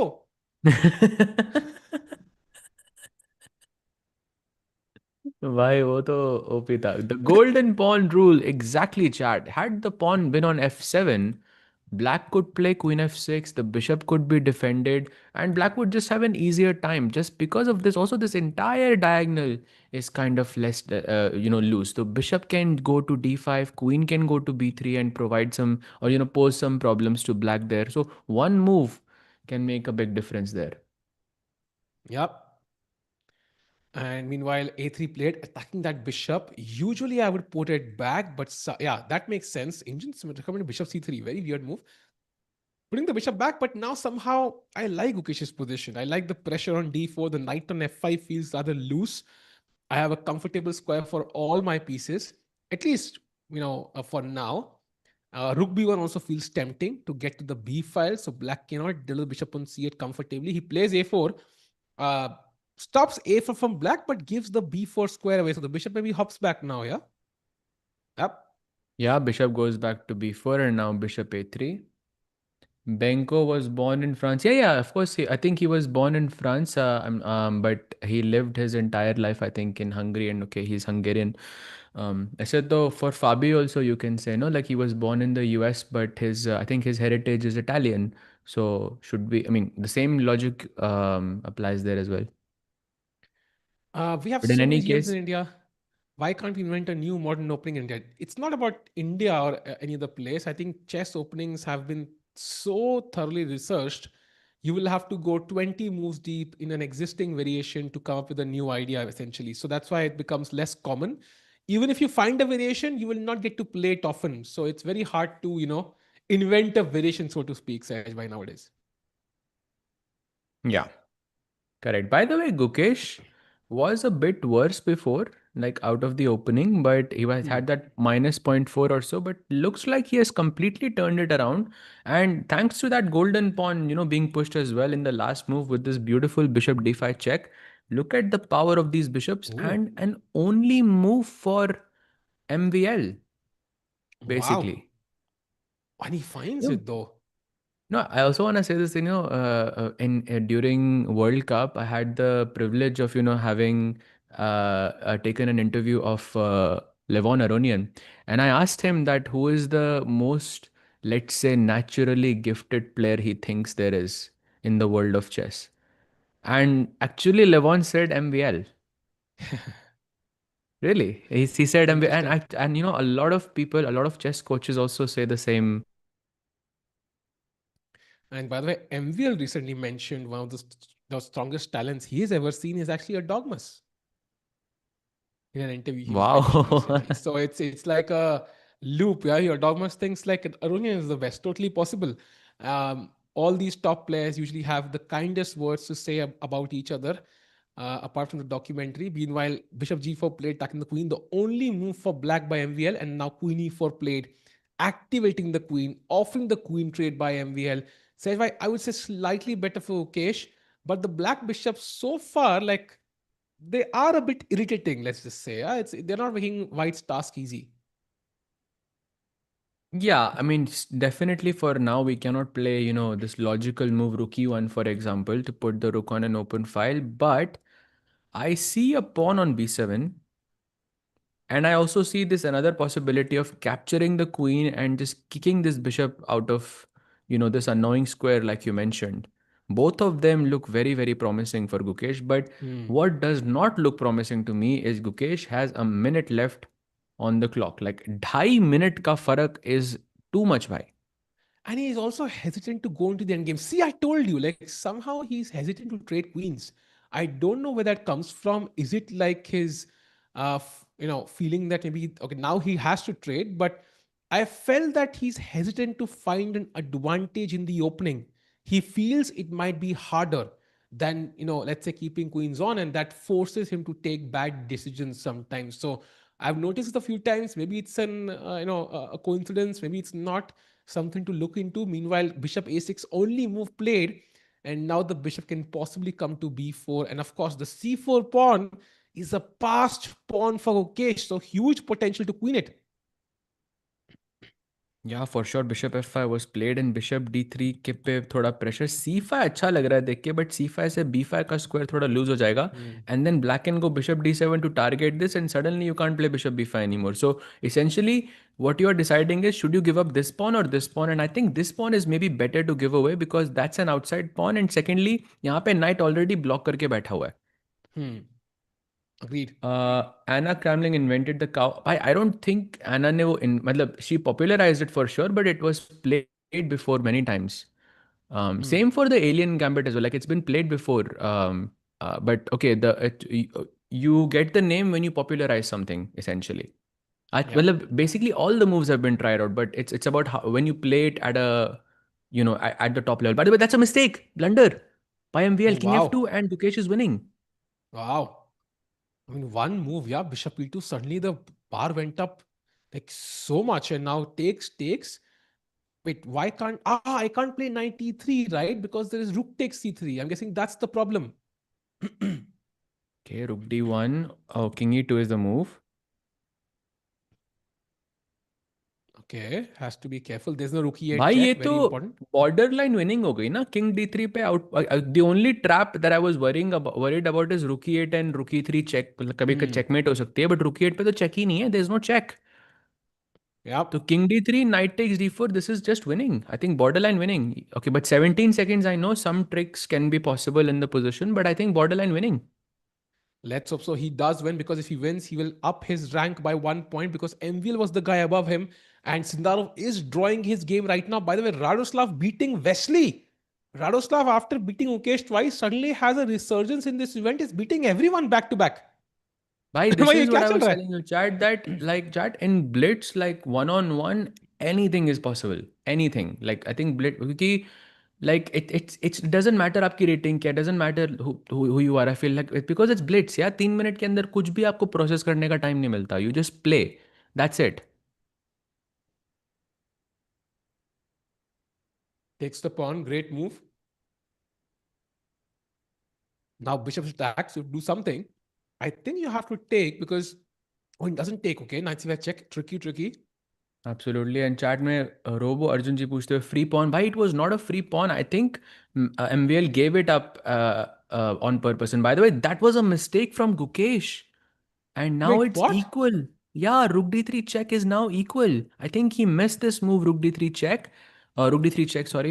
My arrow skills are a bit bad today. But check is just a repetition, and MVL is not going for it. Meaning MVL is trying to play on. I think that's because Gukesh has no time on the clock, Tikubai. Bhai, I mean, this is so hard to trust. He just chopped off two of Gukesh's pawns, man, and now it's even slightly better for MVL. Oh, by the way, knight e6 and knight d4 check hits both of these pieces, but he does not do it. He takes on a4 instead. Nice a move there, because still एक ही pawn बचा यहाँ पे, but there are two pawns remaining for black on the other side of the board. But still Okay, Rook equal, a7. still holdable territory for Gukesh. Rook a7. Rook a7, crucial move. Threatening knight f6 and rook h7 checkmate in two moves. What does MVL? Bishop e5 maybe stopping knight f6. Played. Ooh, love bishop d7, preparing c6. Yeah, if I play c6, I cannot lose this game, I think. Maybe can I? I think very tough. But Gukesh is a pawn down, Sahaj. I Why? think a But why missed are we opportunity. talking about Gukesh? I think Gukesh can win this, no? Like No, he's gonna he win a piece. can. He's gonna But he was win a piece here, and it's most likely gonna be Rook Bishop versus Rook. I mean, only Gukesh can win that, no? Knight b6. Okay. Exactly, c7. Bhai, Rook Bishop versus Rook. Let's go. Let's go. Oof. This is Okay. not easy, chat. Especially in Blitz, Yep. is not easy. Okay. Bishop g8. The first step is, Ooh. of course, for MVL to take that pawn away from g4 But as quickly as he can, basically. with connected pawns, it's going to be tough, right? King g5 says, bhai. And you take on h7, I pick up on g4. It's not going to be But I'll easy. take with the bishop, na bhai. So ki I'll take bishop g6 as well. Okay. Fair, fair, fair. And chat, like just to like add on to this point, after king g4 and bishop g6, black is gonna be left with a pawn. And now I'm not talking about like oh wow, that's a beautiful blockade that, by the way, that MVL has set up. And I think rook g8 he could play, no? अरे यार, Yeah, but I that think that he will was take rook since the bishop versus rook pawns. आया ही नहीं board पे, but just Yeah. wanted to make a point, but I'll wait for the game to finish. Chat, what is this endgame known as? Does anyone know? Anyone in the chat knows? This is the most famous endgame, rook endgame that there is, basically. The first name that you think of when you say rook endgame, this is it. Does and anyone know the the name? and the hint for you is look at the door in your room. क्या? Not Lucina, bhai. Not Lucina. Exactly, not Lucina bhai. Okay, the second most famous you can say. But I would still argue that. Chat, what do you think is more famous, Philidor or Lucina? Actually, it's an interesting question. क्योंकि दोनों I think we say both of them at the same time, but I think Philidor is more famous. I think among the chess circles, Philidor is more famous, but I think among in the general public, I think Lucina is more famous. I think. I see. So, by the way, just to show this situation here, had he taken rook h7, for example, king g4, chat, let's just assume कि okay, bishop g7, bishop h7 के बाद king g4, bishop g6 आता है, right? Let's assume this is the position. Now, as black, the best defense here, oddly, is to give up this pawn as quickly as you can. And this is a hard decision, and I think most players would not do it because, of course, it's pawn, it's material. But if we think about the 50 move rule, for example, each time you push the pawn, that counter resets, number one. And secondly, this pawn becomes a big distraction because your goal is not to prove that the pawn is superior to the bishop. It's not. But the goal is to basically try and defend the king. So black should here play f5, f4, f3, f2, just try and promote it and sacrifice it and then try to defend the position essentially. By the way, Sindarov drew against Hans Oof. Niemann, so gains half a point there. Can we have a look at the standings once? Because now two very, very important games for Gukesh. The next one is black pieces against Hans Niemann, the leader of the event, whom he lost to in the rapid. And the next one to that, Sahejbhai, is the match against Sindarov. So next two games, do not go anywhere. It's gonna be absolutely fire on the chessboard. I think against Hans and Sindar, both of them I think are very, very big names. And dono black se hain, if I'm not mistaken, for Gukesh, right? So next round, I remember he's playing double blacks against both of these guys, if I saw it correctly. Yeah. So two games incoming, basically three more games remaining for today for Gukesh. One is against Hans, next against Javokhir, and both of them are double blacks. And after that, he plays against Jadu in the final round. So let's see, भाई but tough जादू road मत ahead बुलाओ for यार. Gukesh. जादू उसका नाम नहीं है भाई. जादू But I think क्रेजी. अब अच्छा लगता है, like, because I think अच्छा it's लगता, हाँ. because True. of how well also it fits also the situation, yeah. True. But okay, it's gonna be fun, chat. It's gonna be fun. Let's see what happens. Filal Hans Niemann se match hai. It's gonna be fire. We can see Hans Niemann leading the event with 16.5 points. Gukesh on 11. So the easiest way to catch up right now is to beat Hans. इससे better मौका मिल नहीं सकता. Gukesh now in 5th place, by the way. Oh, amazing भाई. वो अब तो वो वाला जोक भी नहीं मार सकते भाई. So it हाँ. will be a bit difficult. It's 5-6-7 now, technically. All three players. 5-6-7. So That's not the doesn't have the same ring to it. yeah, compromise. Sometimes you have to compromise in life. I am Meanwhile, chat. नहीं भाई ऐसे मत बोलो भाई. I think Gukesh would. I think he's looking good, and I think it's Blitz भाई. Let's try to have fun. Of course, like I think जब हम Blitz के tournaments cover करते हैं फिर हम उसको खेलते भी हैं. I think it's serious, but at the same time it also feels like you're enjoying the game. I think Hmm. that's basically why I enjoy Blitz so much. I haven't played So a Blitz tournament OTB in such a long time, Tiku bhai. Such a long time. yeah, I've not played Blitz. I'm not gonna play Blitz because my rapid rating is already screwed. So I don't care. I'll play I rapid mine nowadays too. anyway. My rapid, no, my blitz rating is really low. I think it's like 24-20 or something like this. Like last time I played a blitz event, I had this. It was Dubai Open, 2022 I believe it was, and I was playing with a rating of 25 something. Lost 100 points in one event. 100 points, and guess what, chat? The next month, FIDE announced कि जो K factor आपका 20 का होता है, now it's 10. So all the rating that I lost, 100 points, So if I performed the same way, I would only get half of it back. so chat and me heard nothing of that story after you said my rating is very low, 24-20 or whatever. So Bye chat, for it's like reminds me of that situation jahan pe the topper says, the last topper, when you meet him after the exam, he's like, oh yaar, I'm not so happy, man. Such a bad bro. Q, what happened? What happened, bro? Man, I lost half a mark, man. I didn't really भाई but underline लेकिन the अगर answer. पहले अगर आपकी I'm gonna get 2530 2540 99.5. फिर तो कम लगती है ना. अगर I am not comparing it to anything. I am just saying that before it was higher in one event it goes down 100 points. By imagine losing 100 rating points in one True, event, true. and then FIDE announces that there is no K factor of 20 anymore. I mean, of course this was the rule all along, and so nothing wrong there, but it's such an unfortunate timing because if K factor was 10 while I played the event, I would have only lost 50. True. I mean, imagine all the kids who were fighting from the rating of 1000 to 1400 and then FIDE announced कि 1000 वाले सीधा 1400 हो जाएंगे. I mean, so it's always, that's why I don't fight after rating, chat. It's just a Anyway, number. we don't fight for it. I mean, it's not really about that. It's more about being active. I think both my Rapid and Blitz have become inactive now because I haven't played those events in such a long I time. agree, Sajbhai. I think this is just a number. And chat, we are all in sync. Sajjay, on a Yeah, yeah. completely off topic, so what's your next chess goal? My next chess goal is to be happy.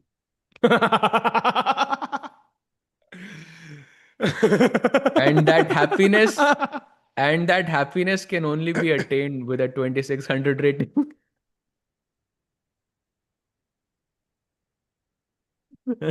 We are all in the same boat, Chad. We are all the same. We are all told don't think about rating. It's bad for you, but it's there. It's there. It's ingrained in our heads, and that's how we think in chess. Bhai. It's bad, but what can we do? Far moment indeed. Rating doesn't matter, doesn't matter. Don't, yeah, it's a number. All of you give your rating to me.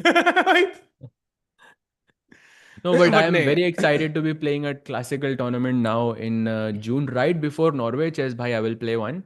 So I'm Oh, very, very nice. excited. Hopefully, I will join the stream while having a 2500 rating. Yeah. Oof. I Crazy. want 10 So points away, bhai. 10 points away. crazy, crazy, crazy. And then Sejal will give us a party when he reaches 2500. Arey, bhai, That's bhai, going to be bhai. amazing. So, chat, the next game starts in 9 minutes from now. This is important. The game against Hans for Gukesh, the tournament leader, and the next one to that is against Sindarov. Crucial two games. If somehow he can win these two, I think nothing else matters, Sejbhai. I think it's going to be something Gukesh is going to look back positively at. For sure, for sure. I think so. Like starting was not great, but I think he's doing fine now. But last के 3 round भाई second set भी complete हो गया तो first set में गुकेश के थे he was half out of 3 by the way in the first set second set में only he was 1.5 basically so now it's the final set 3 out of 3 करना है भाई लेट्स गो बिल्कुल तीसरा पॉइंट तो कंफर्म ही है ना भाई वो तो आ ही रहा है अपने पास सो वो तो हाँ शाम हो गई ना हाँ हाँ शाम हो गई तो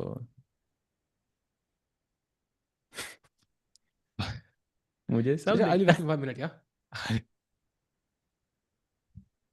Yeah, for sure, bhai, for sure. Take your time.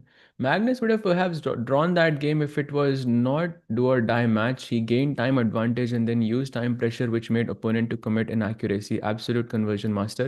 So I think I will agree with everything you're saying. Besides the first sentence you made, yeah, Magnus would have perhaps drawn that game if it was not a do or die match. He has refused a draw offer in a world championship match, even though he was becoming a world champion after a draw. Like it was not a do or die situation there, but he still did it. Like he does it every single time. That's what makes him so dangerous. Yeah. That's also why, if you think about it, like I would say one of the most popular videos. Yeah, yeah, for sure. Why? No worries. So, one of the more popular videos in chess is the one where Magnus offers a draw to Vidit on move 5. I'm sure a lot of people in the chat would have seen that video. I mean, it got millions of views if I'm not mistaken. But it was, of course, it's rare, but it was so rare coming from Magnus because Magnus white से 5 चाल में draw पूछ रहा है is something we had never ever seen in our lives before. So it was difficult. Can you live stream from playing hall on your channel? You mean when I play the tournament? I will try, bhai. Like I will try, but I'm not sure what are the rules and such there. But I did try to stream one event, but I think you need a commentator there, like to explain everything. But if it's just me playing the match, I guess it becomes a bit boring for the people. So if I manage to get get a commentator, maybe I could consider it. It's a good idea. Yeah, it's exactly. It was because of health reasons. I know it was for health, but it was still strange. Like it was still new to us, like unique because Magnus is the one offering the draw like this. I think another time I can think of this is when Gukesh and Magnus drew in that Berlin draw. It was one of the GCT events. I believe it was Croatia last year, but not sure on the details. But yeah, Sahil can be the commentator. But yeah, Sahil Bhai is also. I mean, Sahil Bhai is a very busy guy. So I don't think it would. Also, if he does, it would be 1 day, 2 days. It's kind of difficult, but now I do have the equipment. I will definitely try it, bhai. Sahaj bhai, where does intuition works better for 2700 players? Is it at middle game or end game? where does intuition, I don't look, I can't speak for 2700 players. I can only imagine in that sense, because I've spoken with a lot of them about chess, but I'm not 27. So intuition, I think, is throughout your game, but I think it's probably the most prominent, not during middle game or end game. It's usually the vision you have from middle game to end game, like understanding कि इस moment में ये एक structure आएगा जहाँ पे मुझे ये piece चाहिए, ये चाहिए और ये ठीक है. Like that's, I guess, is would be the right way to put it. It usually happens in the conversions, like also anticipating the conversion. Like अगर आप एक position है, कोई middle game की position है, you can, if you can figure out कि ये piece यहाँ पे trade कर लूंगा तो opponent के लिए थोड़ा moves खेलना is a bit more difficult. So you're already anticipating the trade. That's where the intuition starts to form. And also, you can learn this. It's not like it is an, of course, to an extent, it's a natural skill, but you can learn, let's say, the majority of this intuition thing just by following games and, uh, uh, doing tactics, like watching all top games and doing tactics, essentially. Two things. Tej, nahi bhaiya, I don't think that, but let's also leave that conversation for this channel, yeah? But I don't think that, भाई. कितनी game बाकी हैं सहज भाई? 3 games और बची हैं basically, I believe, overall. And I think the last game, sorry, the third last game, the one we are waiting for, is it should begin in 4 minutes from now, pretty much. Welcome back, Tiku bhai. बस भाई, When खाली will बोतल से Gukesh पानी पीने का अलग ही मजा है. When will Gukesh learn intuition? Bhai, Gukesh's intuition is good. I think it's good, but I feel like also but it's it's like sometimes it's very good, sometimes it's very bad. Like there is a moment when I think when Gukesh's intuition really showed, and if I try to remember the game, I think it was against Magnus. And I remember it was double bishop versus double knight type of a situation where Gukesh was playing with the black pieces and Magnus had some preparation on the board. Last year this happened, and at some moment Gukesh played this move h6. Now, chat, I'm not sure if how many of you will actually go back and look at that h6 move against Magnus. Go look it up if you have the time, of course, and you will see that h6 was a mistake at the time. But I think the whole point of playing h6 against Magnus was to completely throw him off and get a different kind of a scenario. And then Gukesh managed to get a good position. I'm not sure if he won the game, but I know he had a winning position for sure. So it's like intuition build hone mein time lagta hai, for sure. But like for Gukesh's peak, it was the calculation, like how well he could calculate, and the other skills that he had was much better. But now I think he's improving on that sense as well. Yep. But I feel like And people saying intuition is God given. Bhai, no, bhai, absolutely not. You can learn these things. I think, okay, for like Magnus also we think is like natural. Yes, that is true. But the amount of work that Magnus has done is also crazy. Like you remember that moment, Tiku bhai, when after that 160 move, 150 move marathon that he had against Nepomniachtchi, one of the reporters after the game went up to him and then said, this is the longest like game in a world championship match or something like this.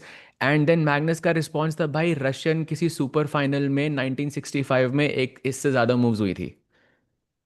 So it's not just a God's gift, it's the ability to, of course, it's hard work, looking at, studying the classics, remembering them, and that's how your intuition is formed. It's also made. Like he has worked very, very hard for it. Yep. And you can literally show him the pieces, the current position of any game from any year, and he will recall and tell you, ki, ye game, this is from this year, these two were the players playing, and who won, and what was the move, and he will instantly know. So I would say I think Magnus is definitely a talent and hard work, and it's a combination of multiple factors. Because of course, if you have to be the greatest player of all time, everything has to go your way, right? It has to be full, like one of the most talented players, one of the most hardworking players, one of the luckiest players, one of the players with the best guidance. It has to all come together. Only then you're going to be the best player of all time. So Magnus is a great example of what can be done. And of course, everybody else tries to do what he's doing with limited success so far. Meanwhile, Sejbhai, the game about to begin in 1 minute from now. Hans Niemann has the white pieces, two black games for Gukesh, but two very crucial games. If he can somehow win these two, he could have even a chance to win the event. How many points do you think Gukesh scores in the next two games, chat? Out of two? Next three, Hmm. भाई. नहीं, third वाला तो आ ही रहा है ना, वो तो पता ही है. So let's look at the next two for now. दोनों ब्लैक से मुश्किल है भाई. I'm gonna be the vessel on this one, bhai. Look, I do think that in the blitz section against Sindarov, Gukesh has to be very careful because I think this time Sindarov will be very, very, very motivated and very hungry to beat Gukesh. And Gukesh ने just हराया उसको, so like I feel Sindarov is looking for that revenge. And any player who like goes after someone like that is very, very dangerous. Agreed. You play like you have nothing to lose, and that's a dangerous Exactly. man in all cases. Like Meanwhile, I'll give you an example, and chat might agree or might not, but like think of when Arjun played that e4 that against Magnus yesterday when he played that g6 d6 e6 bishop g7. वो क्यों खेल रहा था वो? He had nothing to lose. Like he knew if he doesn't do this, then okay, like it's gone. He had at that point white se हारने के बाद he was like, let's go guns blazing and I'm just gonna go. And that's when you become very, very dangerous, I think. But it's hard to fake that feeling, I think, because it's hard to pretend like this is um in that sense. But okay, yeah. Anyways, knight b2 played. Let's go to the games. Bishop e6, Tikubai, Italian opening on the board. And b4 played as well to gain some space on the queen side. What do you make of this position, Tikubai? I think traditional opening, no, like very logical. B4 getting space on the queen side. Bishops have been traded off on e6. So black also neutralizing some of the pressure. Um, I think the kind of position where we'll see some maneuvering. Maybe the knight comes to g. Okay, he breaks with d5 instantly. The e5 pawn could be somewhat of an attack, weakness, but not really. I think black should be okay. The c5 square also feels tempting at some point to occupy, but as of now feels dead equal. Where do you put the bishop on c1 though, Sahaj? Is it coming to e3 to exchange off against a7, or is it just coming to b2? I think e3 probably if you allow it. Oh, sorry, I will just go to the correct position. Bishop b2 is what he goes for. It was an Oh, that's a inaccuracy, but mistake. I'm not sure why. No, I think that's a mistake, bhai. That's like Yeah. not really an inaccuracy. Point Yeah, three se exactly a point one mistake. gaya, bhai. Not really a So mistake, yeah. knight h5 was the move actually, because the bishop went to b2. Now the f4 square was available, and then you could have brought the rook and the queen very quickly into the game. But Gukesh plays b5, so he wants to stop white gaining space on the queen side. But maybe a missed opportunity, minor missed opportunity. Minor, but I think still Gukesh looks pretty equal now. I like this b5 and d5. यही दोनों चीजें यहाँ पे block करनी होती हैं. तो भाई फ्लिप करना है बोर्ड. अच्छी लग रही है पोजीशन ब्लैक से ज्यादा. Chat, do you want to flip? Yes or no? Like in this scenario, I want to flip the board because I am so used to playing this for the black We'll side. Like it feels weird to see this with white. I don't know why. Like from we'll chess only perspective. flip. We'll only flip if we see a lot of yeses. Otherwise, no. Because we've Okay. stuck to the white pieces, so I just want to keep it that way. Taki confusion now, if possible. Because A then maybe lot if of it's yeses, yeah, is what we need basically. A lot of I'm checking yeses. chess No, but of commentary course from also. different people, yeah. We see a Okay, lot I'm of no's seeing a also, lot Sejbhai. of yeses on I'm the seeing on the chess. we can try है for तो this भाई. game. Let's see how it goes. Let's see how it goes You for wanna this try? game and next game. Let's go, Okay, Let's see. we'll try flipping the board. Okay, there we go. Also, we can see on the bottom right corner of the screen, right next to our faces, we can also see the games from with the flipped version as well. So that I Hmm. mean, both are there. But black से बढ़िया लग रही है position नहीं है? Like look at the pieces, look at the queen, knights एकदम centralized, bishop बढ़िया. I mean, I don't know. It feels like black is doing a bit better here. Yeah, black does feel comfortable. I think no major hassles for black. Of course, the C pawn maybe can be better placed, but I think we're all doing pretty awesome. Time wise, also, by the way, very important. Like, okay, seems to have an extra minute, and that's very useful. By the way, knight b3. So, white kind of opening up the bishop on c1 as well. Do you take on e4 here? Do you kind of neutralize the game, or what do you do as black? Because I've kind of activated all my pieces, but now I'm kind of lacking. I don't want to move the rook to d6 because my queen is on e8. So what's my next move? You wanna take, you wanna play rook d6 or you wanna play rook d6 straight away. अगर आपको कुछ एकदम chilled moves खेलनी है तो bishop b6 is also very good. Huh, Bishop I bishop like that. b6 has like a very nice purpose. Even if you play bishop e3 na, I can just ignore it because you might take here and I can capture back with my pawn and suddenly I'm controlling the c5 square which you were talking Hmm. about earlier. Hmm. Oh, that's a mistake. Rook d5, knight d5 should have Sahej been bhai, taken, but Hans also made a mistake. वो नाम उल्टे नहीं हुए. So let's flip the board actually because look, hands के black है. Actually, hands Arey, is arey, arey, white. arey, So arey.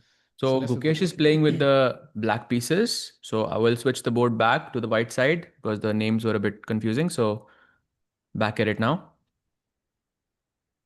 Hmm. Okay, by the way, Hans did have a slight edge there, but he didn't capitalize on it. But now it's again dead equal. I see a bunch of exchanges about to happen, Sahaj, and I feel like this might end in a very quick draw.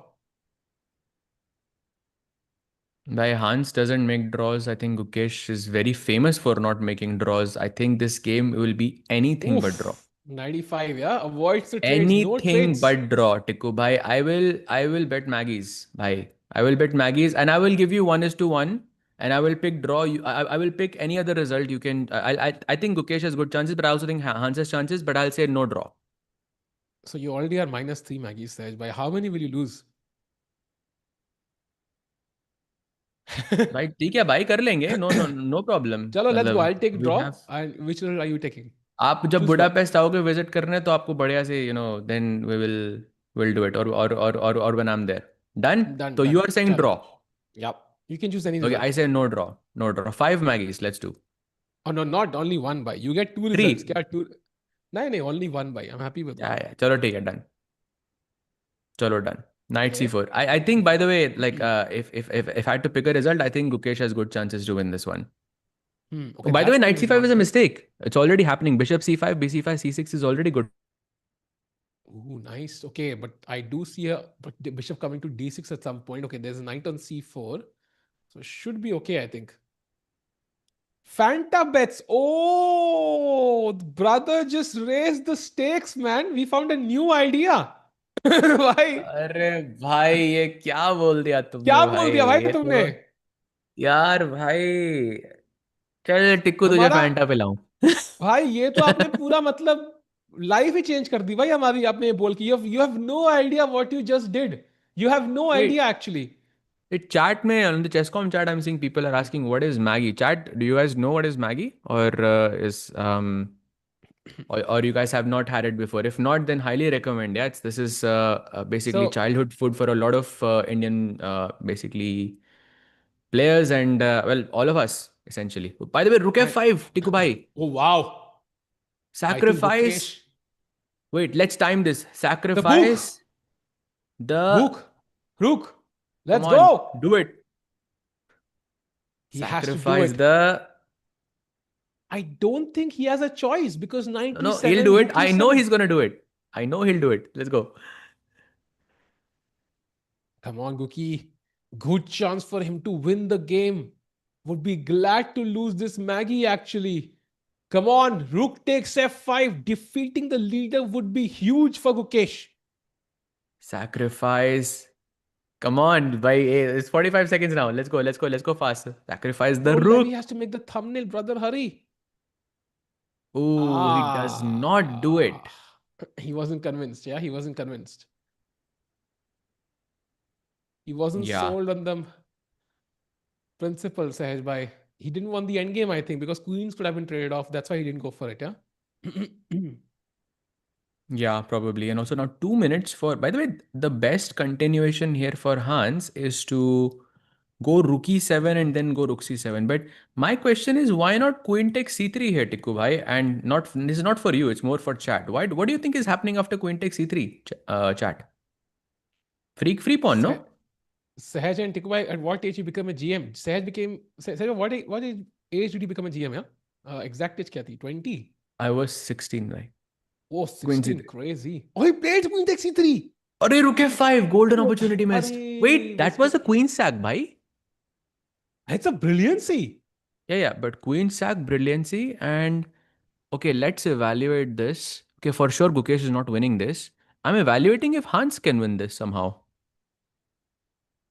Wow. Because the moment I go bishop f6, gf6, this knight on f5 is a boss. And I have You know two what rooks the you know what the best move is? It's knight to d5, and allowing bishop g7, yeah? allowing bishop g7, which Tough, is tough, tough. tough. Very, almost impossible actually to find. And a beautiful queen sacrifice by Levy, by the way. Sorry, by Hans.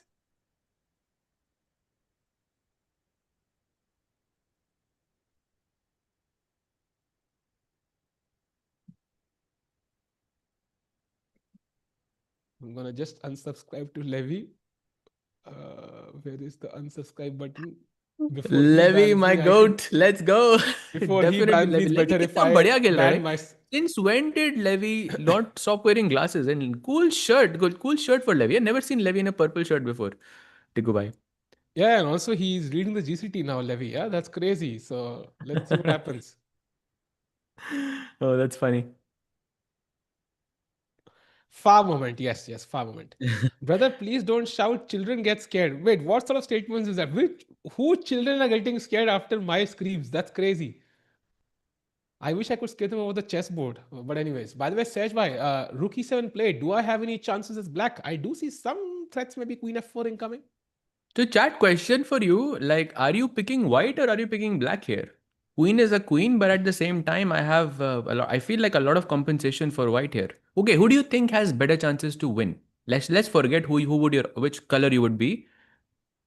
Black, yeah, black any day. Wow, big surprise there, chat. Because I think black's winning chances are like way less than I think white. Because white has a lot of activity here, and you can fall into some checks or forks with the knight. It's easy. I think it Oh, depends so if I many can. people saying black, bhai, crazy. I am also on the chat side, Sej bhai. If I trade off a pair of rooks and pick up C5 somehow, like I still have hope here as भाई ये black. कैसा logic हुआ ये तो मतलब मैं ऐसे Wait, तो if if I I if I if I just exchange the pair of rooks and I can win the queen, I think I can win ये तो wait, वो wait, I वो feel बात हो like गई. if I trade the rooks, I will find a way to win the C5 pawn. Like that's what I'm But saying, at guys. that time I'll have checks, rook f8, rook f7, that can be dangerous, and you have don't have a lot of checks around as well. See, rook C, queen C5 incoming, Sej bhai. How do you save that pawn? It's a good question. Oh, he takes on H5. The knight on F5 is now destabilized. Gukesh takes on H3, knight hanging, Okay, pawn never hanging. mind. Yeah, never mind. Now I'm choosing black here any single day because that gh5 was a huge mistake by Hans. Now I think Mukesh has a Oh, rook solid chance and he's D5. winning. Rook D5 is the best move now. Picking up the C5 pawn with F5 incoming as well. Gukesh could be winning this. And now king g7 to defend the f6 pawn. But my still question is, how is black winning this? Oh, see, Oh, that's a should mistake. not have given that pawn actually.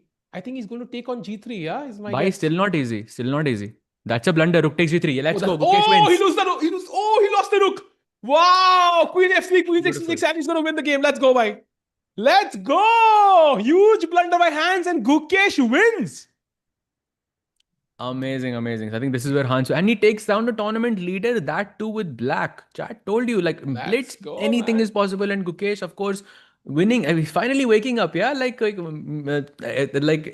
in the middle, right when it matters the most. And why the most important match is incoming. And chat, just a fun little addition here. In this position, imagine that if white's pawn on which is on h5 right now, it was on f2 and black's pawn was on h5.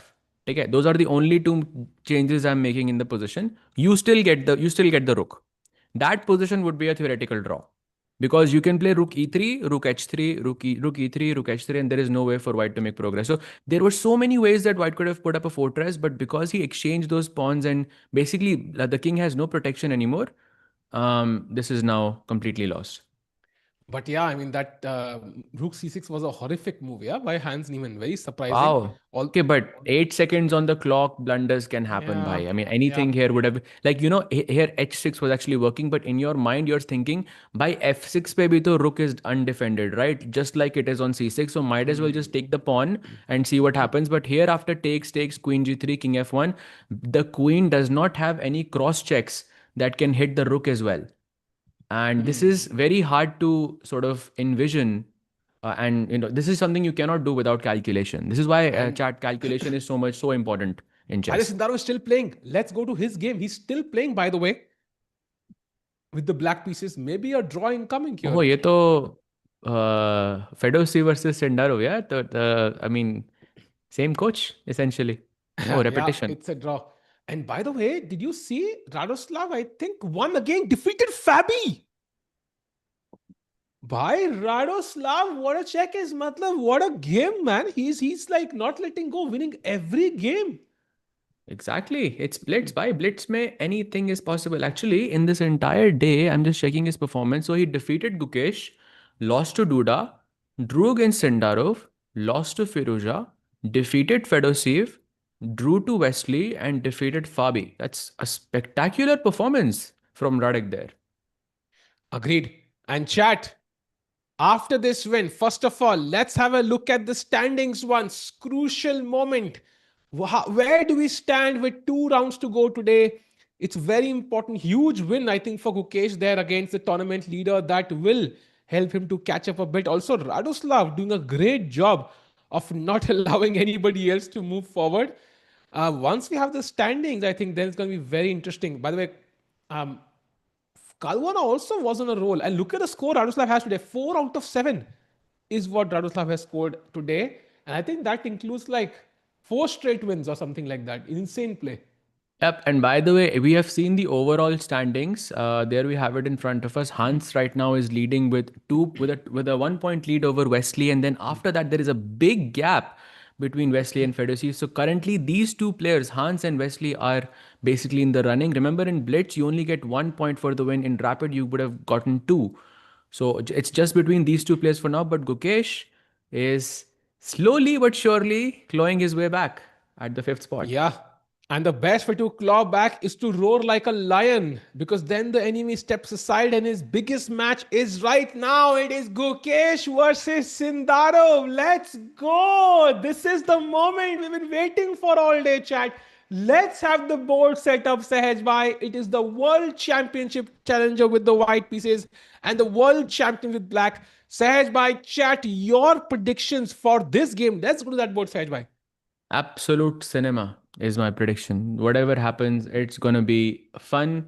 I have my popcorn ready as usual, for the games. And let's bring it another black. Last time also Gukesh defeated Sindarov with the black pieces. He was also pressing against Sindarov with the black pieces in their classical matchup in Tata Steel as well. Let's see what happens. Yep. And somebody asked, why is Sindarov not doing well? I think that's a tough question. Again, like I think the pressure must be palpable for him right now, for his team. He is the challenger, of course. And of course, Blitz maybe is not, again, the format he's the best at. So only time will tell. Let's see what happens. After how many minutes the game will start? I think roughly 10 minutes to go, Seja. But the next game is indeed between these two guys. And if Gukesh can win, he can genuinely stake a claim still that he is in contention for first place. But if he loses, I think the chances go drastically down.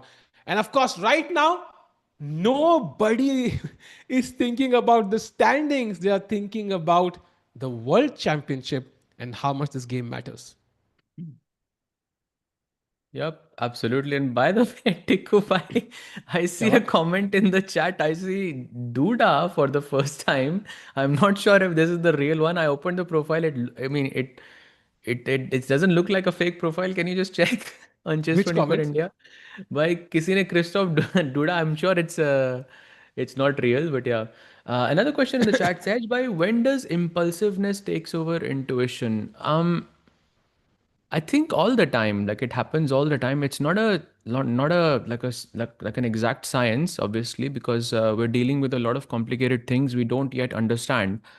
So many times it can happen. You can play a move too quickly while trusting your intuition, and it turns out to be a blunder. And many times it happens that the move is in front of you. You saw it in the first 5 seconds, and then you end up not playing it because you spent 20 minutes on it.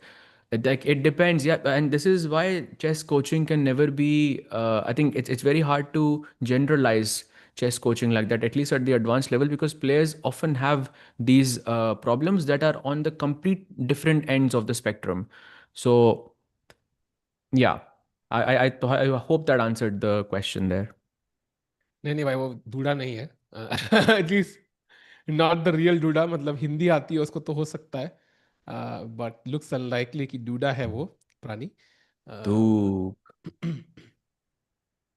धूप और DUDA does start similar though. That's very interesting. Game start करो भाई. 11 minute to go. Intuition is always impulsive. It's just a question of whether it's correct. Yeah, exactly, exactly, exactly. But it can be trained. I think it can. I mean, imagine if you knew more about the games, if you knew more about the structures, then I think automatically your intuition will improve as it is. Um, Sahaj, do you think Dukesh plays better as black or white? That's a very good question. That's a very, very good question. I think he's like pretty much, it depends. I think if he's the type of player, I think if he's playing well, it doesn't matter if he's black or white. Like because I still have these memories that when I was in 2022, the Olympiad, I was not, a commentator back then. I was a captain for the South African team. But I remember this moment when Gukesh had 7 out of 7, and his seventh game was against Fabi and we beat him with black, and it was such a beautiful game in some Rosolimo it was. So I think with Gukesh, if he's in form, no color matters, I think. But if he's not in form, also no color matters in that sense. So it's good to be in form by. Yep, In and form, he scored. Gukesh is very dangerous. Yeah, he scored 3 out of 7, but he started off with 2 losses. So I think the comeback is kind of nice. Also, Uh, Tiku bhai, like we have, I think, more or less enough data now to understand whether it was a good decision for Gukesh to kind of take a step back from, big events and try to have more chilled events where he can relax, try to enjoy chess. And I feel it's kind of working for Gukesh, or do you think it's too early to say right now? mm, I feel it's too early to say because again, like I think we kind of judge the process by the end result often, right? I mean, if you start a workout routine, did you lose weight? If you started a diet, did you lose weight? That's essentially how we can judge whether it worked or not. I think so. What's the end result that Mukesh is aiming for? It's winning the world championship. So if he wins the world championship, whatever he decides, people are going to look back and say, okay, man, that was so smart. Yeah. He kind of took Hmm. that break, got that, confidence back, prepared a lot for the world championship, and now he's fine. If he loses the world championship, whatever he does, it's going to be criticized, right? Okay, I mean, why did he take a Hmm. break? How can you not play classical chess for a classical world championship? So I think we'll only know for sure. We can predict with certain accuracy, but to be 100% sure, we'll only know when the world championship happens. True, true. But I feel like the games have more energy in them, like compared to Menorca for sure. I feel like there is a lot of energy in the Yeah, games, that's and true. I don't know. It feels like exciting chess overall, and the results are also speaking for themselves in that sense. He took down Hans, he took down Wesley, Firouzja, Fabi, in this event, which I think is really really nice. I mean, I get that it's rapid and blitz, but still, I think that has to count. Agreed, agreed. It does count because even though it's rapid and blitz with less stakes, but your confidence does hurt when you lose a game. You do feel nice about yourself when you are winning. So, regardless, I think it might not show real world effects in terms of classical Um, rating, but of course, your own confidence gets affected. I mean, just look at how Gukesh reacted in the rapid game against Sindarov. If that game had no consequence, would you see that fist pump? Not really. So I think yeah, this game, if Sindarov wins, by the way, can we expect something as well? we'll see. Why there will be fireworks for sure. There will be bhai. Fireworks तो होंगे भाई. Nikhil ji asking Sahaj bhai, does it give Gukesh edge over Sindarov in World Championship title if it goes to rapid or if it's a tie break? And again, I want to reiterate what I was saying yesterday. Like, I don't think there are favorites but I think if it's more than two, I think it's 4 games. Yeah, if it's going to be rapid, if I'm not mistaken, World Championship में 4 game होते हैं, right? Yeah, yeah. There's 4 games. I remember with Magnus and Fabi, it went to 3 games and Magnus won 3-0. So 4 games, I think it matters more because there's more data. And I think for that, right now, I think overall, Sindarov is slightly ahead when it comes to Blitz and faster formats. Just look at his performance of World Blitz and World Rapid alone. So I'm not so sure okay, if it will benefit, but I think at that point, both of the players would have been extremely tired, and they would have, at that point, nobody has an advantage. You just go and you just play. Also, by the way, 5 more minutes to go to the start of this game. So, chat, do like this stream. Let's get more people in for this crucial clash between Gukesh and Sindarov. This is the game we have been waiting for all day. Of course, we're going to have it tomorrow as well. The final clash. But right now, it's a revenge match for Sindarov because Gukesh did beat him in the rapid section. And of course, like there was a lot of tension. We could see the fist pump, we could see the nerves. And regardless of what people say, it's a crucial match between these two guys. They're not going to play many games, by the way. So they're going to play 3 games here. Then they're going to play, I think, 1 game, maybe like 30% odds in the Olympiad. And I don't know any other tournament where they're going to face each other. So I think these games, the effect, the psychological effect of these games will last all the way till the World Championship to some degree. 100%, 100%. Each game matters. Each move matters. So let's see what happens. भाई अब तो अब मेरे को पता आपकी fake है वो, बट लेकिन पहले मैं आई वाजंट श्योर. आपने फंसा दिया था मेरे को भाई कुछ टाइम के लिए. And I saw Sindarov gets a game start by playing as white, but he was white in the game. He lost actually in the rapid. So white black does matter, but the difference reduces in rapid and blitz because the mistakes happen quite naturally for even top. Sindarov literally blended mate in one. So I think in that case, white black rarely matters. I feel so it does matter, but not to the same degree as classical chess. yeah.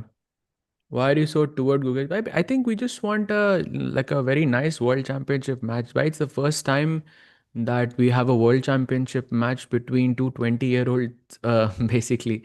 And I think it's a big cultural moment for chess as well because we know that it's getting younger and younger, but we never saw it at such a global scale. It's going to be the first time that we witness something like this, and we want like it to be as messy and as complicated and as brutal as possible, because that's exactly what chess is about. It can get like that, and these two players bring that energy to the world championship because they are young and they can do that.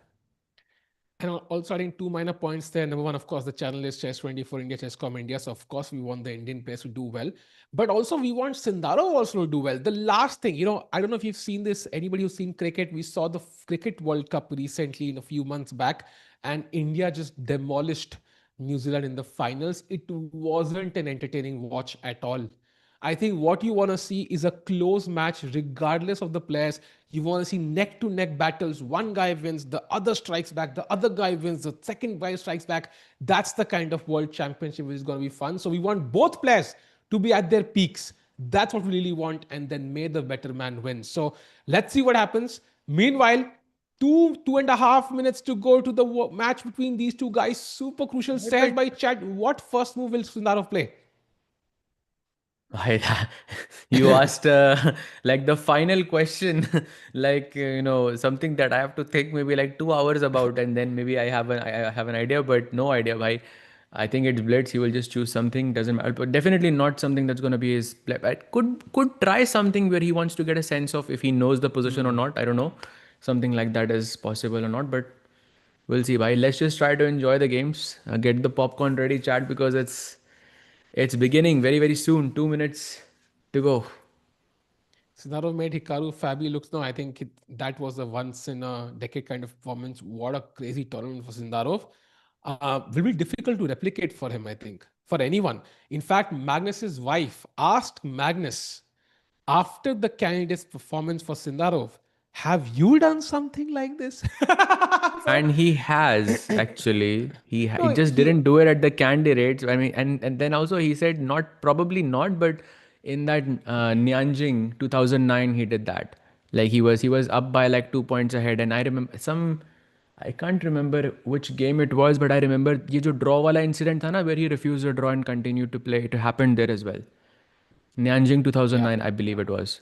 I'm not sure if the agreed. year is correct, but I know the place is correct. Yeah, D4 I am live in hall. There's always Aditya भाई है जो हमेशा सारे hall में live होते हैं भाई. He's always there. Like Actually, whatever the hall. a question for chat. You know how chat we have like these. I don't know if you watch basketball. But, they have these stats like a team scored this many points, a player has this many points. What is the most impressive chess stat for you overall? Like you think this stat is untouched and no one ever for the next like 100 years is not gonna be able to break it. What is that stat for you? Hmm. And Tiku, bhai, what is Lord, that stat for you? Like same I was question for about to you say as B well. stats, but okay, let me think. What's the most impressive stat? Chess stat. Tough one actually because there's so many, but there are not so many. Uh, 21 world championships. Yes, okay, okay. That's I think a very for good one. for me, maybe But this like recent. that's like very far across and spread across different formats. You would have to quantify that. Like something, like By the way, whenever let's the go. gate The of the match gun. has begun. It is E4, E5, and Sindarov plays the Italian opening. Let's see. Knight C3 played, by the way. Very interesting choice. Yep. In the past, whenever people played Knight C3 as black, you would be like, wow, they just want to play for a draw. But because Yeah, of yeah, yeah. modern theory, this has become like more and more possible. And now it's actually one of the best ways to play as white. This is another And way look that at chess has this. changed. A3, Like yeah. Matlab chat, I playing used to play pawns in the E4, corner. E5 basically my whole life. Used to hate knight. कोई भी 2000 2100 के players ना अपन knight C3 बहुत खेलते थे like पहले. And I used to hate it so much because you can never play for a win after this. And just look at the last four moves: A3, H6, H3, A5. Like literally the corner moves played by both the players. And now Bishop E3 played. So maybe you can go to A7, but maybe you'll just allow White to take on C5 at this point. Yeah. Exactly. Either you allow bishop takes c5 or you take on e3. By the way, there is a trap in this position which I think I have fallen for before, but my opponent luckily did not see it. A move like bishop e6 is actually very bad here, Tikubai, because white can go takes, pawn takes, and bishop b5, and this threatens the pawn on e5, and you're forced to go something like queen d6, where I take, Ah. and you're fixed with these three pawns here, which is a horrible, horrible situation. But of course, Gukesh does not fall for it. He moves the bishop back. No more bishop c5 on the board. Yeah, and now white simply castles. Both players castle, keeping your king safe, number one priority. And at some point, I expect white to take on a7 because the knight or the rook will have to move, and that's a free tempo for white. And of course, rook e1, and white's plan, as usual, is to play pawn to d4, put that extra pawn in the center. He does it instantly. Ooh, so this gives me an interesting idea now. So what if I was to take knight takes and knight comes to e5 and then some bishop takes h3 on the cards, Tikubai? Ooh, very interesting. Very interesting, actually. Bishop h3 is Maybe, looking juicy. hmm, maybe it's not going to work though. Looking tough, Sej, I know. By it doesn't have to work. It just the idea of it is gonna make Sindarov, I think, Hmm. play a bit more defensively, I think there. And what other option Also, do I you have? think You have to take, right? But also, I feel like both players, what did Sindarov do wrong in the last game is when he sacked that piece and he felt like he had to attack. So maybe just, when the tension is so strong between both these players, just playing safe can maybe just win you the game. Yeah, your opponent might just over push, especially Sindarov, who just has to come back, right? He has to win this game in his mind. Yeah, for sure. And by the way, 95 was played, and Why? you are right. By Sindarov is, I think, more pressure right now in Sindarov in that sense because he lost, and Yeah. I think now he's gonna be like, okay, कुछ भी करके मुझे बस जीतना ही है भाई. अगर गुकेश ने Gukesh, ये मैच हराया ना सिंडारोव को, I think he has at least some psychological edge over Sindarov. I think that's gonna remain there for a long, like he will be very cautious. cannot या agree more. Cannot agree more. And I think यहाँ पे C6 के बाद already black controlling the D5 square as well. White doesn't really have anything concrete so far. Maybe the bishop on A2 is of course a good piece, but knight on D4 also looking solid. But what's White's next move? I'll ask you, Chad. For example, even like the engine is struggling. The moves are king भाई H1 and bishop B3. exactly, and queen d2 would be a blunder, Tiku bhai, because there's bishop takes h3, pawn takes h3, bishop d4, and knight f3 Oh, check. So wow. some tactics on the cards. This bishop h3 is a very, very dangerous move here that Sindarov has to think about. By the way, the only problem right now is Gukesh has 1 minute less in comparison to Sindarov, But position wise, I think it couldn't. You cannot ask for a better situation to try and play for a win. Absolutely, that too with the Looks black very pieces. pleasant. Rook on e8 opposite white's queen. So that's also a tactical nightmare. However, rook on d1 opposite the queen on d8. So this pawn break at some point could be very, very interesting to see who suffers more. By the way, where do we put that queen? Maybe just block it with bishop d7 or queen c7 or queen e7 he chooses. No, knight f5 is a blunder, bhai. Knight f5 wins the game for Sindarov. That was a huge What? tactical miss by Gukesh. And I was worried for this actually. Bhai, I saw this earlier because knight f5 was there, and I was thinking queen c7 pe rakh sakte hai, but it looks illogical. Said by, Oh, he finds it. oh, He finds it. He finds it. Sindarov is close to being winning, close to being winning. Still, that outside chance for Gukesh, if he plays, let's say, the next five moves correctly, it's still really bad, but not losing. But he has to be accurate. Like for example, knight f8 is what he has to play. He plays knight e5, he's lost. He plays knight h4, he's lost. oh man, this is tough. This is really tough. I don't think because the d6 pawn is falling. Yeah, basically, I think. And the rook on a7 looks absolutely the worst rook in the world. Yeah. I mean, Levy would just sacrifice it and I would not even complain. Just give it away. It's just absolutely useless. And Sindarov finds that move quickly. And I mean, I kind of feel there was nothing tangible there for white, but Gukesh kind of just went through my thought process. Yeah. The queen on d8 felt weird. I have to move it somewhere, but he chose the wrong square. Yeah, queen c7 में भी knight b5 आ रहा था by the way. Oof. But इधर पता है best move क्या था? And this is what I was talking about, that maybe it's not that easy. You had to play bishop b8 to get away Ah, from this knight b5 wala idea, and then put the queen on c7, play d5 and try to attack here. That would have been a beautiful move, but it's a little too late now. Let's try to think about recovery. So knight f8 is the way to play. Only move. You are losing a pawn here by force. This one over here. After knight f8, after all the pieces have been traded, and Gukesh just has to try and defend that. yeah, I mean, you can't hold this edge, why though? I mean, I find it hard to believe you'll hold this, no? Like bishop on भाई a2 Sindarov ने does. अगर अभी face chat में लिखा है किसी ने किसी if Sindarov does a fist bump, it would be crazy, yeah. Why? Knight f8 played, by the way. We Absolutely. are seeing that line. Okay, I like the fact that he played knight f8 though. Like he's thinking in the Yeah. right direction. Whether he holds or not is a different question now, but at least he's thinking in the right direction now. And how do you get the rook out from a7 edge? Where do we put it? To e8 most likely. Rook e8 looks logical. But right now, it's an endgame. Play king f8 first. Get away from the spin. And also king should be close to the center. It's an endgame. And chat, Um, very important, these are double pawns for white. So that does give Ukesh some outside chance, right? That he can hold in some endgame. Because it's yeah. not easy sometimes to convert with double pawns. Of course, he's winning for white, but at least there is No, no, that no. glimmer of opportunity. Not winning, I think. Not yet it's winning. I mean, with correct play, I'm not so sure if it's winning. I mean, maybe on a higher engine it's different, but I think both sides will make mistakes. It's 1.6, yeah, like borderline winning basically.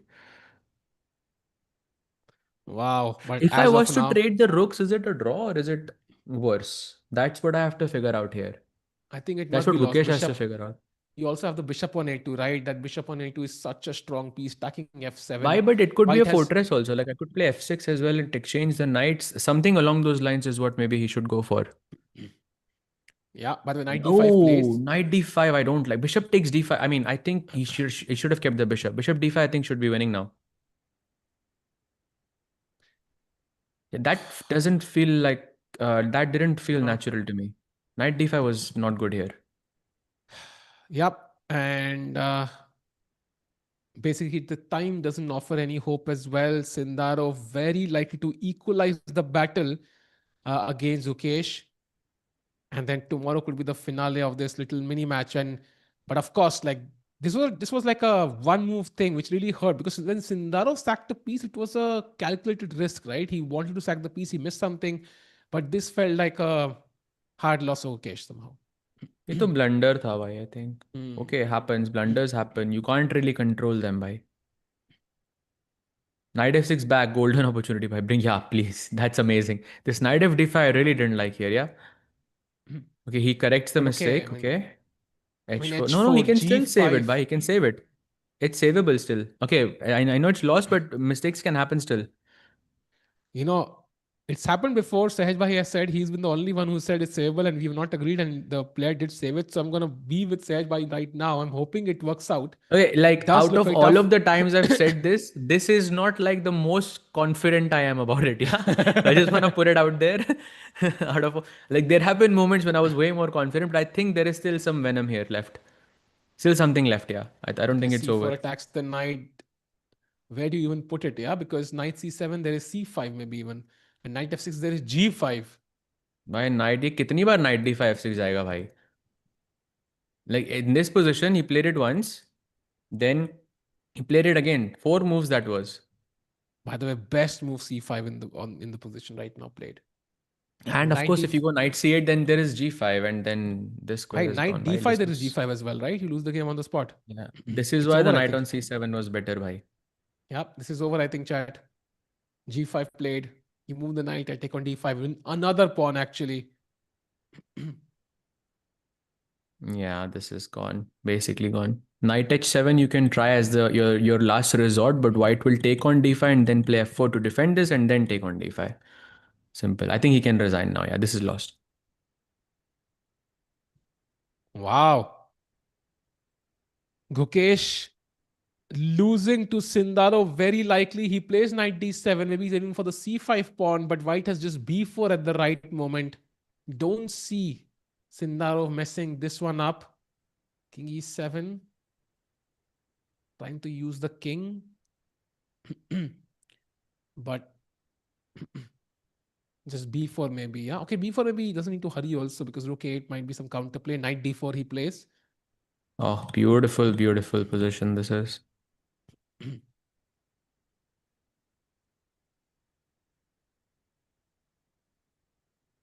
Yeah, Sindarov is vibing right now, I'm sure. No, no, he must be Catch it. very, very happy right now. Also, it was a clean game from Sindarov. You have to give credit to Sindarov. I mean, he played exceptionally well. Also, just a, Vibing. I think a very, I wouldn't call it a simple one because it's Sahaj not bhai. as simple as it looks, but okay, it was. Sahaj bhai, so Gukesh is losing. Can we check Sindarov's game? हाँ सिंडारोव्स game हाँ भाई let's do it instantly Levy का check करते हैं ना पहले game levy का रुक सैक्रिफाइस पहले चेक करते हैं भाई And he resigns. There it is. Gukesh loses to Sindarov when it is one each in their individual battle. But this was a crushing win for the World Championship challenger who absolutely demolished Gukesh off the board. Now, will this pinch Gukesh too much, Sahaj? What do you think? भाई I would love to know if there was any No, no, fist there wasn't. Bump और anything There like wasn't. That None. देखा आपने टिक्कू भाई Yes. ओ आपने खुद देखा भाई crazy crazy Tikku भाई you don't miss anything yeah amazing but Why yeah I not? Think it was a I good game won't. By Gukesh but Tikku bhai, I'm not so sure if you'll agree with me with me on this, but it felt incomplete. Like I felt like because the blunder happened so early on, like whoa, it wasn't even a game. It didn't feel like a game. I. By the way, we can jump to maybe Fabi's game, but I kind of disagree with this. I feel like Gukesh lost one Arre, game out of the opening against Fabi, right? Like he just got crushed out of the opening. Yeah, and I see that. bhai, And I don't what? E3. Like I would like to know all like like the life story of this knight. Like what hardships this knight has gone through to achieve this type of dominance in life. This is insane. Look at this knight. What a boss. No, yeah, there it is. Although there was only one move for Fabi, I think it was enough. Duda's game still going on. Who's beating hands, by the way? Maybe the sun is at its peak somehow. Maybe those red sunset rays.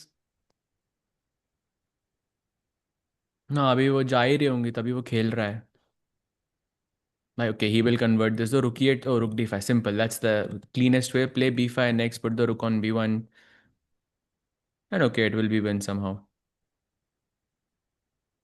so rook g6 chat does this move remind you of a certain world championship winning move maybe rook g6 how many of you actually know your chess history is the question does anyone remember this exactly it was Ding versus Nepo in their tie breaks when Ding self pinned on g6 and won the match I recently saw that clip, by the way. It's hard to see Nepo there, kind of Hmm. heartbroken, but this is game over, resigns for Hans Niemann, who loses two in a row, by the way. Kind of stopped in his tracks by first Gukesh and now Duda. So very interesting, Sahaj bhai. This was a turnaround round. Yeah, nobody expected anything. And Sindarov now wins. By the way, that was his first win of the day, in fact, if I'm not mistaken. Wow. Wow, Wow, very, very first win impressive. of his day, actually. So he defeated nobody apart from Gukesh today. He won the game that mattered, basically. By Radek का भी यही था, but Radek then went on this like streak after that. Um, but yeah. By the way, in this blitz, in on the round 8, basically we are just before the last round, and just one more round to go. But all results Tikubai in this one. MVL Yeah. defeats Radek with black. Fabi defeats Firouzja with black. Duda defeats Hans. Sindarov defeats Gukesh, and Fedoseev defeated Wesley So. Very, very, let's say, dynamic round overall. And Gukesh now drops to seventh place because MVL and Duda both won. But the difference between the leader and the others has reduced, as you can see, because Hans has lost two in a row. Now, Sindarov also only half a point behind Gukesh now. And this is turning out to be much closer than we thought. So, crucial round Yep. for Gukesh now. If he can win, and if Hans doesn't win, the difference will only be 3.5 points. That's a huge difference, but at least something he can possibly cover up tomorrow. Crucial game Sahaj by, and he has to beat Duda if he has to do so.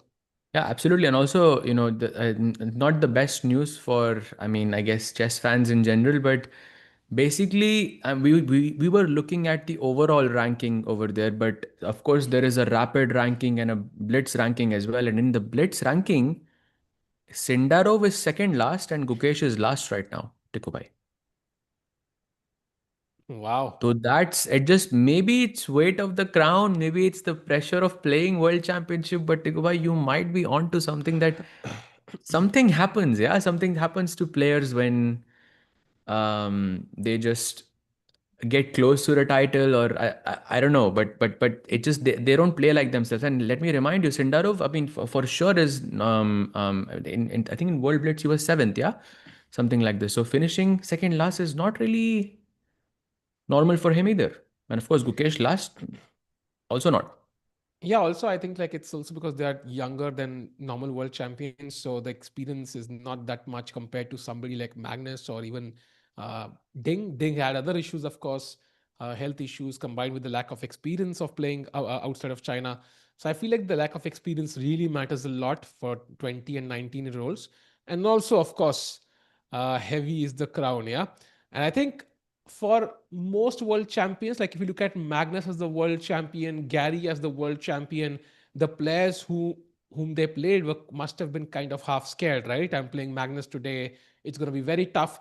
But against Gukesh and Sindarov, they still feel they have a chance. So they are even more motivated than normal to beat them because if they beat the world champion, that's national news, if not international. But if they beat somebody like who's not a world champion, it's not a big deal anyways, right? So if I am, let's say, from Uganda and I'm like a stronger master and I get to play Gukesh or Sindarov, I beat them, I possibly get to be in the news and it's a bigger deal than defeating somebody else. So there's higher incentive for players to really chase that win. We saw Fedoseev play in that two-pawn endgame versus Gukesh because he knew if he wins, he defeats the world champion. Yeah, exactly. Nicely put there. One more game to go, 12 minutes, and that's it. Tiku bhai, what do you, okay, how was today for you in that sense? Do you think Gukesh versus Sindarov, the match we were looking for? I mean, they didn't go our way, but are you happy with with how the game went? Of course, the result didn't go our way, but overall thoughts. I think I missed the cameras, of course, but overall, I feel like the day was decent. Like the games were sharp. Maybe the results could have been better for Gukesh and even Sindarov. Um, but in terms of, I think what hurt the most is basically the kind of games Mukesh lost. First was out of the opening itself against Fabi. Then, of course, that Rook F6 blunder that he missed against one of the initial rounds, right? The first or the second round, I think. He should have You taken with the mean Queen F6. Queen f6 he had. Oh, He you're took with the talking about pawn. the game against Nordirbek in Tata Steel. No, this game where he played queen rook pawn takes f6 and then e7 and Radoslav is a game juti Yeah, against yeah, yeah, yeah, yeah. Radoslav. Of course. Yes, yes, So yes. queen f6, like this is the kind of move that Magnus would 100% find, and that's what we want him to find as well. So yeah, But I think, blunders we can't really. I think for a player, it's basically impossible to not make a blunder. I feel like everyone makes blunders. We can only limit them to an extent. And Blitzmate, everything is so fast and so much. I feel like some specific training has to be done for this. Just to get better at something like this. I feel like Gukesh is, although avoids the end game somehow. I get that feeling like if there's a queen trade, he'll continue playing in the middle game, even if it's slightly worse. So I don't know if that's my understanding or if it's actually true, but that's what I feel at least. So very interesting to see how it goes. And of course, I final date tomorrow as well. So 9 more games. I think it's anybody's tournament right now. Yeah, and also thanks for informing Saivai, our producer. Basically, tomorrow the games start early, so 2 hours early. So we'll start at 3:30 p.m. Indian Standard Time, and of course end 2 hours early as well. So Sahaj bhai, ready होगा जल्दी उठने के लिए? भाई जल्दी मतलब it's gonna be at 3:30, right? So 12 हो गया ना? I think so for you. मेरे 12 ना. हाँ भाई, it's complete. Even for yesterday it was the same, no? Same timing. Yeah, yeah, yeah. So yes, go भाई. Early morning. Sahaj and Tigwai, what is harder, winning the candidates of World Championship? I think many against Carlsen. Oof, I would. That's a tough one. I would say winning World Championship against Carlsen is tougher because I've seen people win the candidates. I've not seen people win the World Championship against Magnus. So I'm going to say maybe the second one is tougher. What was the question again? Which is tougher, winning the candidates or winning the World Championship against Magnus?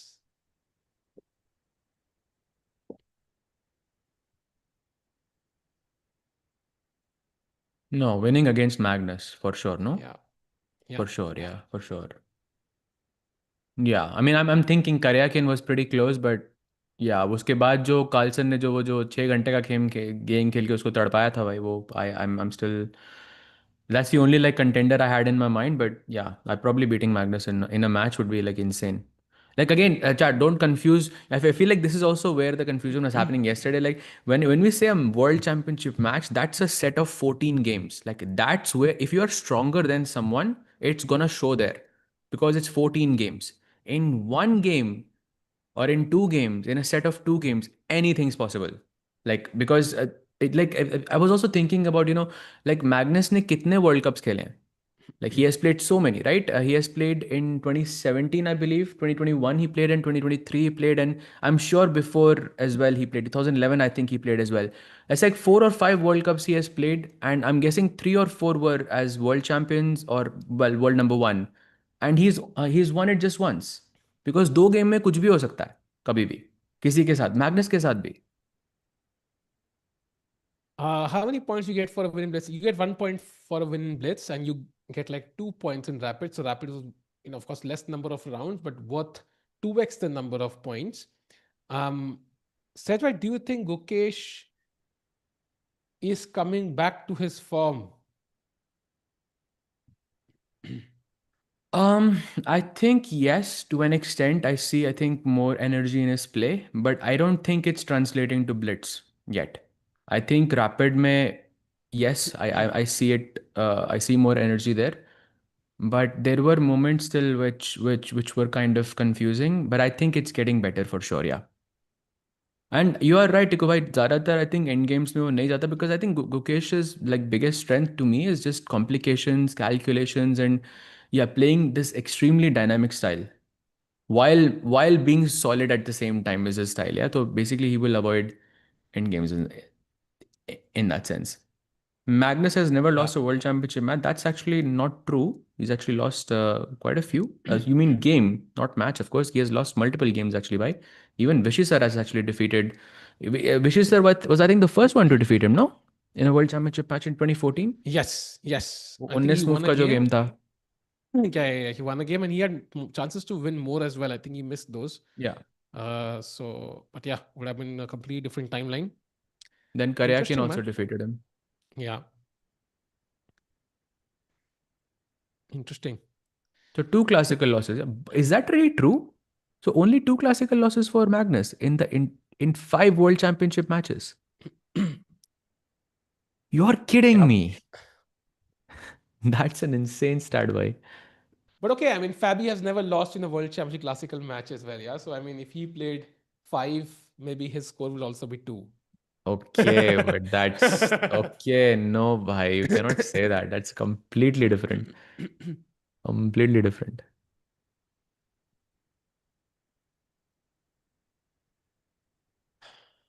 When will Gukesh's next classical tournament be? It's Norway Chess that starts from 25th. So we'll have Gukesh Magnus in the same event. I mean, the best thing Gukesh could do is just win Norway Chess ahead of Magnus, a feat which I think very few can even dream about doing.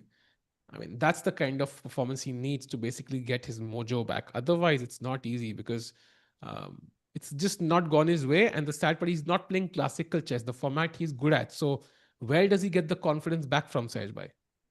He doesn't have many events. He has Norway chess and the Olympiad. That's it in terms of For classical chess. Gukesh, I think the answer is simple. Yeah, I think Norway chess, of course, he will try to, repeat what he did last year. That I think is he all basically you beat Magnus, your confidence is there. Yeah, that's it. Yeah, true. And of course, Olympiad is another catalyst, I think, for it as well because it really boosts his confidence. But I would be very, very, very interested to know which board order we are going for because this is not easy, I think, for the coach. Who is the bye the way coach, कल Sahaj? कल श्रीनाथ भाई आए थे कल chat पे bye the way I think हमने हाँ, miss कर दिया. आपने देखा होगा हाँ, शायद मैंने भी देखा था कल वो आया था. हाँ. He सॉरी said भाई if you King are watching. B6, King king B6 C निकालना फाइव बड़ा वाज टफ. मुश्किल है. वो भी बचा रहा था हाँ, मुझे भाई बट मैंने देखा हाँ. नहीं. But yeah how many more matches of Gukesh just one more भाई. It's him against Duda him playing with the white pieces and that is it. इसके बाद भाई 9 राउंड हो गए and then we have 9 more rounds and that will be the final day of this event. And then इसके बाद I believe we are gonna have Norway chess, right? We don't have anything in between, right? Yeah, I think the next event will be Norway chess after this, and I think we have something, but that's not like our broadcast. It might be something else, so it will be restream maybe for a couple of days. But yeah, for us, I think the next event will be Norway chess, and of course, we also have Divya and Humpy playing in the women's section there. So huge prizes. I think Norway chess is the only event which has an equal prize fund for open and women's section. So it's an opportunity to win. I think the first prize is around 73 lakhs, right? Something like that. So a chance to win a huge prize fund, regardless of the section you're playing in. So yeah. Yeah, that's amazing actually. So let's see, and so in between, so Norway chess is going to be on the 25th, and then after that, of course, June is pretty good. GCT Yeah. events and stuff like that. Yeah. Yeah. Norway When chess is it? Cup hai. We just told you, brother. Olympiad Olympiad team ki announcement. I mean, chat, the top three players. I mean, the top four players at this point. I think Nihal is basically in as well. Fifth, I'm not sure who is it gonna be. I think Vidit ही होगा. I think हमारे five players I think fixed ही है ना फिर तो. Yeah. Yeah. Yeah. Yeah. But board order is the question. That's a very good question, Mai. Olympia team announced. I think if we know the rating qualifications, basically April, May, June for Indian team at least, that's the 3 months I think, whose average rating will be taken. And it's going to be interesting to see how it turns out because open section, I think Gukesh, Pragarjun are automatically in. Then Nihal is also automatically in. And the fight is for fifth place. And as of now, Vidit seems to be the one who's likely going to make it. Hmm. Women's section, of course, I think it's going to be, we know the four names, right? It's Harika, Hampi, Divya, Vaishali. And then the fifth name, however, I'm not sure who's. Tanya. But Tanya Tanya so is didn't not play the games, playing. no? Tanya didn't play the I mean, games, she yeah. has time, but I'm not sure if she's No, playing. no, it was end of April, bhai. It wasn't end of May. But I Vidit think is it's playing in already. June, right? Sorry? I was guessing that's the reason why he's playing in June, because basically he gets to complete his qualifications of the games and then he also has the same rating. I don't know, maybe that's wrong then. Tikubai said that, oh, sorry, Tanya said that, said Tikubai said, so Tanya said that it was end of April. Okay, maybe then it is just playing for the sake of it, yeah, some other event. So, okay, interesting. Arvind also could be one as well, yeah. For fifth board, bhai, you don't know.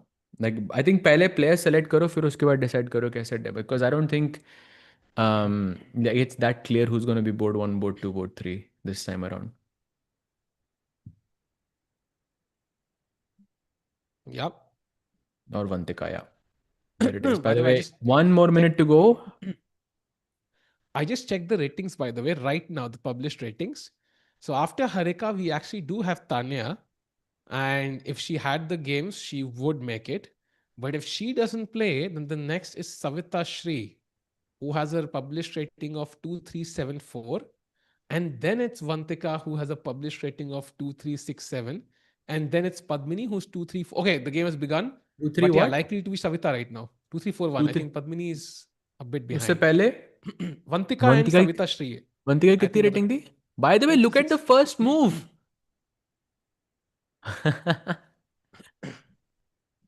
No ways. And by the way, chat, for a question for you, what is the name of this opening called? ये जो आपने board पे देखी, because यहाँ पे cultural चीजें हो रही हैं chat. Because the more chess is discovered, players are like, मैं ये भी खेल सकता हूँ, मैं ये भी खेल सकता हूँ. So let me play something from my own culture. This opening is known as the Polish defense. You know what this reminds me of? When Magnus played the World Championship against, I think it was Karyakin, he played the Trompowski in round one, and that's when I think Trump became the president. So he played the Trompowski, and some people said that he did it because of that. So very similar. Could be Polish why. number one in Poland playing the Polish defense. Exactly, yeah. For the culture. For the culture. Because also, I remember in World Cup, Lorenzo Lodici was playing Italian all the time. Like every single game, he was playing Italian. And he's from Italy. Yeah? He's Italian number one. And he also made it to the quarterfinals of the World Cup, Tikuba, if I'm not mistaken. Or it was right before the quarterfinals of the World Cup. Yeah, knight And yeah, a3 क्या move है भाई? मैं क्यों मुझे फालतू में trauma दे रहे हो भाई? Knight a3 मतलब it's अच्छा usually a भूल bad गया था move आपका. knight a3 but it works out well for the player bhai. I have lost enough games with knight a3 to know that chat, and if you know you know. Yeah, damn. By the way, D4 played. Gukesh does seem to have the center in his control, but there is pride at stake for Duda, no, to win with the Polish defense. But I mean, Polish defense, say, yeah, but the Indian openings are not really Indian, no? Like it's not like it's based on India. Is my guess. King's Indian. Is it based on India? I don't think so, right? It's not like it was like the opening was invented Old by an Indian Indian. Benoni. No, King's Indian is called King's Indian because जब चतुरंगा होती थी ना तब pawn दो घर नहीं चल सकता होता था. तो players used to play all the moves you will see जहाँ पे पॉन एक घर चलता है उनको Indian openings कहा जाता था. तो King's Indian defense because it's knight Ah, f6, g6, bishop g7. तो पुराने ज़माने में like I'm not sure if it's Chaturanga or if it's like an older version of chess.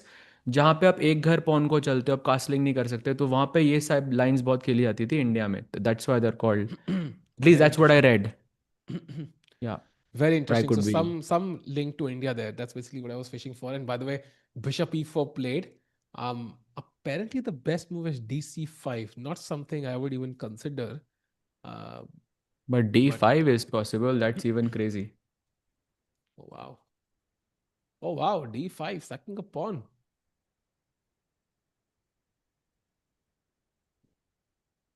d5 is Interesting. crazy I think भाई very very crazy Duda can Best make thinking, his by the way. record 6-1 in against Gukesh and Blitz भाई if that is true that is insane if the score is 5-1 but oh you mean from that like from the match I see वो जो world championship बनने के बाद ही went to Poland no Mukesh Yes, that was crazy. He got destroyed by Duda there, right? If I भाई remember. That's where it started if you think about it yeah Hmm. Like Gukesh like started okay, wo jo like Gukesh didn't look like Gukesh since that match. And also if you remember Tiku bhai, like for Magnus also after that 125 unbeaten streak was broken by Duda as well.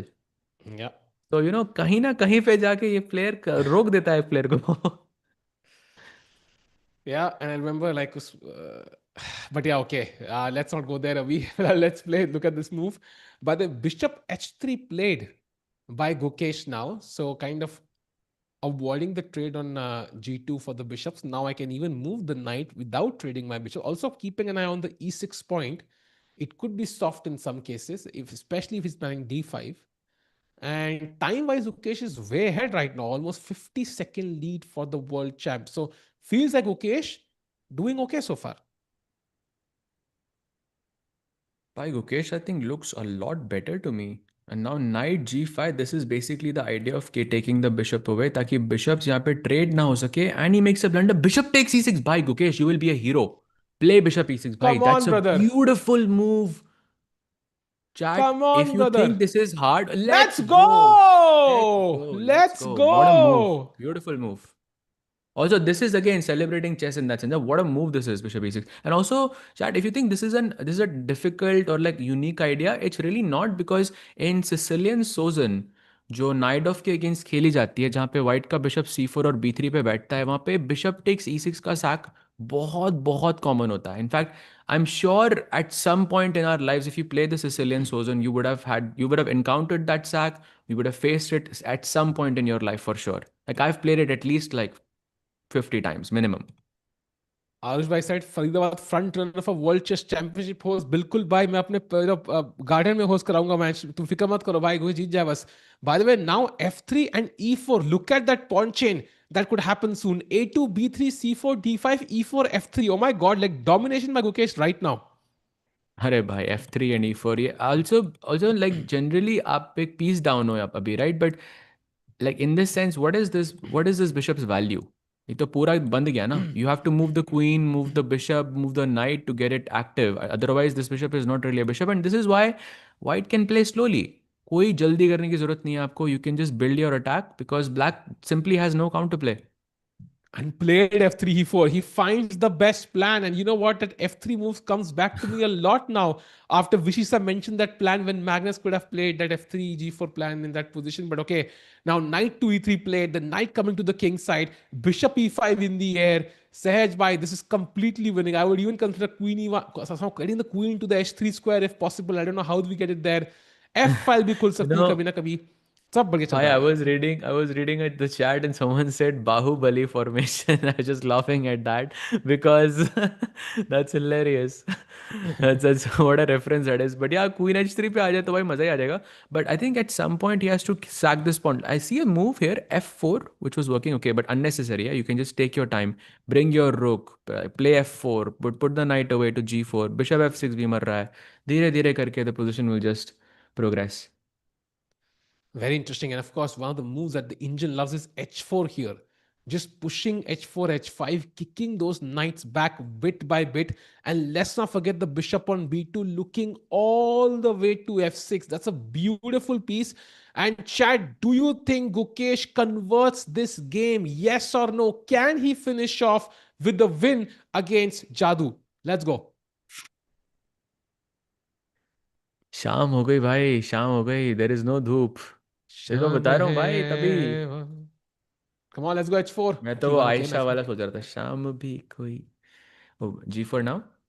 मैं नहीं गाने वाला by the way. It's too late. G4 H4 is the way. Jay Shah writing script of World Chess Champion. You're going to some source. नहीं भाई. Well, the next one we'll see. Sindarov By का the क्या way, है भाई? Sindarov Sindarov का checking. भी He's a script. bit worse against Wesley So by the way. Hmm.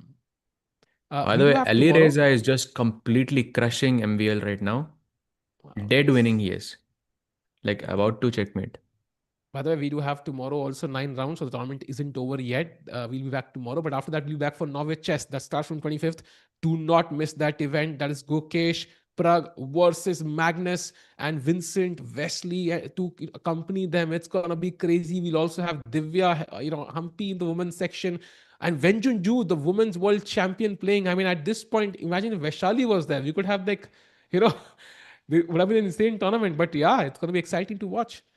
One of the Yeah, for biggest sure. events of the year, actually, every single time.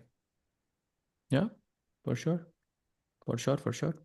Sahaj bhai, how would chess change if castlings were to be removed?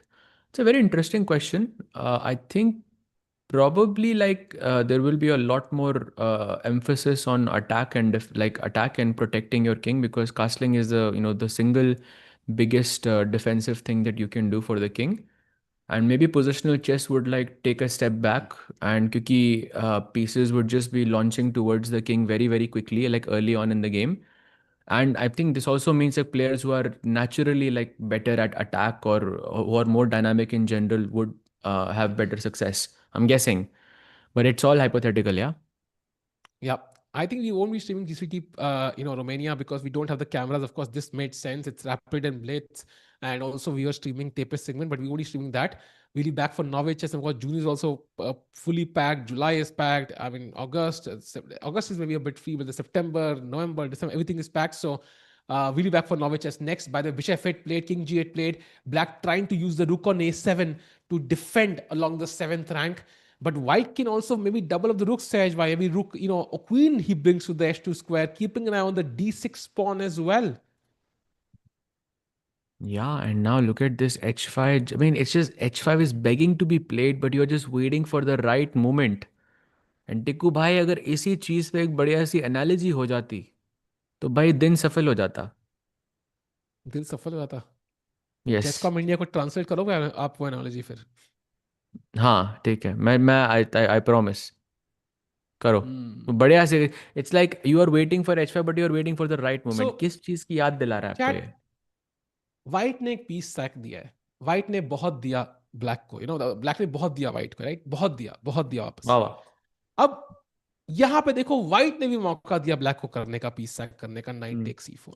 Now the मैंने भी evaluation दिया. didn't change. Evaluation didn't change. Same way, जैसे parents हमारे लिए कितना करते हैं, हम कुछ भी कर ले वो कुछ भी नहीं है उसके बराबर, लेकिन स्टिल कोशिश करनी चाहिए करने की, जैसे यहां लुडा कर रहा है भाई, उसने ही पीस तक दिया, कोशिश करेगा चाहे, even though it can not, he can not really give back the same amount भाई. सो ये था मॉरल लेसन भाई आज चेस. भाई ये सुन के तो मेरा मन पूछने का मन कर रहा है, बेटा वो तुम्हारा कैमरा कितने का आता है?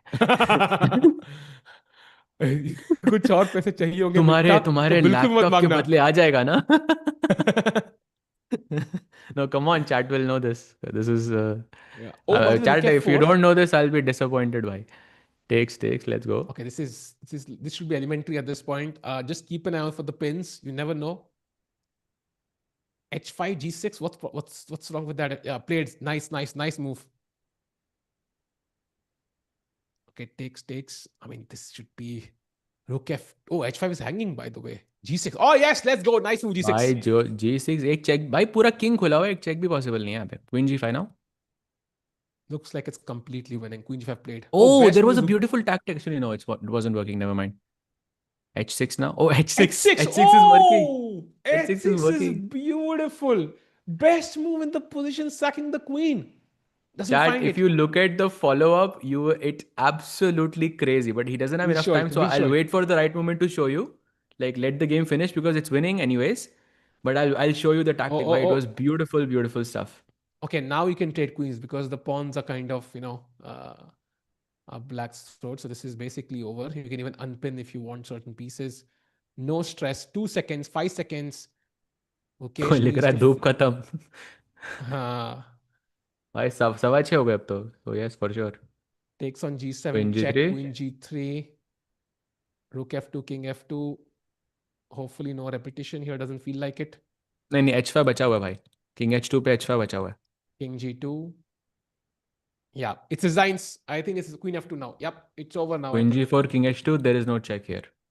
Yeah, that's it. And there it is. Gukesh finishes off with a win at the end. So that's a good game from Gukesh's perspective. Defeats Duda because there is no sunlight. And Sahaj Bhai, he ends with a 4 out of 9 in day 1 of the Blitz.